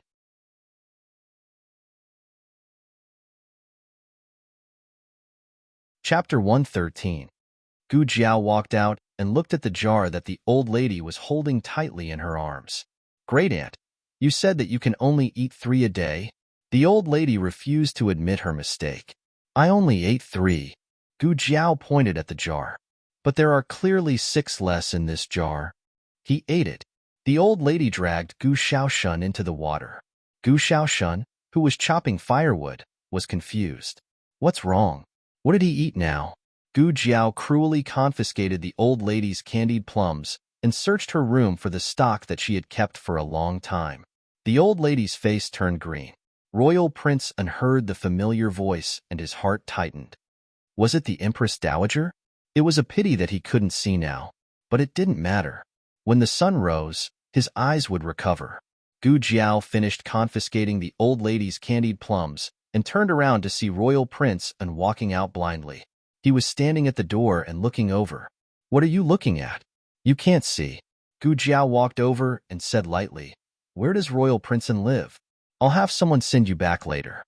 Gu Yan's secret guards were in the dark, so they could do it for him. Royal Prince An had already made up his mind to stay. He said softly, I feel a little dizzy. Can I stay at Miss Gu's house for a night? Gu Jiao narrowed her eyes. Was this guy here to extort money? I don't have an extra room in my house. Royal Prince An was about to say, It's okay. I can squeeze with someone. But before he could say anything, he was interrupted by a familiar voice. Royal Prince An? The person who came was none other than Marquis Gu, who she hadn't seen for a long time. Marquis Gu came to find Gu Jiao. He thought about what happened last time. That domineering Miss Shuang was indeed asking for a beating. But what did Jinyu do wrong? Why did this girl slap Jinyu's mouth too? After hesitating for a few days, he finally decided to come to the village and have a good talk with her about bullying Jinyu. No matter if she returned to the manor or not, she couldn't vent her anger on Jinyu just because she didn't like him. The door was open, and he walked in directly. Unexpectedly, as soon as she passed through the central room, she saw Royal Prince An, who she had not seen for the whole day. Didn't he say that he went to the town for a stroll? And buy some Li Ji osmanthus cake for Miss Shuang? Why would he appear in his daughter's house? Could it be that they were also here to denounce him? Marquis Gu took a few steps forward and found that Royal Prince An seemed to be injured. His head was wrapped in gauze and his eyes were also covered with gauze. A terrifying thought flashed through his mind. Could it be that girl also beat up Royal Prince An? Oh heavens! What kind of devil incarnate did he give birth to? Marquis Gu bowed so hard that his waist almost broke. Your Highness, my daughter is rude. Please forgive her. Royal Prince An looked at him in confusion. Marquis, you don't think that your daughter caused my injury, do you? And?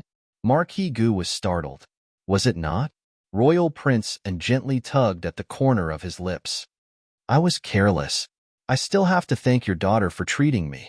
Ah. Marquis Gu was dumbfounded. Royal Prince An probed. I didn't expect your daughter to be proficient in the art of medicine. However, Marquis Gu did not understand and said embarrassedly, Royal Prince An, you flatter me. She worked as a medicine boy in the town's clinic for a few days. She can't be considered proficient in the art of medicine and only knows the most basic things. In my opinion, we should ask Royal Prince An to quickly move to the manor and let the manor's imperial physician treat you carefully. Marquis Gu said this because he was indeed worried about Royal Prince An's injury. Secondly, he thought that Royal Prince An came here to denounce Gu Jiao. No matter how much he disliked Gu Jiao was still his and Yao's flesh and blood. He couldn't really let her be punished by Royal Prince An. He had to quickly coax Royal Prince An away. Royal Prince An wanted to use the same trick again. He said that he was dizzy and should not be tired from traveling.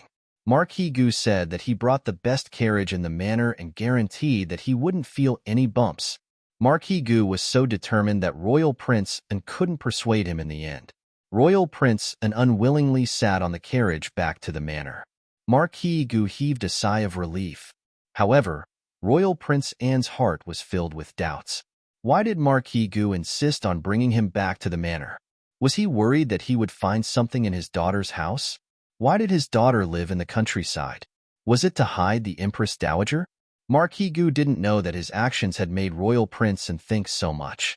After returning to the manor, in order to appease Royal Prince An's anger, he gave him many expensive antiques and paintings. It really hurt him. Royal Prince and became more suspicious of Marquis Gu. Marquis Gu was Imperial Concubine Shu's brother, and Imperial Concubine Shu was one of His Majesty's people. Marquis Gu never stayed in the manor for so long in the past. Could it be that he didn't leave this year because of the Empress Dowager? As more and more clues were pieced together, a reasonable truth was pieced together. Royal Prince An called the man in black into the room.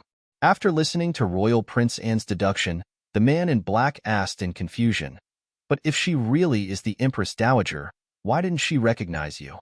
According to what you said, she didn't see who you were when she knocked you out, but she should have seen you when you fainted." Royal Prince An said thoughtfully, "I understand this point, so I want to confirm it again.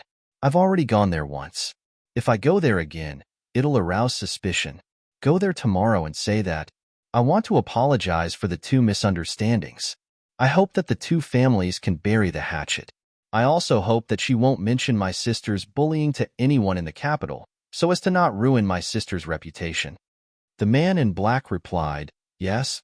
Royal Prince An said, "You must see the Empress Dowager and tell her about the situation in the capital."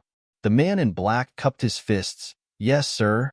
But, thinking of something, the man in black frowned and said, "If she really is the Empress Dowager, what do you plan to do?" Royal Prince An's eyes were cold.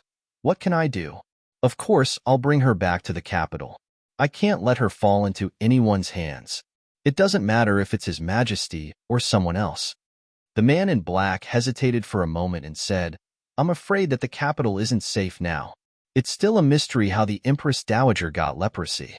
His Majesty hid the truth about the Empress Dowager's illness and claimed that she was recovering in the palace because of a sudden illness. If we bring the Empress Dowager back like this, won't we be telling His Majesty that we know everything? And we'll bring the Empress Dowager back without saying anything. Will His Majesty think that we're disloyal to him?" Royal Prince An snorted. Is this the first time he's afraid of the Zhuang family? From the moment he and Marquis Swamping's marriage alliance, he's been thinking of ways to contain the Zhuang family. "I'm afraid that the Empress Dowager's illness has something to do with His Majesty.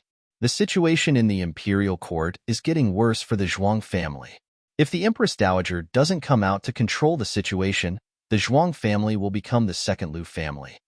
There used to be 4 hegemons in the capital: Marquis Swamping's Shao family, Duke Luo's Luo family, Duke Ding's Liu family, and Grand Secretary Zhuang family.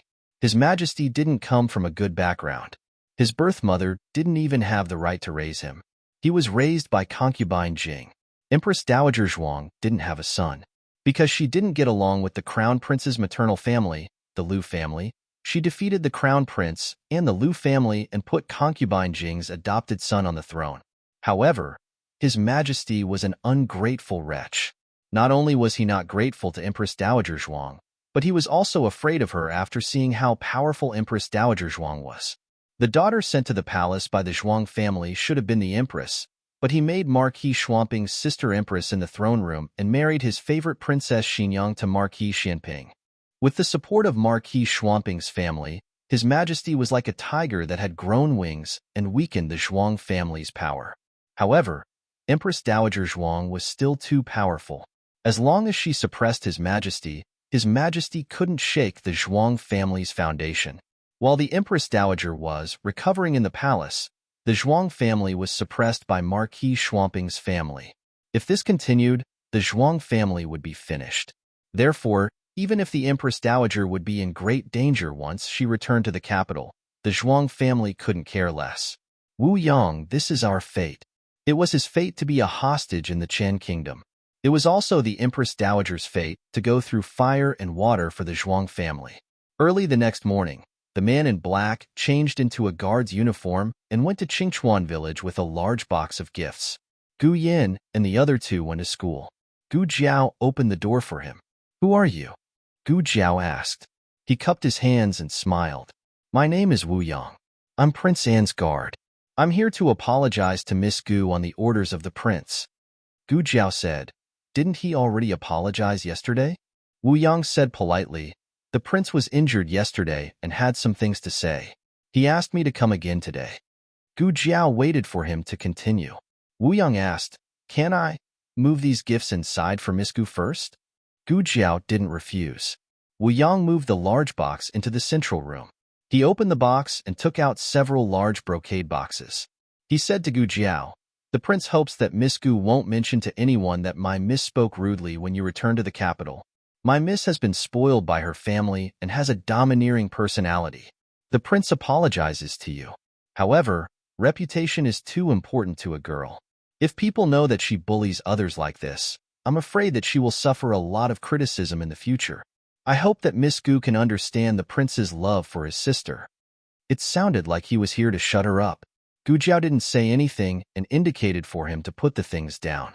Wu Yang jumped out of 2 brocade boxes and said to Gu Jiao, "I scared little brother and old madam yesterday. The prince ordered me to apologize to them personally. She went to school in Jingkong. I'm afraid you won't be able to see her. Grand Aunt doesn't like to see strangers. I'll pass on your apology." Was she really on guard? Wu Yang originally only believed 30% of it, but now he believed 50%. He stood up and said, "Then I'll have to trouble Miss Gu. May I borrow the latrine?" Gu Jiao glanced at him, "Please." Wu Yang went to the latrine with a normal expression. Wu Yang was stalling for time. He had to see the Empress Dowager today. He was lucky that the old madam had a nightmare and woke herself up. She came out to the courtyard to get some fresh air and bumped into Wu Yang. Wu Yang was Prince An's confidant. He had followed Prince and to see the Empress Dowager many times. He was familiar with the Empress Dowager's appearance, unlike Marquis Gu, who had only seen her twice. The person in front of him was dressed like an old lady from the countryside. She was calm and composed. Her aura was far from that of the ruthless Empress Dowager Zhuang. However, Wu Yang could still recognize that she was the Empress Dowager. There was a mole on the Empress Dowager's right earlobe. Wu Yang was sure that he didn't recognize it wrongly. Wu Yang was so excited that he took a big step forward. The old madam had just finished a nightmare and was still in shock. Then, a 7-foot-tall man appeared out of thin air in the backyard. She was shocked. "Who are you?" she asked fiercely. Wu Yang was stunned. "This one is Wu Yang. What 5 or 6 sheep? I've never heard of it. Go away." The old madam anxiously pushed him away. "Jiao Jiao, why is there another strange person in the house?" Gu Jiao put down the brocade box and walked over. She glanced at Wu Yang and said to the old madam, "He is the bodyguard of the prince from yesterday. He came to apologize." The old madam raised her eyebrows and said, "Did he send anything?" Gu Jiao nodded. "Yes." The old madam went to the main room to look through the porcelain, jade, and tea. She had a look of disgust. "There isn't even a piece of osmanthus cake. Not sincere." Humph. Wu Yang was stunned. What was going on? The Empress Dowager was different from what he thought. "I want to eat sugar egg," the old madam said to Gu Jiao. "All right." Gu Jiao agreed. It was fine as long as there wasn't any sugar water. "Give him a bowl as well," the old madam said in a serious manner. "He sent so many gifts, so you have to ask him to stay for a meal." "That's fine." Gu Jiao nodded. She went to the kitchen to cook 2 bowls of sugar egg. One bowl was half full, and the other bowl had less sugar. The old madam generously said, "Jiao Jiao, you can go to your work. I'll take care of the guests." Wu Yang gave the Empress Dowager a thumbs up in his heart. First, she used the excuse of eating sugar egg to make him stay. Then she thought of a way to send the Gu family away. She was worthy of being the wise Empress Dowager. Gu Jiao carried a pole to the entrance of the village to fetch water. There was no third person in the room. The old madam's expression instantly became excited. Wu Yang was also excited. The Empress Dowager's great wisdom was really just an act. The Empress Dowager wanted to recognize him. Quickly. Jiao Jiao will be back soon. Yes, quickly. Wu Yang nodded like he was pounding garlic. In the end, he saw the old madam exchange a bowl of sugar egg with him. She then picked up a spoon and ate happily. Wu Yang.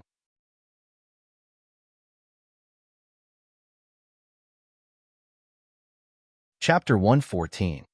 All the novels that can't be found online are here. In order to eat sweets, the old lady let Wu Yang be a tool at home for the whole day. Wu Yang said, "Miss Gu, I'm hungry. I want to eat candied fruit. Miss Gu, I'm thirsty. I want to drink mung bean soup. the super sweet kind. When he returned to the villa, Wu Yang was doubting life. Princeton saw him in the room. How was it? Did you see the Empress Dowager? Wu Yang's face was green. I saw her. But was that really the Empress Dowager? Wu Yang told Royal Prince and about his miserable day. Princeton was shocked. He remembered that when he was in the village yesterday, he seemed to have heard the Empress Dowager say some strange things, but he was too excited and didn't take it to heart. Later, he thought that the Empress Dowager was pretending to be crazy in order to numb the Gu family who put her under house arrest. I don't think so. Wu Yang pondered. When Miss Gu went to get water, only the Empress Dowager and I were left in the room. If the Empress Dowager was pretending to be crazy before, then there was no one else. She should be honest with me. However, she didn't. The Empress Dowager only focused on eating the poached eggs. Every time he wanted to speak, the Empress Dowager would raise her hand to stop him. Why didn't he realize that the Empress Dowager was so greedy before? In Prince Anne's impression, the Empress Dowager Zhuang wasn't someone who would ignore business for a little food. But it was true that she couldn't eat too many sweets. The imperial doctor told him that it was better for the elderly to eat light food. Princeton murmured, how could this be? Did the Empress Dowager lose her memory and caused her personality to change? Or was this the Empress Dowager's true nature? The Empress Dowager was pretending all those years in the palace? But what kind of person could pretend for decades? He had been wearing a cruel and merciless mask for dozens of years. Wouldn't he be exposed? Princeton was more willing to believe the former. The Empress Dowager forgot some things, so the change in her personality disappeared. She became a complete stranger. Wu Yang didn't dare to guess. What do you plan to do? Do you want to bring the Empress Dowager back to the capital? I don't know. Royal Princeton sighed. An Empress Dowager who only knew how to eat and drink would not be a match for the Emperor, but leaving her here under the eyes of the Marquis of Ding, and he was not at ease. Royal Princeton thought for a while, and thought of something. He asked Wu Yang, I have a few things that I don't understand. What? Wu Yang asked. Royal Princeton pushed open the window and looked at the courtyard filled with flowers and plants. How did the Empress Dowager lose her memory? Does this matter have anything to do with Ding and Marquis Fu? Wu Yang followed him and walked over. Does your highness mean that they deliberately made the Empress Dowager silly? Royal Princeton shot him a cold look. Wu Yang shrunk his neck and lowered his head. This subordinate has misspoken. How could she say that the Empress Dowager was stupid, although it was indeed a little silly? Royal Princeton asked, have you investigated the identity of that Miss Gu? Wu Yang said, I've investigated clearly. She's the older sister of the twins. Back then, the Marquis gave birth in the temple and was swapped with a village woman's child. Gu Jinyu should be from that village. However, because they had nurtured her for so many years, they did not send Gu Jinyu back even after discovering the truth a few days ago. As for the real Miss Gu, it's said that she did not want to return to the Fu. Also, she is already married. Her husband came here from outside. Royal Princeton said, who did you ask? Wu Yang said, this subordinate directly asked the Marquis. Yao Shi did not feel that this was a secret. When Wu Yang asked, Yao Shi told him the truth. Royal Princeton thought for a while. Then, Miss Gu was not purposely placed in the village by Marquis Gu? Wu Yang shook his head and said, it shouldn't be. This subordinate guessed that the Empress Dowager was taken in by Miss Gu after she lost her memory. But how did she become the great-aunt of Miss Gu's husband? Leprosy. Royal Princeton narrowed his eyes and said, what? Wu Yang was stunned. Royal Princeton raised his hand to touch the potted begonia on the windowsill. Didn't you just say that Miss Gu's husband is from outside? Wu Yang was confused. That's right. But what does this have to do with them taking in the Empress Dowager? Could it be that Miss Gu's husband is the Empress Dowager's relative? This could not be. The Empress Dowager had a noble status. How could she be a relative of a poor boy from the countryside? Royal Princeton thought for a while. If the Empress Dowager got leprosy and fainted in front of Miss Gu's house, and Miss Gu touched her without knowing it, what would you do if it was you? Wu Yang's eyes widened. How could that be? Leprosy is so infectious. If she touched it, she would be sent to Leprosy Mountain. Could it be? Royal Princeton faintly raised the corner of his lips. That's right. In order not to be sent to Leprosy Mountain, they could only take in the Empress Dowager and cure her. In order not to arouse suspicion, they lied that they were the great-aunt of Miss Gu's husband and came to seek refuge with them. Wu Yang suddenly realized, that's right, Miss Gu's husband is from outside.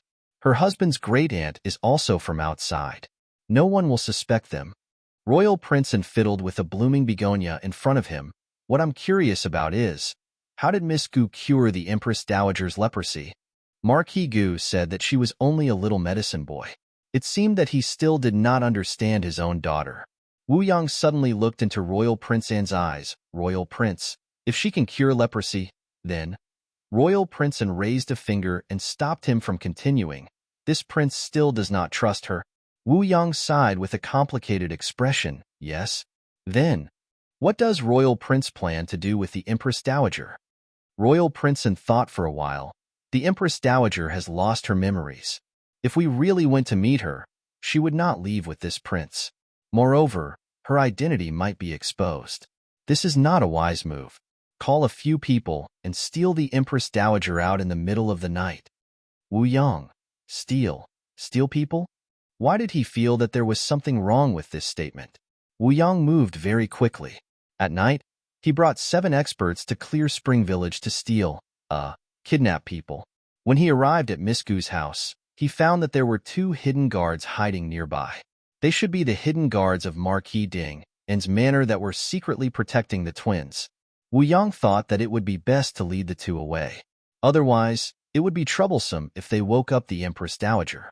But hidden guards were different from normal guards. It was unlikely that they would leave their master's side at the same time.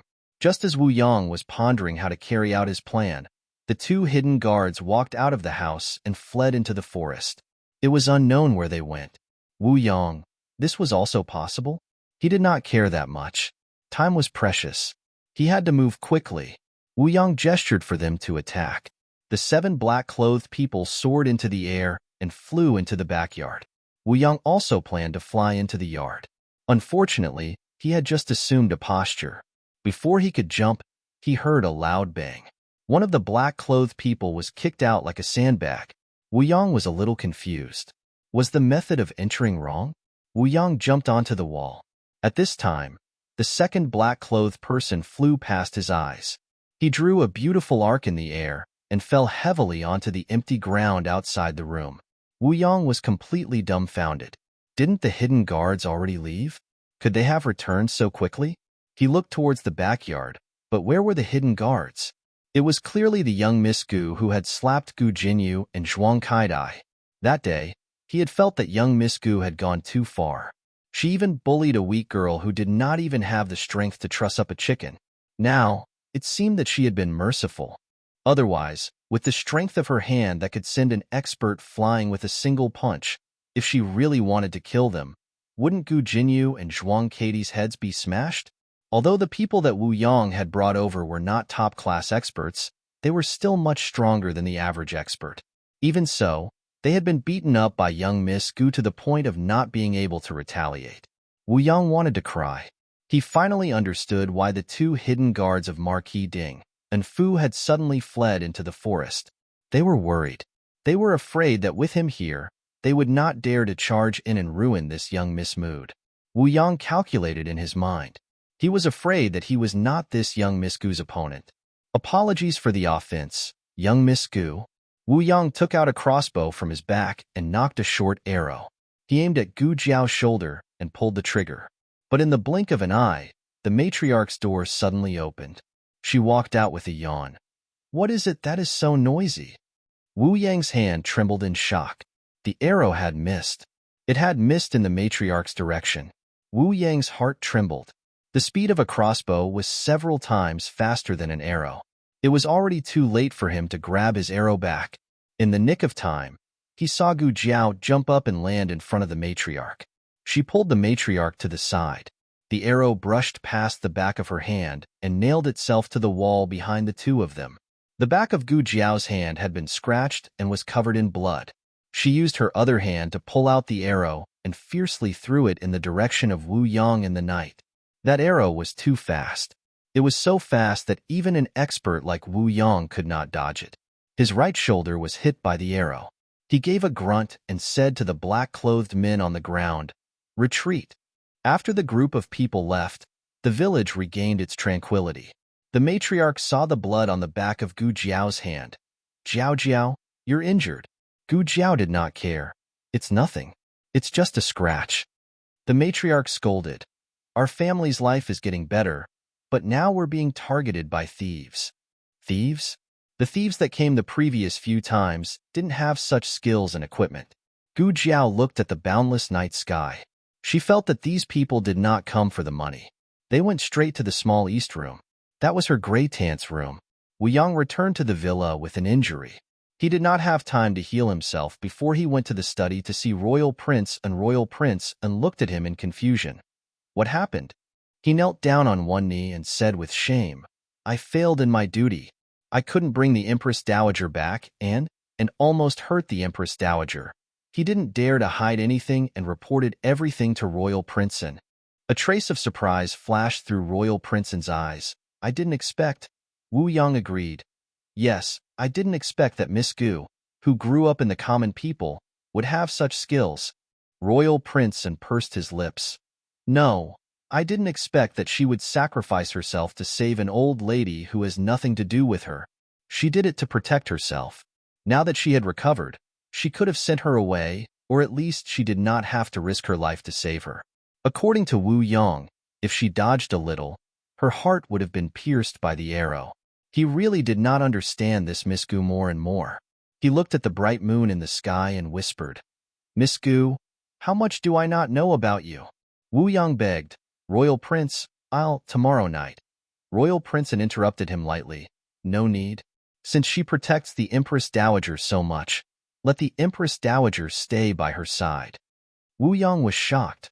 "Royal Prince." Royal Prince and looked into the distance. "Now is not the best time to bring the Empress Dowager back to the capital. Let me go back and report to grandfather. After making all the arrangements, I will bring her back safely. Miss Gu, we will meet again soon." The next day, Royal Princeton bid farewell to Marquis Gu and Lady Yao. "The provincial examination is around the corner. I can't stay here any longer. I must return to the capital as soon as possible. I am indebted to Marquis and Lady Marquis for your hospitality these few days. I am very grateful." For the first time, he used Junior. Marquis Gu was so scared that he was tongue-tied. Royal Prince Anne's gentle gaze fell on Lady Yao's face. "Lady Marquis, your daughter is very outstanding. She is better than countless daughters in the capital. If there is a chance, please bring your daughter to the manor to have a chat with Mengdai." Lady Yao bowed and thanked him.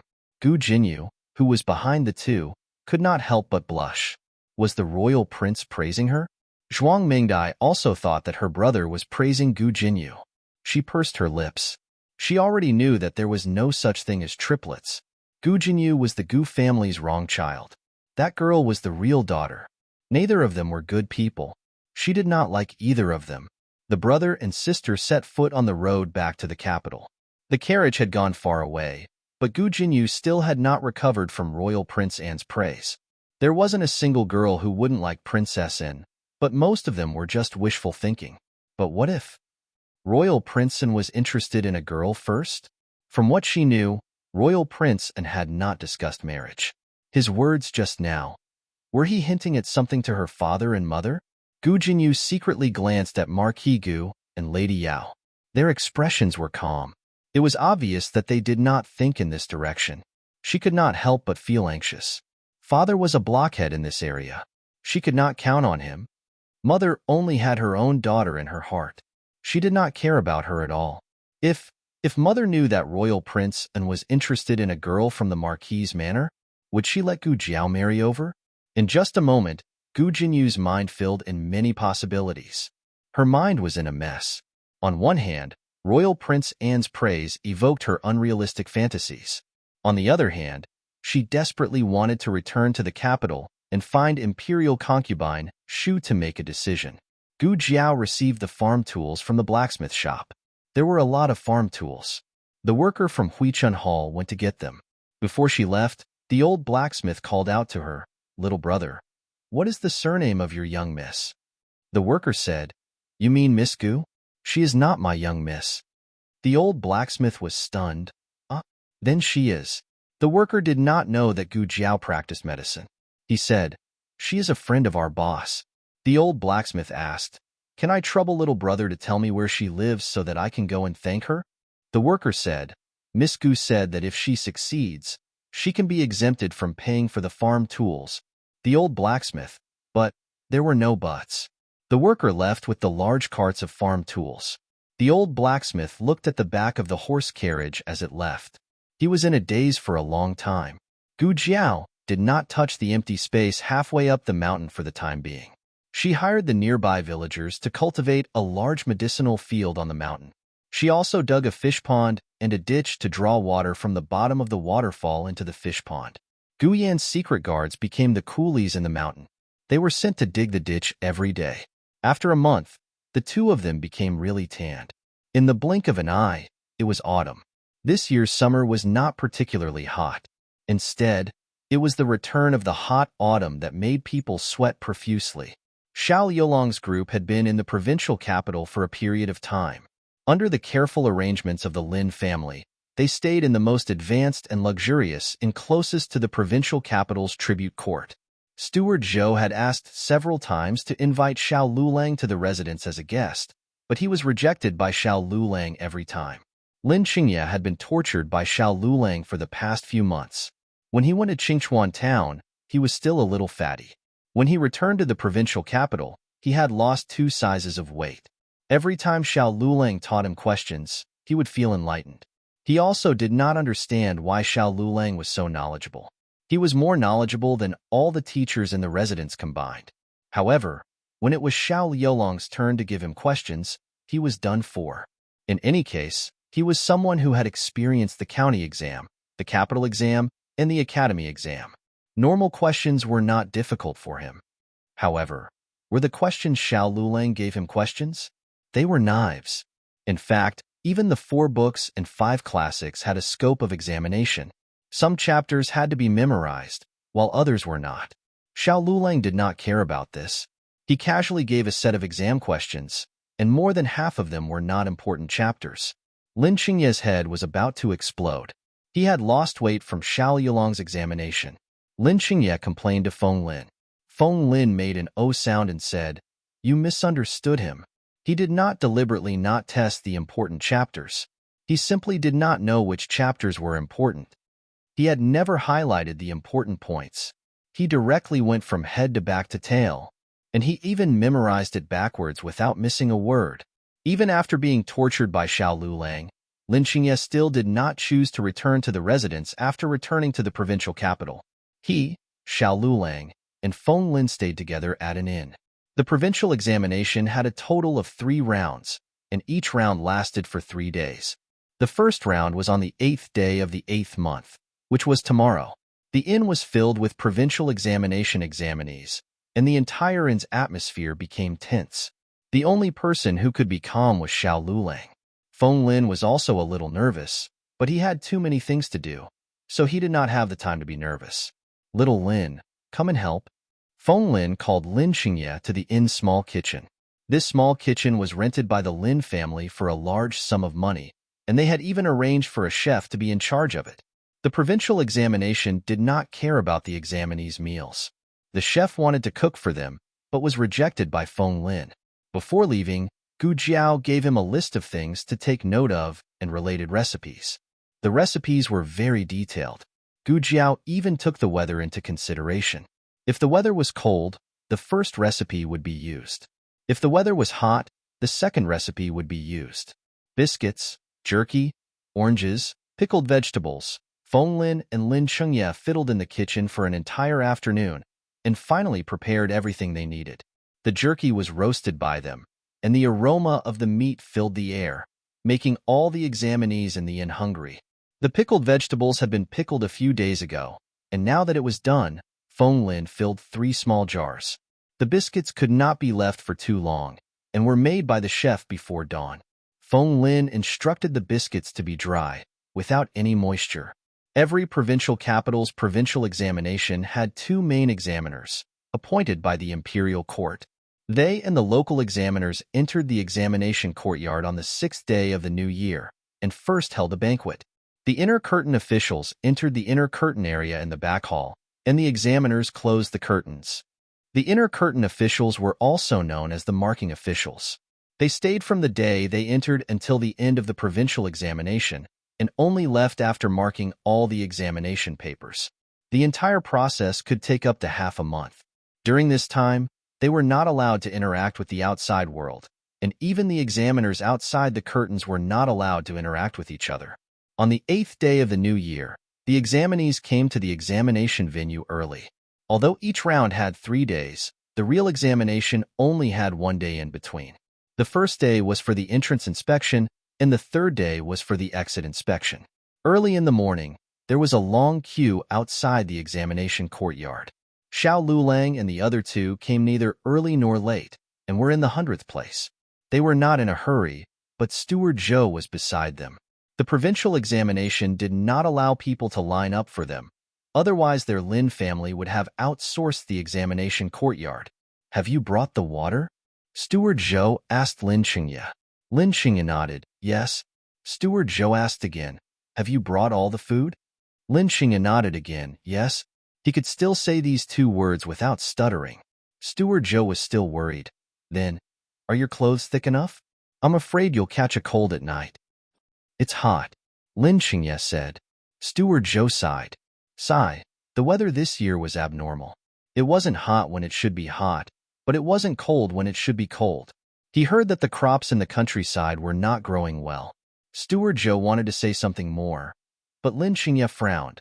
"Leave, annoying." Steward Zhou. "Aya." Steward Zhou had just taken 2 steps when he was shocked by Feng Lin and almost fell. "What's wrong?" He turned around and asked. Feng Lin said, "I forgot to give this to you." Jianyang said that if the weather is hot, we should bring this into the examination hall. It can refresh the mind and also drive away mosquitoes and stop itching. It was 3 bottles of essential bombs. However, Gu Jiao had replaced the glass bottles with jade bottles. After adding a stopper, she sealed the bottles with wax. "Can we bring this?" Steward Zhou asked. Other than water and food, they couldn't bring anything else with them. Feng Lin explained, "This can be used externally, but it can also be taken orally." Jianyang said that if anyone asks, we should drink it and show it to them. Xiao Yolong's gaze was subtle. "You two are very close now." Feng Lin didn't notice his companion's dangerous gaze and said, "I was ignorant in the past and misunderstood Jianyang. She's actually a very good person.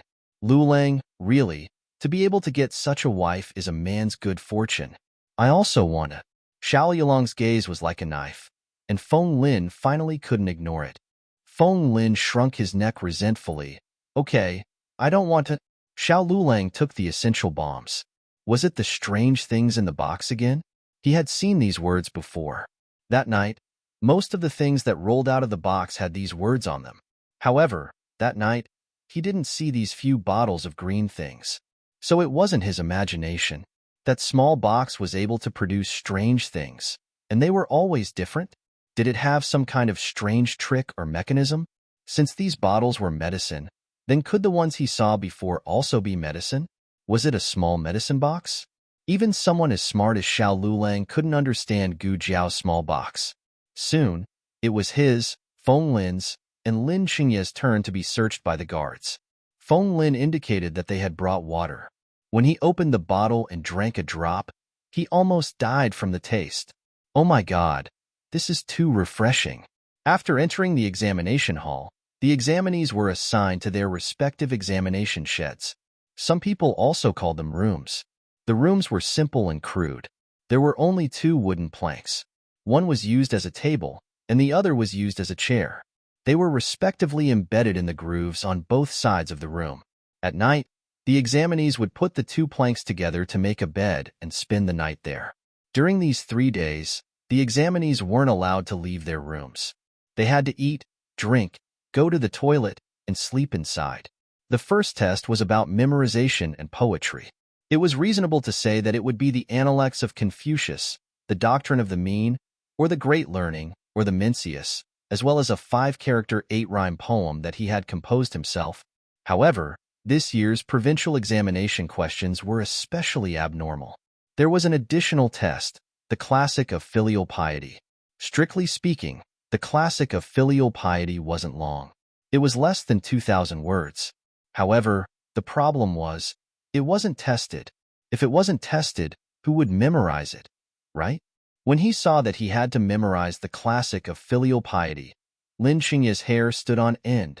It wasn't because he was scared, but because he was excited, because Xiao Lulang had tested. Xiao Lulang was a very strict teacher. As long as Lin Xingye didn't know how to answer the questions, he would retest him a second, third, or even fourth time until Lin Xingye knew how to do it.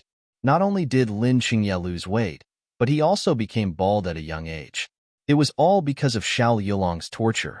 However, at this moment, Lin Xingye loved Xiao Liulang's torture to death. Lin Xingye knew that there would be very few people memorizing the classic of filial piety in the provincial examination. Just the first test alone was enough for him to lead many people.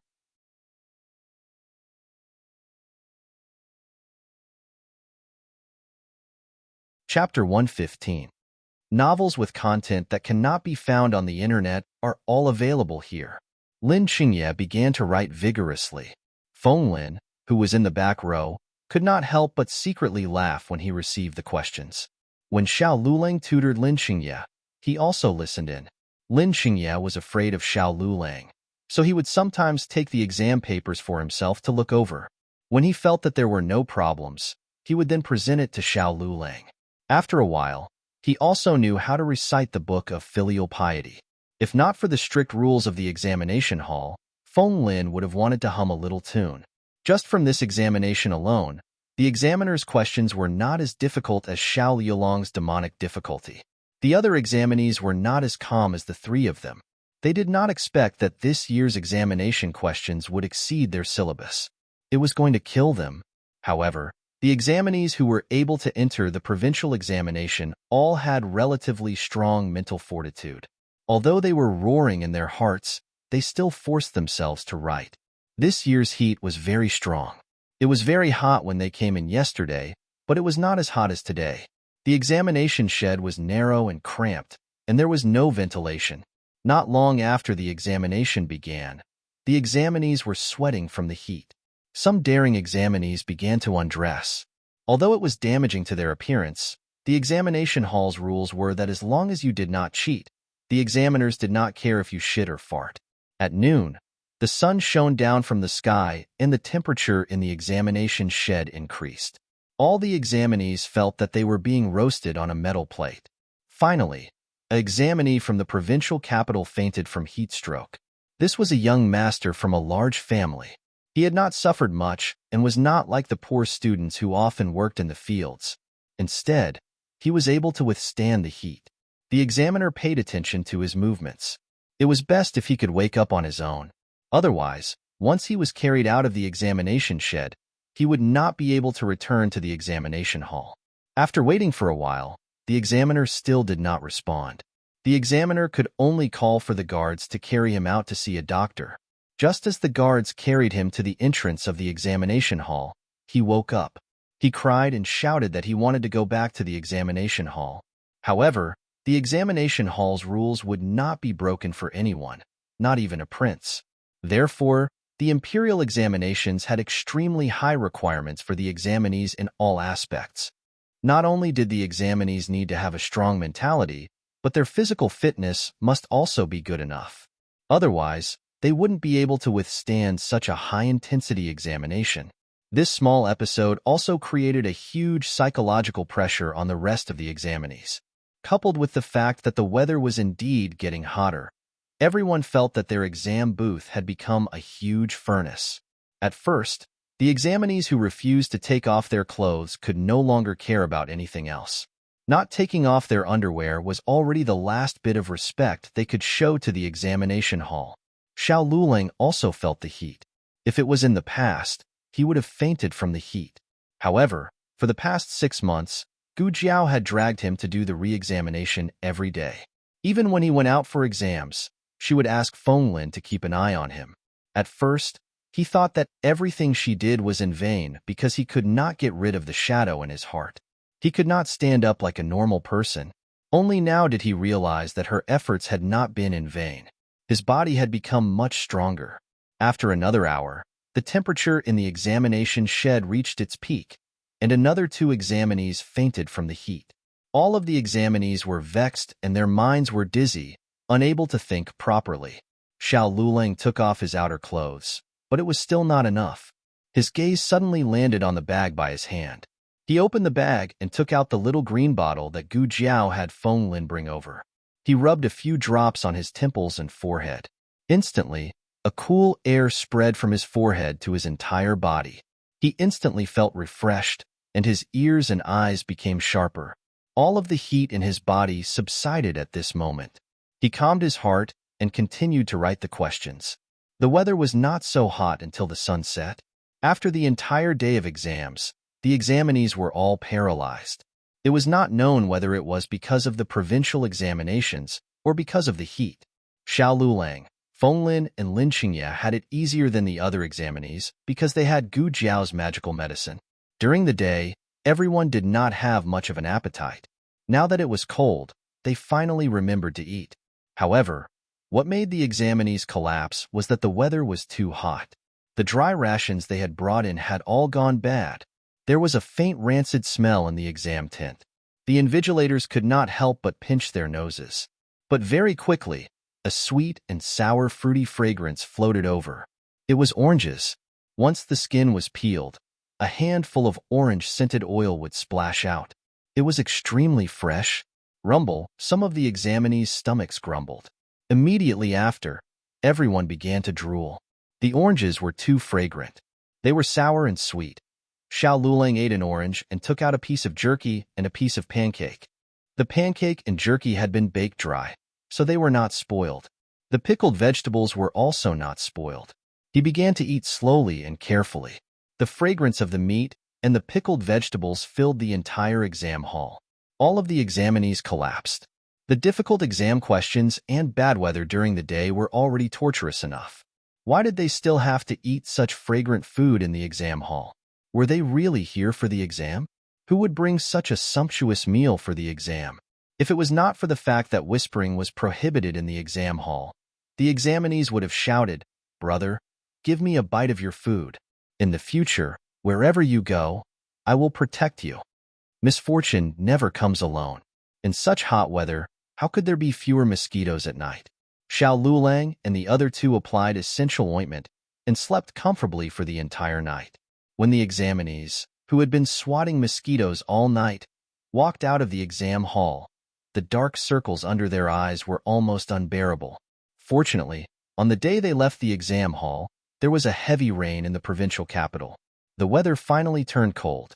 On the 11th day, the examinees entered the exam hall again. The second exam was on the 5 classics. It was a discussion essay. The word count for each essay was not high. It had to be no less than 300 words. In previous years, it was mainly about people's livelihood and official career. For example, the world's industry and commerce, water conservancy, agriculture, the division of the 6 ministries, and so on. But this year, it was on the pros and cons of removing the vassal state, which directly stunned the examinees. Which examiner was not afraid of death to come up with such a sharp and sensitive question? In the Zhao country, the provincial exam questions were set by the cabinet every year and then handed over to the emperor for review. Only after the emperor approved would the questions be sealed and sent to each major provincial capital. The questions issued by the imperial court were all the same. However, it did not rule out the possibility that some people or accidents were caused, such as leaking or destroying the questions. Therefore, the imperial court would usually prepare 8 sets of questions. During the exam, the main examiner would randomly draw questions in front of everyone. Up until now, there had not been a precedent of all the provincial capitals drawing the same set of questions. Unfortunately, the main examiner of the provincial capital drew the most difficult set of questions this year. Among the group of examinees, there were people like Xiao Lulang, who were taking the provincial exam for the first time. There were also people who had been taking the exam for most of their lives and whose hair had turned white. But anyone who had taken the exam many times could see that this year's questions were not simple. They did not follow the usual routine. Over the years, the examiners had their own preferences. When the examinees did the questions, they would do their best to cater to the examiner's preferences. This was also why every year, people would spend a lot of money to inquire about the examiner's origins and life stories. But the problem was that removing the vassal state was not an ordinary matter of people's livelihood. It could not be decided by the examiner's preferences. This mainly depended on the attitude of the imperial court. If the imperial court advocated removing the vassal state, then the examiner would definitely not give a paper that opposed removing the vassal state a high score. Otherwise, wouldn't the examiner be openly challenging the imperial court and the emperor? From the imperial court's recruitment of the Lin family, the examinees generally understood the imperial court's attitude toward the vassal state. At least for the next 10 years, it would be impossible to remove the vassal state. To be on the safe side, most examinees chose to cater to the imperial court's wins.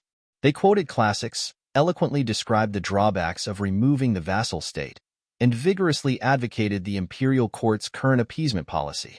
And in a certain examination shed, Xiao Lulang did not hesitate to write, "Removing the vassal state is imperative." The last exam was on the 14th. The exam would start on the 15th, and it would be on the 8-legged essay. This was Lin Xingye's weakest area. In the children's exam, he had never obtained a high score in the 8-legged essay. He had almost always relied on his essays to obtain the title of a scholar. However, this time, when he looked at the questions on the exam paper, he inexplicably felt that they were not as tricky as the questions that Xiao Lulang usually gave him. Moreover, Xiao Lulang taught him some 8-legged essay techniques and let him recite a few neat lines of flattery. There was no meaning, but it made the overall style of the essay look high-end and impressive. He wrote it smoothly and fluently. In short, it was hydrology. Lulang said, "If you don't understand hydrology, use hydrology. Don't leave it empty." Lin Xingye felt that his hydrology was very good this time. He didn't even understand what he wrote. Although he didn't get a high score, he probably wouldn't fail like before. After the 3 exams, the examinees had lost a lot of weight. Steward Zhou was waiting outside the examination courtyard early in the morning. Seeing the examinees come out one by one, he was worried to death about his 6th young master. Soon, Xiao Lulang and the other 2 came out. No matter how many people there were, Xiao Lulang was always the first to be noticed. Steward Zhou saw him first, and then saw Lin Xingye beside him. Steward Zhou was about to shout, "Young master, you've lost weight." But then the words got stuck in his throat. Why did his young master seem to have gained weight? Actually, Lin Xingye wasn't fat. It was just that the other examinees had lost weight, making the 3 of them look fat. Steward Zhou quickly walked forward and asked excitedly and anxiously, "How was the exam? Young master, you didn't let me come over for the previous 2 exams. I was so bored. Can you pass? Are the questions difficult? Why do I feel that everyone's expression is not good?" Lin Xingye said, "Later we'll talk." Steward Zhou looked at the examinees at the side and knew that he was too excited. How was this the place to talk? He smiled and said to Xiao Lulang and Feng Lin, "The exam is finally over. You 2 have worked hard during this period of time. My old master has set up a banquet in the residence. Please do me the honor and follow me to the residence for a chat." The Lin family was the richest family in the provincial capital, and Feng Lin wanted to go and see the world. Who knew that Xiao Lulang would reject him? "No, we are going back to the county. We appreciate old Master Lin's good intentions. We will meet again in the future." Lin Xingye and Steward Zhou were stunned at the same time, especially Lin Xingye. Even though he had expected that Xiao Lulang would have to go back after the exam, but when it really came to this moment, he felt very reluctant. These days of tutoring with Xiao Lulang was the most miserable torture in his life, but when he entered the exam hall, he realized that it was his most precious experience. "You go later. I will send you." Lin Xingye was anxious and exposed his stuttering problem. His face changed, and a trace of panic flashed in his eyes. Xiao Yulong's face did not show any difference, and the eyes he looked at him with were as calm and cold as usual. "No, you have been away from home for so long. You should go back and take a look." Feng Lin was a little surprised. After reuniting with Xiao Lulang for so long, this was the first time he heard him say such humane words. Thinking carefully, he had changed a lot compared to a year ago. In the end, Lin Xingye was unable to persuade Xiao Lulang to go to his house. He could actually feel that he had a good teacher-student relationship with Xiao Lulang. Xiao Lulang was cold, but his heart was not cold. But he did not understand why Xiao Lulang was unwilling to go to his house. Steward Zhou smiled. Sixth young master, Miss Biao is here. She said that you have worked hard in the provincial exam and wants to take you out to play for a few days. Lin Xingye did not like that love-struck cousin. Xiao Lulang and Feng Lin returned to the inn. When they went upstairs, Feng Lin asked, "Do we have to wait for the results to come out before we leave?" "It would take half a month for the results to come out." Xiao Lulang calmly said, "No need. The results will be reported to the county office." "That's fine too." Feng Lin nodded. Even though he wanted to know his and Xiao Liulong's results as soon as possible, but Xiao Liulong's anxious look clearly showed that he was homesick. He missed Jiaonyang. Ha ha ha, stinky brat. The two were heading to the guest room when they heard the excited voices of the examinees coming from the main hall. "Hey, did you guys hear? The Imperial College is going to be reopened in the capital." "Really? Who told you? Is there a need to tell me?" "The Imperial notice has already been posted. It's at the entrance of the government office. If you don't believe me, go take a look for yourself. Students with excellent results will have the opportunity to enter the Imperial College after being recommended by the government office. If you get first place in the provincial exam, you will be able to move to the Imperial College without a recommendation." Students were Xiuzai. Generally speaking, the Junior 3 Yuan would have the opportunity to be recommended. If there were no Junior 3 Yuan, even if you got first place, you would still have the opportunity. Feng Lin pulled Xiao Liulong's sleeve. "Lulang, you got 2 first places." Even though he had missed the first place in the college exam due to some reason, he was still an outstanding student. Feng Lin slapped his thigh and said, "Aya, if you had known, you wouldn't have asked for that 1,000 taels of silver. No matter what, you should have taken the exam again. If you get into the Junior 3 Yuan, you will definitely be able to enter the Imperial College." The Imperial College was the highest educational institution in Zhao country. All the students in the world would be proud to enter the Imperial College. Xiao Liulong's expression was very calm. He stood on the stairs and listened to the heated discussions of the examinees in the main hall. But wasn't the Imperial College closed by His Majesty himself? Because the young chancellor was burned to death. Why did it suddenly reopen? It was Imperial Tutor Zhuang who led many important officials to kneel outside the throne room. They kneeled for 3 days and 3 nights before His Majesty finally moved. Imperial Tutor Zhuang is really a loyal official of Zhao country. When His Majesty ordered the Imperial College to be closed, anyone who tried to persuade him was punished by His Majesty. Imperial Tutor Zhuang wasn't punished, right? The examinees didn't want such a good official who served the country and the people to get into trouble. How could that be? If he was punished, he wouldn't have reopened the Imperial College.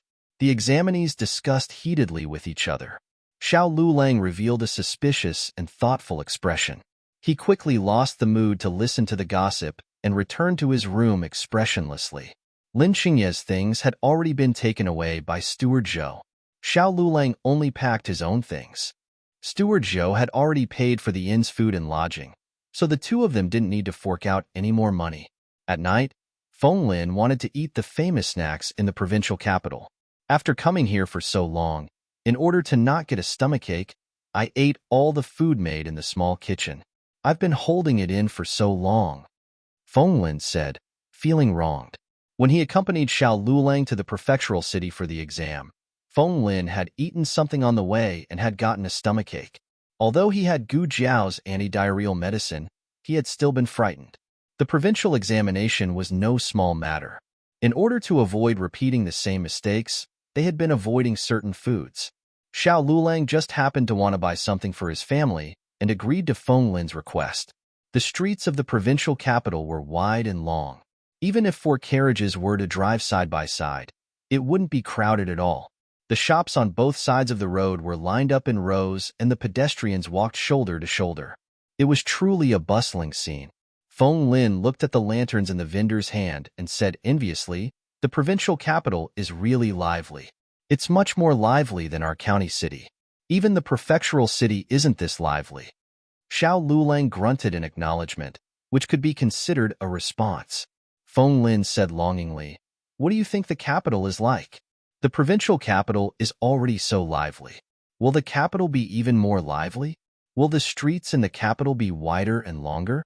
More carriages? And the shops are bigger?" "Yes." Xiao Lulang made another sound of acknowledgement.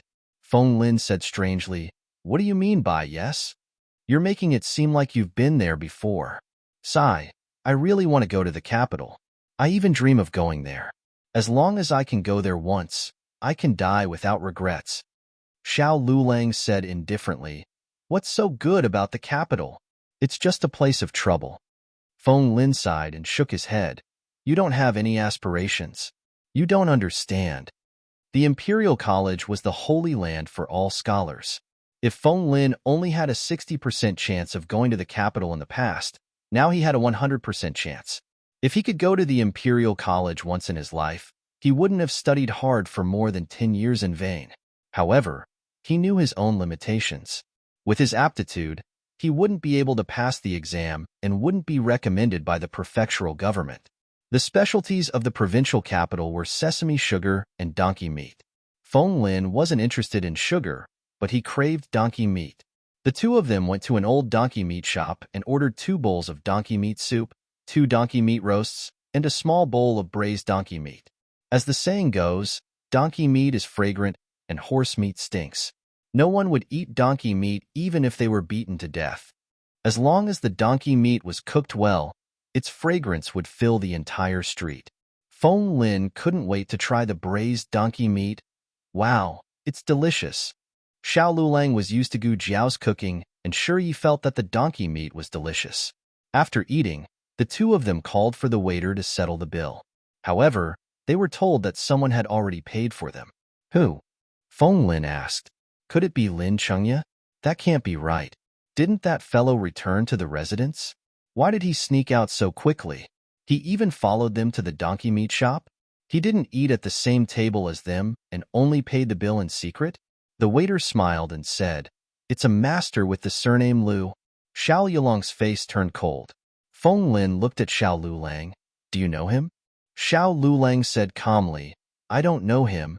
The waiter smiled again and said, "Master Lu said that he has set up a small banquet at the Drunken Cloud restaurant to entertain Master Xiao and your friends. He sincerely hopes that Master Xiao will do him the honor." "Ah, I was wondering what was going on. So it's another master who wants to get to know you." Xiao Yolong's 8-legged essay in the prefectural examination was too outstanding. Along the way, there were many people who wanted to get to know him. Feng Lin naturally thought that this Master Lu was one of them. "Are you going?" Feng Lin asked. "No." Xiao Lulang stood up. "Let's go back to the inn." Oh. The two of them went to the inn to stay the night. The next day, they planned to go to the carriage shop to hire a good carriage. When they arrived at the entrance, they saw a man dressed as a waiter waiting outside with a smile. "Are you Master Xiao and Master Feng? My master has prepared a carriage to send you two back to the county." "Who is your master?" Feng Lin asked. "My master's surname is Lu," the waiter replied. Feng Lin muttered, "It can't be the one from yesterday, right?" Feng Lin glanced at the other side's carriage. Good fellow, it was even more luxurious than the Lin family's carriage. This Master Lu's background was not small. "I'm not sitting." Xiao Lulang refused without thinking. Feng Lin, great, talented, and willful. The two of them hired the fastest carriage and spent twice as much silver as the other carriages. Without stopping, they headed in the direction of the county. Lin Xingye left the Lin family early in the morning. He planned to send Xiao Lulang and Feng Lin off, but in the end, there was nothing. He sighed. He didn't know if he would see them again in this life. After the provincial examination, the inner curtain officials began to grade the papers. There were a total of 12 inner curtain officials in groups of 4.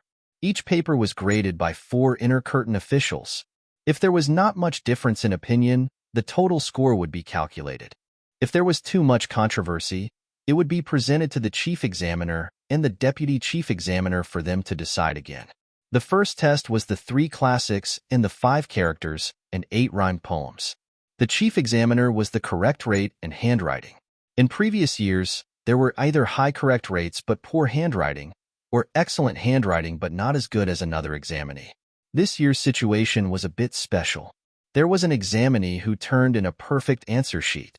Not only was the question not bad, but his handwriting made everyone feel ashamed of their inferiority. He deserved to be the first in the first test. This year's The Classic of Filial Piety stumped many examinees. An inner curtain official sighed with a smile. Except for the one just now, I haven't seen a second examinee who wrote The Classic of Filial Piety correctly. Wait a minute. As soon as he finished speaking, he found another very excellent answer sheet. Although it was not all wrong, it was much better than the previous one. Especially The Classic of Filial Piety. He wrote it all correctly. The inner curtain official across from him said, "What a coincidence.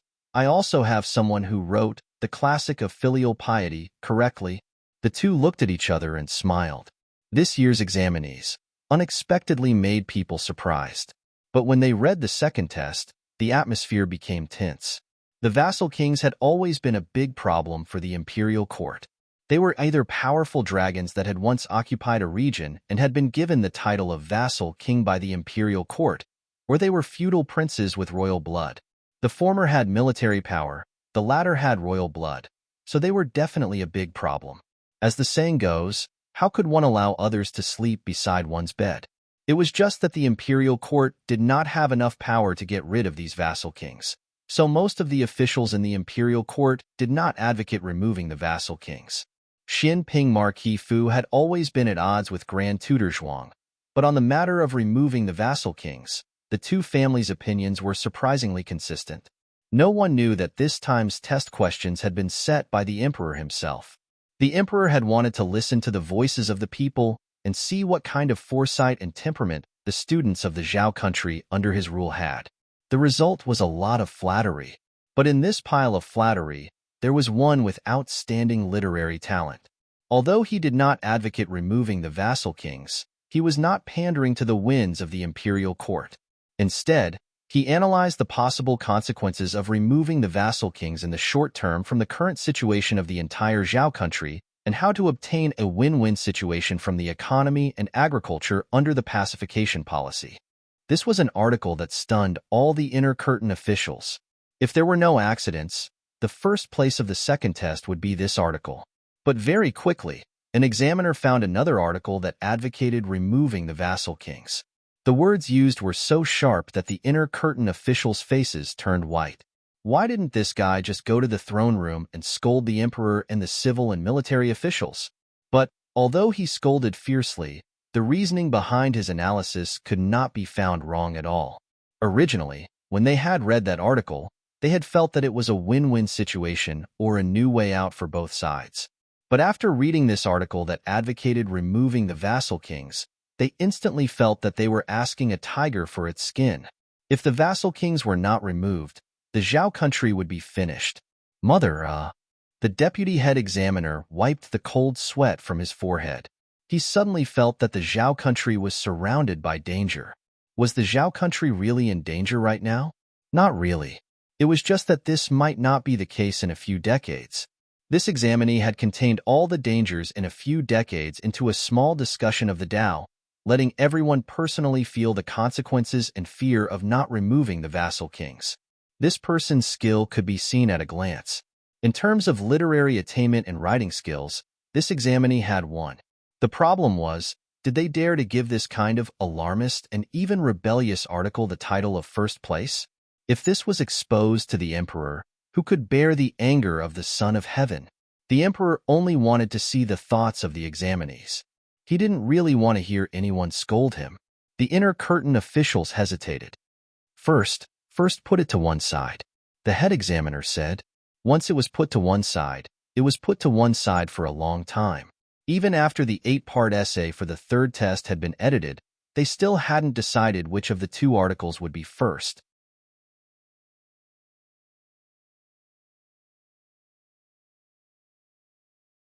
Chapter 116. Xiao Lulang hired the fastest carriage and arrived at Clear Spring Town at the end of August. When they passed by Sky Fragrance Academy, Feng Lin first moved his luggage back to his dormitory. When he came out, he bumped into Principal Li. Principal Li was surprised to see him. Eh? How come you're so fast? Didn't you go to the provincial examination? Did you not make it or something? Where's Lulang? I made it. I made it. We came back right after the examination. I'll tell you the details later. Lulang is waiting for me outside. See you, Principal. Feng Lin laughed dryly and ran away. Who didn't know that Xiao Lulang was Principal Li's precious child? If he didn't run away quickly, Principal Li would ask him all sorts of questions. Feng Lin jumped onto the carriage. What's the matter? Xiao Lulang asked. Principal Li. Feng Lin said, don't let him catch you. If he asks you, you won't be able to go home. Xiao Lulang agreed and urged the coachman to hurry back to the village. The money for the carriage had already been paid in the provincial capital. However, the coachman had followed them all the way and worked as a coachman and a servant. It was really hard work. Xiao Lulang gave him 1 tael of silver. The coachman was flattered and hurriedly bowed. Be careful on the road. Xiao Lulang said. Hey, thank you, young Master Xiao. The coachman happily got on the carriage. People in their line of work were paid for their hard work. Even though they had been gone for more than a month, they only had 2 or 3 taels of silver in their hands. With this 1 tael, their family's life would be much better next month. Xiao Lulang and Feng Lin walked into the village. When they left the village at the end of June, the late rice had just been planted. There were only sparse rice seedlings, but now they were all green. Wow, your village's wheat is growing really well. This year's weather was abnormal. There was little rain and the fields were dry, causing many crops to die from drought. They had walked all the way from the provincial capital and witnessed it with their own eyes. They were shocked. However, the crops in Qingchuan village didn't seem to be affected by the drought. They were growing healthily. It's rice, Xiao Lulang corrected him, but the same doubt flashed through his mind. Why did the crops in his village grow so well? Oh, Feng Lin replied and suddenly pointed to the front. Look, canals. Not bad. Your village has even dug a canal. It's really different with Li Zheng around. After old Master Gu stepped down, the village elected a new village chief. Second Uncle Luo was a relative of the clan. It was said that he was almost 5 generations old. However, because they lived close to each other, the two families often interacted with each other, so their relationship was still considered close. Luo Lijing was not as cultured as old Master Gu, but he was a practical man. If any of the villagers in the village were in trouble, he would lend a helping hand. But when it came to digging a canal, it wasn't that Xiao Lulang looked down on Luo Lijing, but they were all neighbors. After interacting with each other for so long, Xiao Lulang knew what Luo Lijing knew and did not. He was a relatively conservative village chief. He wouldn't easily carry out large-scale construction. Moreover, the village didn't have the money to carry out large-scale construction. Hey, Lulang. Feng Lin, who was at the side, called out again. Look, water wheels. Oh my God. Am I seeing things? Your village actually has a water wheel. The number of times Feng Lin had seen a water wheel in his life could be counted on one hand. Water wheels were good things. They could divert water from lower areas to higher areas. It was best used to irrigate the fields. However, water wheels were rare in this kind of small county. Usually, only the wealthier villages had water wheels. On their way back from the provincial capital, they had seen water wheels a few times. However, because of the drought, the village's ponds had run out of water, so the water wheels had become mere decorations. Feng Lin didn't understand. Speaking of which, where did your village get the water? Xiao Yolong's gaze followed the canal all the way to the back mountain of second Uncle Luo's house. He frowned and muttered. Did they use the waterfall on the mountain? That was no ordinary canal. It spanned half a mountain and required a lot of manpower and resources to dig it. Not only that, but they also needed to be very familiar with the terrain of the mountain. Oh my, Lulang is back. It was Aunt Zhang. Aunt Zhang had just come out of second Uncle Luo's house with a basket of wild fruits in her hands. She felt that her family was in luck.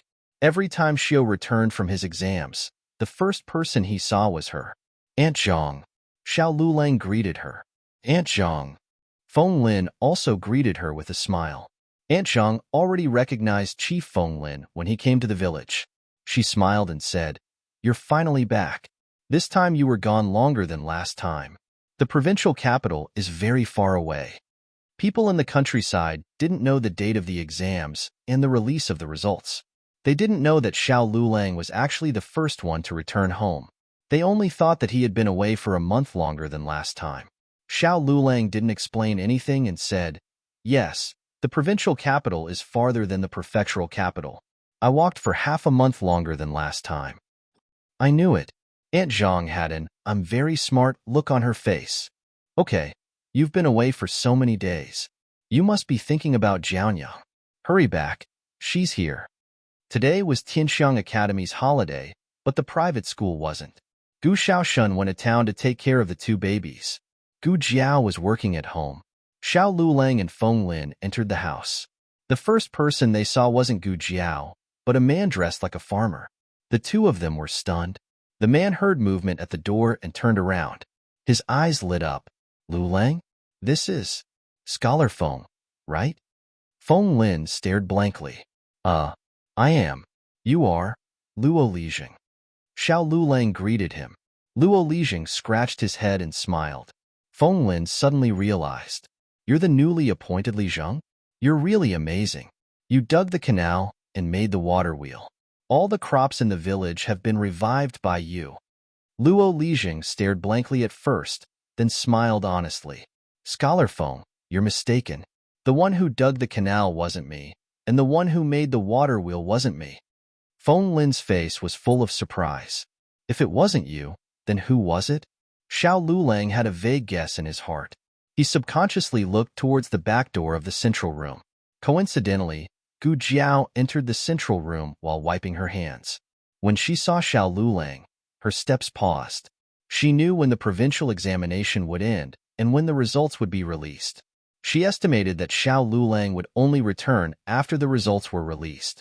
She didn't expect him to return so soon. Her stunned expression was a little naturally dazed. Xiao Lulang felt his heart tremble uncontrollably. He calmly shifted his gaze away and greeted Luo Lijing. Luo Lijing was confused. Didn't he just greet him? Gu Jiao looked at Xiao Lulang and unconsciously curved her lips. "Why are you back so soon?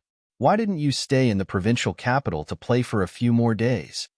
Xiao Lulang lightly said, "There's nothing fun in the provincial capital." Gu Jiao. "Oh." Luo Lijing smiled. "I was just talking about you.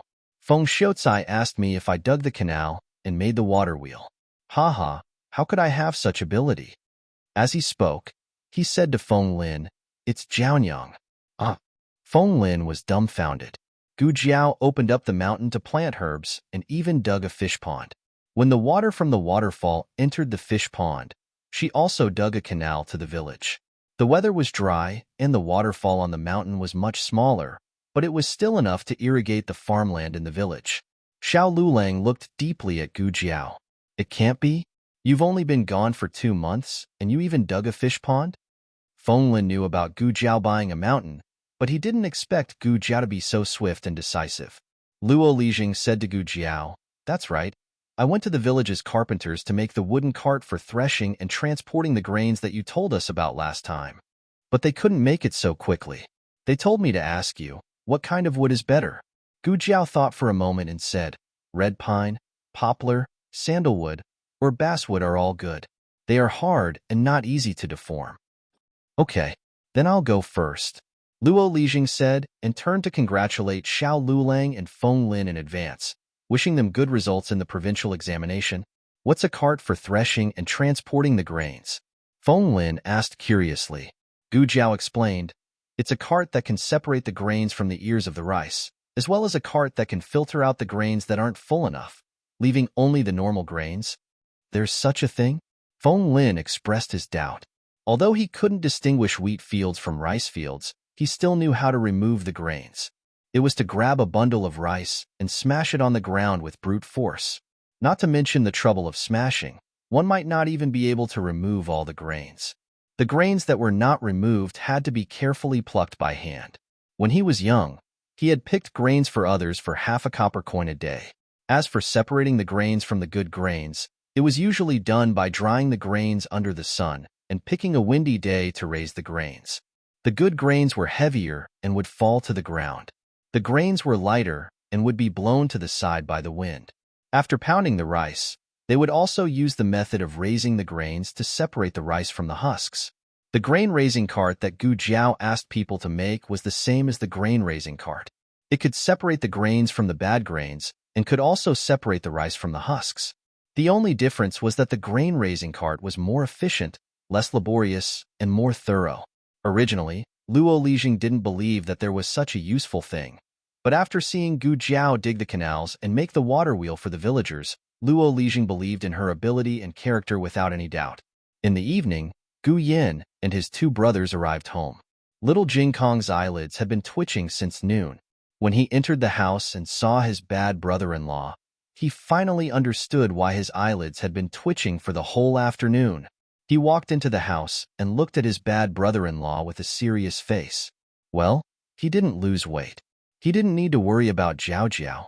He pulled Xiao Lulang to the backyard and asked Xiao Lulang to pick the dates from the jujube tree for him. Xiao Lulang looked up at the branches and said, "It's almost September. Where are the dates?" Little Jing Kong stared at the top of Xiao Lulang's head. He had strictly recorded his bad brother-in-law's height before, and he could barely reach the first branch. Now, his bad brother-in-law had already surpassed the branch.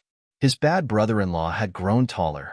In fact, in the past 2 months, according to his strict observation, not only had his bad brother-in-law grown taller, Brother Gu Yin and Brother Xiaoshun had also grown taller. Even Jiao Jiao had grown taller. The only ones in the family who hadn't changed were him and his great-aunt. Jiao Jiao said that it was because he was still young. But Gowa was even younger than him. Gowa had grown taller. Little Jing Kong frowned miserably. "What's wrong with you?" Xiao Lulang looked at him and asked. "Sigh. Nothing. Let's not talk about me." Little Jing Kong sighed like a little adult. He looked up at Xiao Lulang seriously and said, "Let's talk about you. How did you do in the exam? Were the questions difficult? Are you confident? If you don't pass, the family will have to support you for another 3 years." Xiao Lulang didn't expect that he could avoid Dean Li, but not the little monk. What kind of elder's tone was this? You still know that the exam is held once every 3 years. Xiao Lulang was annoyed and amused at the little boy's buzz cut. He passed a red date to him and said, "Here, take it and play with it." Little Jing Kong looked at the shriveled dates in his hand and curled his lips. "Who wants to play with it?" "Childish."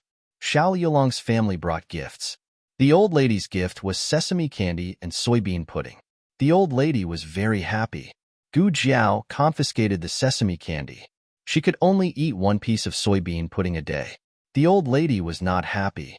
Gu Yin brought an inkstone made of jade. It was round.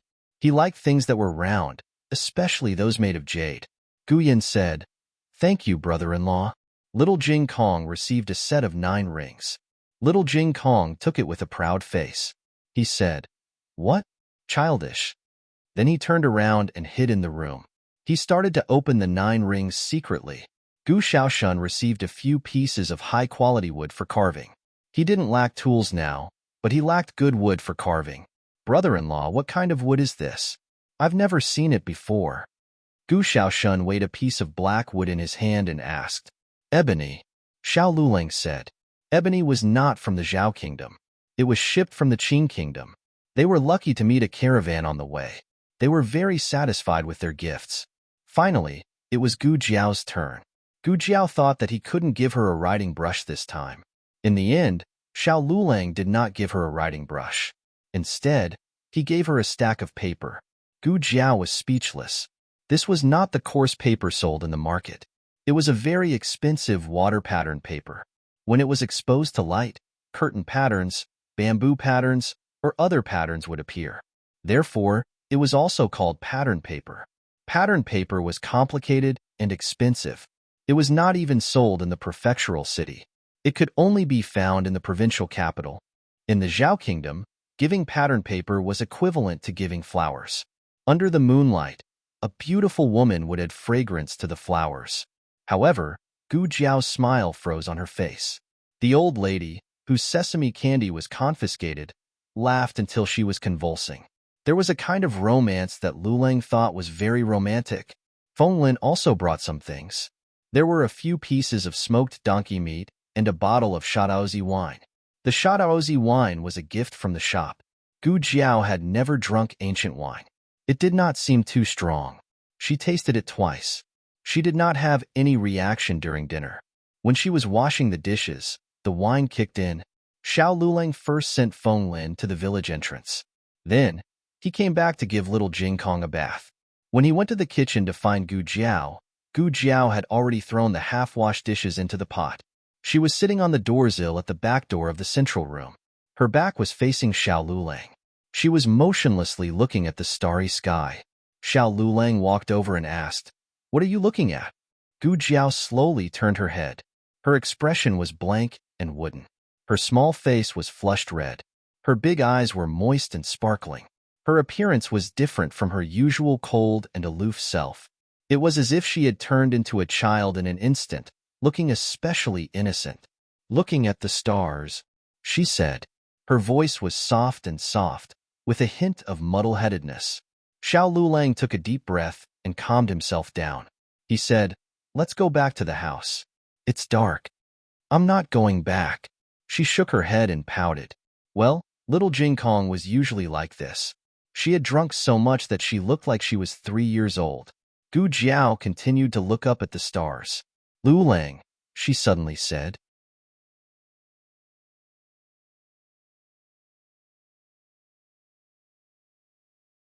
Chapter 117. You can find all the novels that you can't find on the internet here. It was the first time she called him that. She used to call him husband, but it wasn't an intimate way of calling him husband and wife. It was more like she called him by his official position in the family because she didn't want to call him by his name. It was the same as when he called Gu Lijing or Luo Lijing. Xiao Lulang sat down beside her. Gu Jiao looked at the endless starry sky and asked, "Do you know why the stars in the sky don't fall down?" Xiao Lulang looked at her and asked, "Why?" Gu Jiao said with a silly smile, "Because they are too far away. They all have their own positions and trajectories."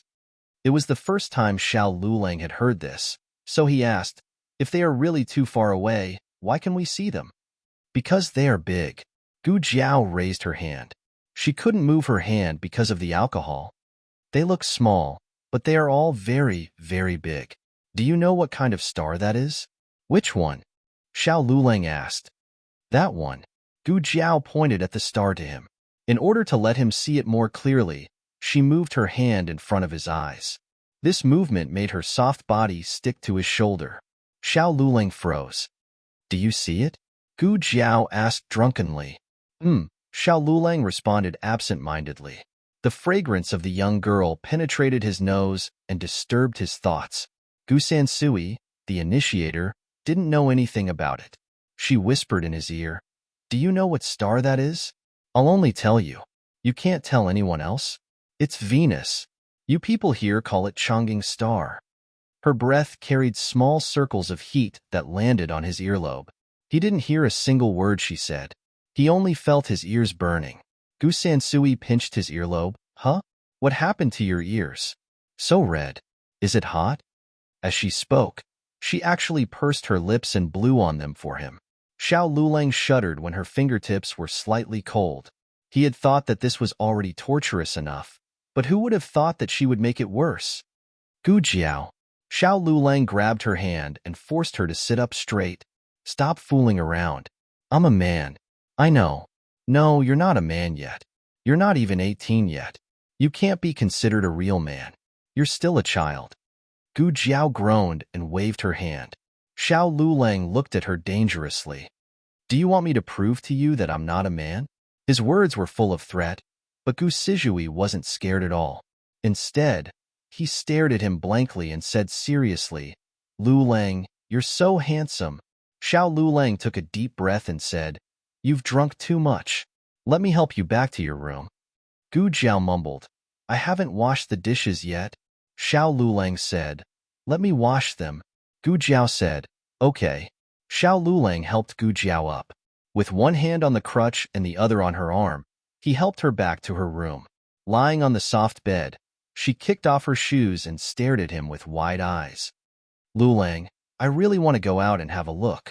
Xiao Lulang had intended to ask her where she wanted to go when she was so drunk, but he realized that the go out she was talking about was probably not going out the door. Where do you want to go? He asked while looking at her. Gu Jiao let out a bitter laugh and lowered her eyes to look at the distant starry sky. I don't know. I've been here for so long, but the farthest place I've been is the hot spring villa. Come here? Was her mouth really muddled? Did she forget that she was born and raised in Qingchuan village?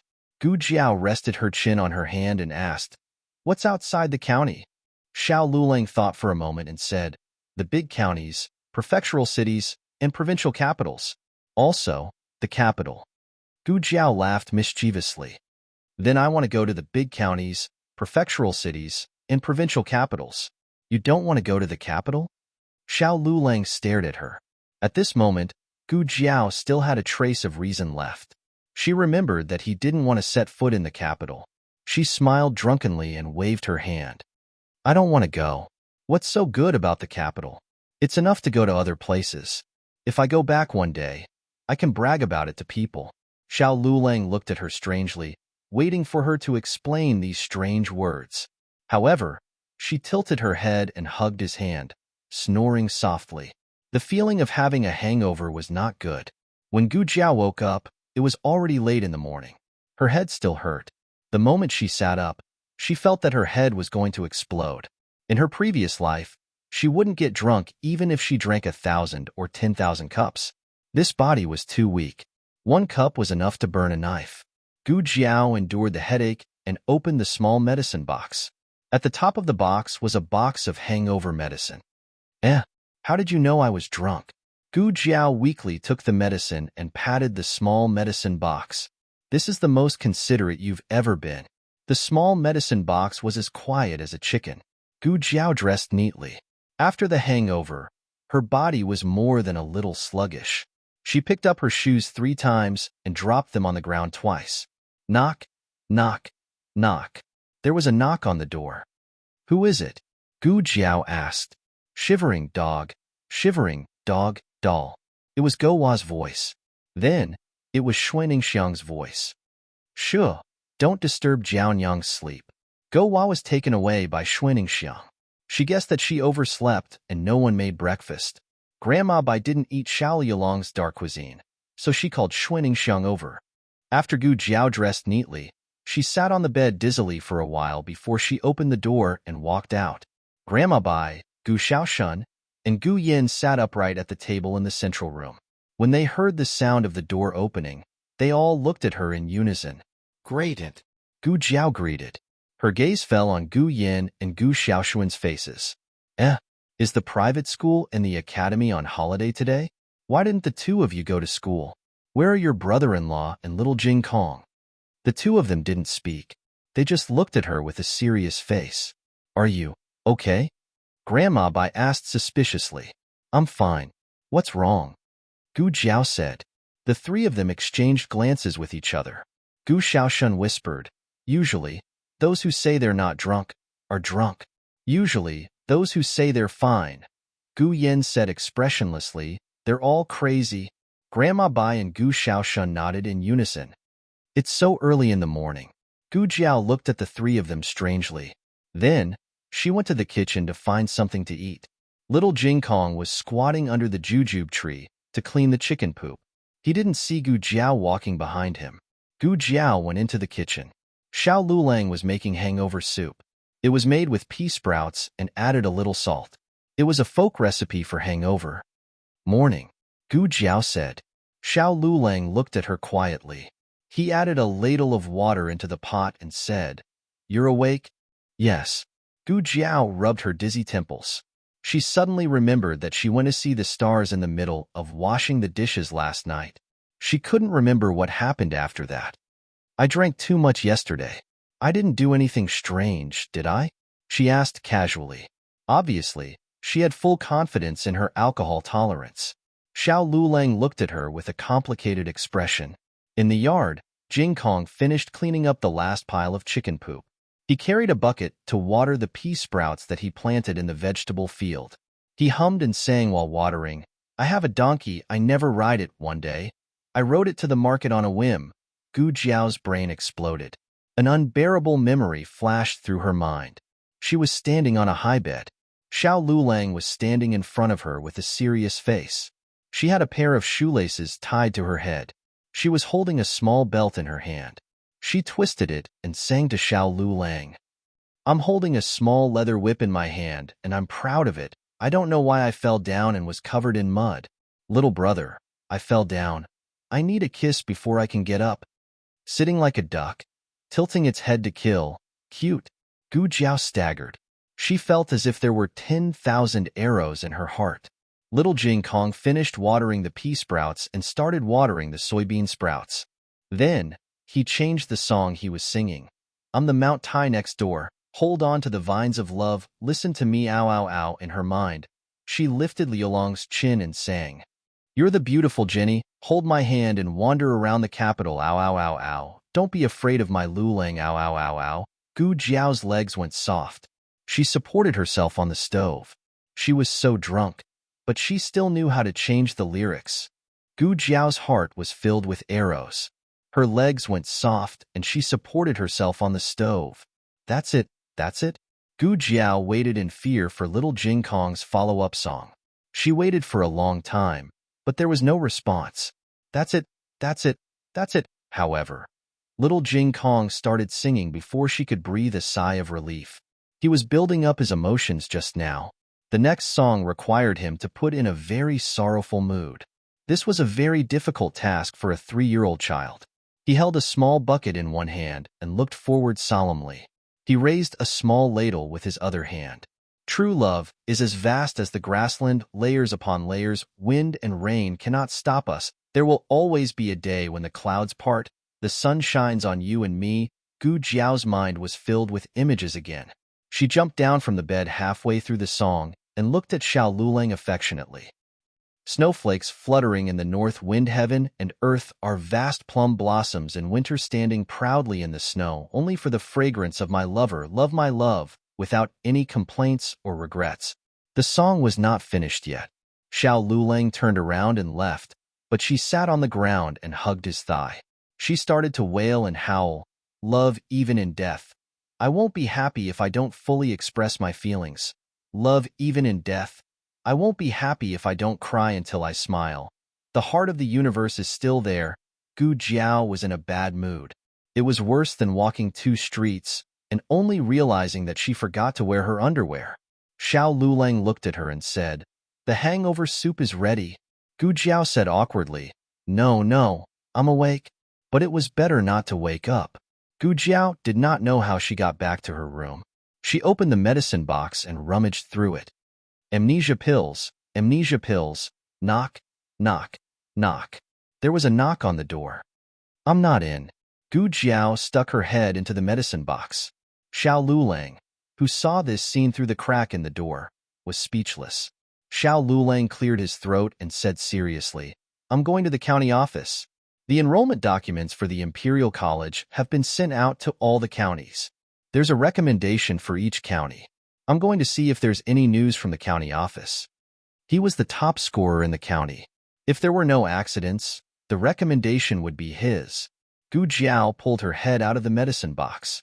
There was still a box of hangover medicine on her forehead. She asked in a daze, You want to study at the Imperial College?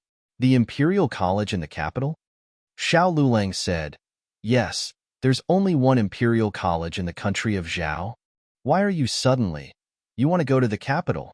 Before she could finish her question, she suddenly stopped talking. Don't you know why this happened? You've been crazy for a whole night. You don't want me to be scared out of my wits? Gu Jiao said, I'll go with you. Xiao Lulang said, Okay. By the time Gu Jiao finished washing up and changed her clothes, no one could tell anything was wrong when she came out of the house. She had regained her calm expression. The old lady, Gu Yin, and Gu Xiaoshun stared at her for a long time, but they could not see anything. Gu Jiao said lightly, You guys, you're not allowed to skip school. Go get your school bags. Okay. Gu Xiaoshun nodded. This was his elder sister. His elder sister was back. Gu Yin also nodded and went to the room to get their school bags. When little Jing Kong heard that Jiao Jiao was going to take them to school, he happily walked out with his school bags. Jiao Jiao. Gu Jiao patted his little head. Last night, there was only one person in the family who was not frightened by Gu Jiao, and that was little Jing Kong. In his eyes, Jiao Jiao did not do anything strange. The way he looked at Jiao Jiao was also the same as usual. Gu Jiao was very gratified. However, it turned out that she was gratified too early. A group of people sat in second Uncle Luo's ox cart. Little Jing Kong sat next to Gu Jiao. The autumn air was refreshing and the cool breeze was blowing. Everyone in the cart tacitly chose to lose their memories.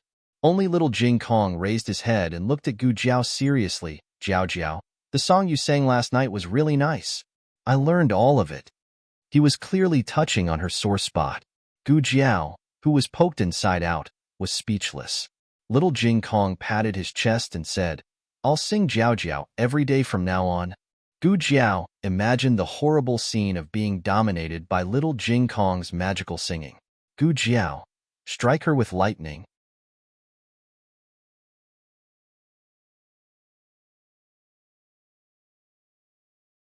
Chapter 118. Gu Jiao and Xiao Lulang first sent their 3 younger brothers to Tianxiang Academy and the private school. Then the 2 of them went to the Yamen together. The enrollment documents for the Imperial College had been issued, and the name list had been announced. However, it wasn't Xiao Lulang. How could this be? Gu Jiao asked. This? Magistrate Lu had an awkward expression. He awkwardly looked at Xiao Lulang, then looked at Gu Jiao. I don't know if I should say it. There's no harm in saying it. Xiao Lulang said. Magistrate Lu sighed. Anyone with a discerning eye could see that there was something going on behind the scenes. Ever since the county had held the exam, there had never been a student more outstanding than Xiao Lulang. Even though Xiao Lulang had failed in the exam, he was still ranked first in the county. Moreover, he was a student of Tianxiang Academy. Headmaster Li had unilaterally announced that he was a direct disciple. His reputation was clean, and there wasn't a single blemish on it. Magistrate Lu was also worried. The first person he wrote down was Xiao Liulang's name, but who let him? I really can't say. Please let me go. I'm just a lowly county magistrate. I can't afford to offend those nobles. Who did you give the name to? Gu Jiao asked. Magistrate Lu hesitated, then said, a student with the surname Feng. His name is Feng Lin. Gu Jiao and Xiao Liulang's expressions froze. Which Feng Lin? Gu Jiao frowned. The Feng Lin from Tianxiang Academy? Magistrate Lu was shocked. He looked at the 2 of them and said, yes. You know him? Gu Jiao turned to Xiao Lulang and asked, how many Feng Lins does your academy have? Only 1. Xiao Lulang said. Gu Jiao mumbled, that's strange. Why is Feng Lin's result higher than yours? No, it's not about the results. Xiao Lulang said to the county magistrate, he's not a local at all. He's from Song County. How could he get a local quota? That's what I said. But Magistrate Lu was halfway through his sentence when he realized that he had almost spilled the beans. He quickly corrected himself. In short, there's nothing I can do. Scholar Xiao, Lady Xiao, you can go back first. Magistrate Lu really felt sorry for Xiao Lulang. He was such a good seedling. It was a pity that he didn't join a good family. Otherwise, how could his future be estimated? This matter should have nothing to do with Feng Lin, Xiao Lulang explained to Gu Jiao as he walked out. Yes, I know. Gu Jiao nodded her head. The 2 of them weren't people who would lose their minds easily. Perhaps when others heard this news, their first reaction would be to suspect Feng Lin. However, they both knew Feng Lin's character. He wouldn't stab Xiao Lulang in the back. Moreover, he couldn't do it. He didn't have any power or background. This matter was clearly targeted at Xiao Lulang. The other party wanted to use Feng Lin to suppress Xiao Lulang. Their intentions were to be executed. Gu Jiao said, why don't we go to the prefectural city and ask? Oh, don't go. The document was sent from the prefectural city. Magistrate Lu heard that they wanted to appeal and was very worried that he would lose his official position. He hurriedly chased after them and said, to tell you the truth, that person is a noble from the capital.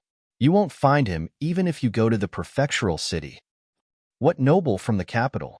Gu Jiao only knew one noble from the capital who had a problem with Xiao Lulang, a marquis. Magistrate Lu said that the person who sent the document accidentally let it slip and let him know that it was a marquis. However, as for which marquis he really couldn't say it even if he was beaten to death. A marquis? Gu Jiao muttered. As soon as she finished speaking, a carriage stopped in front of the county yamen. Marquis Gu swaggered down and straightened his clothes in high spirits. Then, his gaze landed on Gu Jiao and the little cripple, Xiao Lulang. Oh, it's you? What a coincidence. Don't tell me you heard about the directorate's enrollment and came to see if there was a spot for you? Let this marquis guess. There are no more spots, right? Ha ha ha. Ha ha ha ha. Marquis Gu put his hands on his hips and laughed. I need to talk to him, Gu Jiao said to Xiao Lulang and dragged Marquis Gu into the carriage. Dong, dong, dong, bang, bang, bang. Ah, ah, ah. After a moment of chaos, Marquis Gu collapsed in the corner of the carriage, his face ashen. Gu Jiao grabbed him by the collar and said coldly, change the spot for me. The moment Magistrate Lu saw Marquis Gu, he hurried back to the yamen and rummaged through the brocade box that Marquis Gu had sent. When he brought the brocade box to the side of the carriage, Marquis Gu had been beaten beyond recognition. He couldn't directly ask Marquis Gu to lift the curtain, so he said respectfully, Marquis, I'm afraid I can't do what you asked me to do. You're too late. The quota for the directorate has already been decided by someone else. You should take your things back. Marquis Gu had no strength to speak. Gu Jiao paused and looked at Marquis Gu, who had been beaten into a punching bag. She asked, you didn't do anything about the quota? Marquis Gu was on his last breath. What did I do? Gu Jiao, I beat up the wrong person. Gu Jiao clapped her hands and got off the carriage with a serious expression. Marquis Gu had originally planned to do something, but it wasn't to prevent Xiao Lulang from going to the directorate. On the contrary, it was to allow him to go. Because only if Xiao Lulang went, could Gu Jiao go with him to the capital. He had Huang Zhong send an order to Magistrate Lu that very night. He also sent a large sum of hush money to have Magistrate Lu leave the quota for him. Just now, he had mocked Xiao Lulang for not having a quota because he was confident that the quota was already in his hands. Although it was to be given to Xiao Lulang, having that girl beg him a few times was also not bad. What he did not expect was that not long after Huang Zhong left, another noble person's order arrived. That Marquis's power was even higher than Marquis Ding. Magistrate Lu could only let Marquis Ding down. Of course, he would not say it out loud. He only knew that Marquis Ding had come too late. Marquis Gu felt wronged as he looked at the sky. Why was he beaten again today? On the way back, Gu Jiao did not ask Xiao Lulang why the Marquis of the capital had set his eyes on him. Was he not going to the capital because of that Marquis? If he wanted to say, she did not need to ask. If he did not want to say, asking was pointless. Gu Jiao sent Xiao Lulang to Heavenly Fragrance Academy. Just as she left, Xiao Lulang was stopped by a person. Xiao Lulang indifferently turned around. It's you again? The middle-aged man cupped his hands towards Xiao Lulang. With a face full of smiles, he said, long time no see. Young master still remembers this, Lu. Xiao Lulang's expression was cold as he said, the matter of the quota was done by you? The middle-aged man smiled. Young master was not willing to obediently return to the manor with us, so we could only use this method. That young master Feng is young master's friend. Instead of benefiting others, it is better to benefit him. Of course, if young master agrees to return to the manor with me, I can change the quota right now. Xiao Lulang was too lazy to pay attention to him and turned around to leave. The middle-aged man meaningfully said, young master, do you really not want to study at the Imperial College? That is a place that all scholars in the world want to go to. Moreover, the registration documents will be submitted to the Imperial Court tomorrow. Young master only has one night to think about it. Once the documents are sent out from the relay station, even the Marquis will not be able to get the documents back. Xiao Yulong's footsteps paused. I said before, I am not a member of the Xiao family and I do not know you. I will not return to the Xiao family with you. You should give up. The middle-aged man sighed. Sigh. Why bother? Young master, this isn't a wise decision. You don't want to walk on the broad road, but you want to cross the single-plank bridge. Xiao Lulang said. You can let me go back, but write my name and Feng Lin's name together. Young master, you must be joking. I spent a lot of effort to obtain this quota. If it was so easy to enter the Imperial College, there would not be so many candidates fighting to get in. Xiao Lulang turned around to look at him. Isn't there still the provincial examination?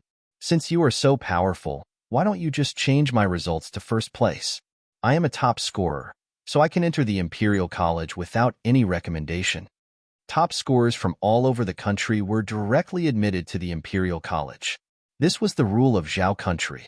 The middle-aged man smiled. We cannot interfere in the provincial examination. There is only one quota. I advise young master not to waste this opportunity. I will remind young master one last time. After tomorrow, there will be no turning back. If that is the case, then you cannot interfere in the provincial examination. Xiao Lulang coldly curved his lips and walked away disdainfully. Steward Lu was confused. He touched his chin and sucked in a breath of cold air. Did he miss something? In September, the provincial examination results came out. The relay station rushed to send the newly released second-class roll to all over the country. The county magistrate woke up before the sun rose. He did not wait at the yamen, but went directly to the relay station. The moment he received the second-class roll, his hands began to tremble. He could not wait to open it. On the rightmost column, there were 5 words written in large letters. Top scorer, Xiao Lulang. The county magistrate cried on the spot. He sat on the ground and hugged his head. Woo woo woo. Woo woo woo. The constable at the side was frightened. County magistrate. You. What happened to you? The county magistrate's eyes were brimming with tears. I am so happy. The county magistrate, under my rule, has finally produced a top scorer. First place in the provincial examination was not so easy to obtain.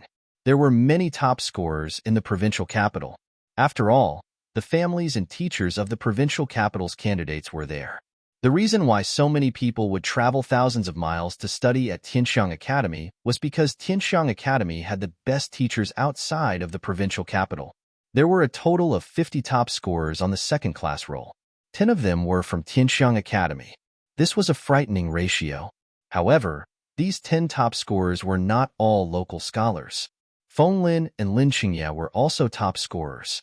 Feng Lin was ranked 17th. He was a scholar from Song County. Lin Qingye was ranked 45th. He was a scholar from the provincial capital. The county magistrate counted. There was only Xiao Lulang among the top scorers. 1 was 1.